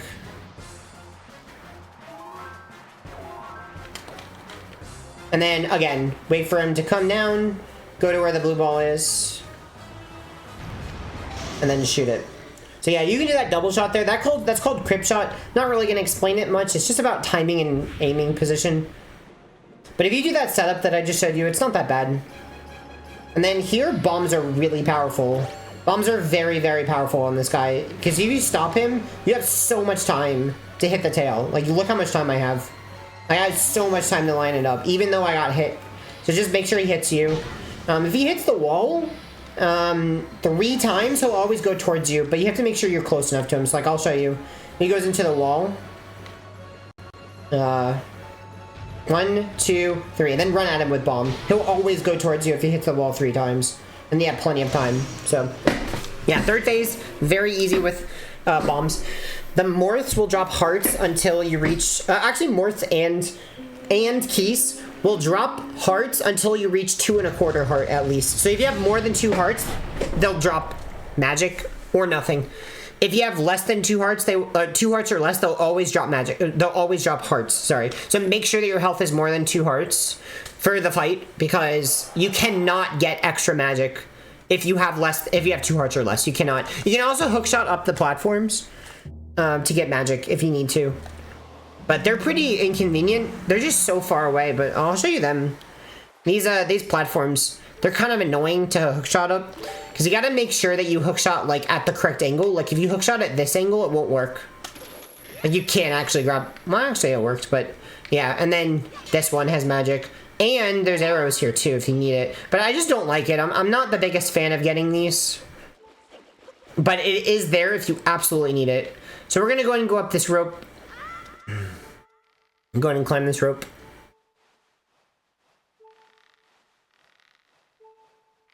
There's a way to climb up this rope quickly. Actually, I'll go ahead and show what it looks like, but don't worry about it. You can just mash A and B, or just A, or just B. And you can go pretty high if you hold ZR. You can go pretty high, but you have to slow down the higher you go. So look, I just went all the way up here, so that is pretty fast. And then for this part, there's a way that you can skip this, but I'm not going to show it. But you can actually skip grappling this, but we're going to go ahead and grapple. So you can skip this part. Then here we actually don't need to grapple another time. You can just hookshot. Now I'm actually going to show you a pause storage setup. This is, to me, the easiest in the entire game. The easiest pause storage in the... Well, pretty much the easiest. This we can actually skip, but make sure that you... If you're going to do pause storage, make sure you fire arrow this pot. Right there. But, basically, you can, and also you can get a fairy. But I'm going to show you what pause storage looks like. Basically, you need to have Pro Controller. Like, you need Pro Controller from this. You can actually skip this cutscene with pause storage. So, this is what it's all about. Don't worry about this if you don't, like, if you don't know, if you don't have a Pro Controller, don't worry about this. But you need to be on Pro Controller. Just go ahead and enter the loading zone if you don't want to learn this. What we want to do is go over to this left side, aim a little bit to the right, like while in this corner, if you aim a little bit to the right and then press target, you'll snap to the angle. You cannot snap to the angle if you're aiming left. It's only if you're aiming right. See that? You just snap to the angle of the wall. All right, cool. Make sure you're in the corner all the way to the left. Side hop once to the right. And what you're gonna do is hold target for 3 slashes. 1, 2, 3. Now what you're gonna do is you're gonna hold the option button with one of your hands, and then you're gonna press like just neutral / B. Don't hold target. Now you're gonna, while holding option, press the home button, and then release everything. What that'll do is that the spin attack will move me into the loading zone, and I'll hit the loading zone in the same frame that the option menu comes out. Now all I have to do is just switch controllers again, and then on the gamepad controller, hit up to switch to the save button, save and quit, and go back to the title screen. And that effectively just skipped this entire cutscene.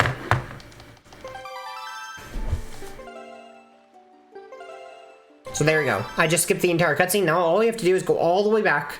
And this is why you need the warp pod open, because otherwise you'd have to go all the way to the top of the room again.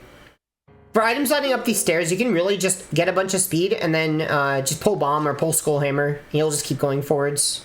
Don't keep your, don't stay in first person the entire time, because you will crash at the top of the stairs. Like I said, getting a lot of speed with item sliding, you will crash because you're on a slope. Now you can't in this room because it's flat. So anyway, go in the warp pod again, and now there is no cutscene, so we can just go back. We can just go and leaf across here, and then just hookshot the roof right here. And we're back. So, anyway, the big reason why I recommend this category is because we don't have to morph hover. If you're a beginner, there's a zombie hover you'd have to do to get up to this platform that we just skipped because we have hookshot. But without hookshot, the only way to get there is with a zombie hover, which requires mashing about 11 times a second, which is pretty difficult for beginners. So anyway, I'm gonna go ahead and show this fight. Make sure you have grapple equipped, or I mean, get a fairy. I mean, like whatever is required to heal, but to like have enough health. But remember that you can grapple Zelda for hearts if you need to. So anyway, for this fight, basically I'll show you how the mechanics work. Wait for Zelda to talk to you at the start. Don't even move. And then what I'll show you that, like the way this fight works, is that Zelda will eventually just shoot him and stun him. Like that. That's useful because now you can deal damage. I mean, I kind of waited too long. I'll show you. So Zelda will eventually hit him, and then you can just deal a bunch of damage. And then what you have to do is talk to Zelda again, and then like run away. Make sure that Zelda is like on the other side of Ganon. You can deal more damage, talk to Zelda again, and you can just rinse and repeat, basically. Well, if you are on the same side, like if Zelda is on the same side as Link, he'll dodge it. See, like that? So that's why, that's like a big mechanic for this fight, is that in order for Zelda to hit him, well, I don't know why that time he didn't dodge it, but he has to be having his back facing Zelda. I'm going to go ahead and show you an optimal way to do this first phase. If you're interested, you move to the left, like hold left at the beginning of the fight, and then wait for Zelda to shoot, do a jump spin, spin the stick, talk to Zelda again, and then wait for Zelda to talk, like hit him, run away, talk to Zelda again, hit him a few times maybe, and then you should be good. That's a pretty easy way to do it. I'll show you again. Wait for Zelda to hit him, jump spin, run away. You can jump spin again if you want, talk to Zelda again, run away. So that's a pretty easy way to do first phase, if you're worried. If not, I mean, whatever goes. For this phase, what you want to do is that when you want to stay just outside of his range so that he's close enough to hit you, and you want him to do this attack. See how you can parry it? If he's too far away, look, he won't attack you at all. If you're too close, you'll get hit. There's a second attack he can do that's bad. That it doesn't actually, like, you can't parry it. And he's not doing it right now. I'm trying to get him to do it. This you can parry. Wow, he's giving me really good RNG. There's another attack he can do. Oh. I just want to show you what it looks like. That's it. You can't parry that. But this one, just hold back, and then when he hits the ground, parry. And then jump spin, and then run away. And then, again, get just outside of his range. You can hold shield if you need to, but make sure you're not holding shield or else you can't parry. Alright, so she should be fine. 2 parries, 2 jump spins. Go ahead and talk to Zelda again. Manually. Now what we want to do is have Zelda shoot your shield, target him, and then parry him. And that is the Windmaker HD, all dungeons, no manual super swim speedrun. So, there's quite a few things that I did not go over in this run. So if you're interested in this category, definitely check out other videos explaining more in depth. There's more in-depth tutorials on almost every trick in the entire run. And then if you really, really want to like go further, you can just learn more and more. But the good thing about this run is that it's pretty easy for just getting your feet wet. So for now, if you're really afraid of learning a hard category, this is definitely for you, because this is one of the easiest categories to learn in the entire game. This is a really, really easy category. The only thing that'd be easier than this is glitchless, which does not perform any of the cool skips that you saw in this run. So anyway, good luck learning. Welcome to Windmaker HD. I hope you enjoy it, and I'll see you guys next time. See ya.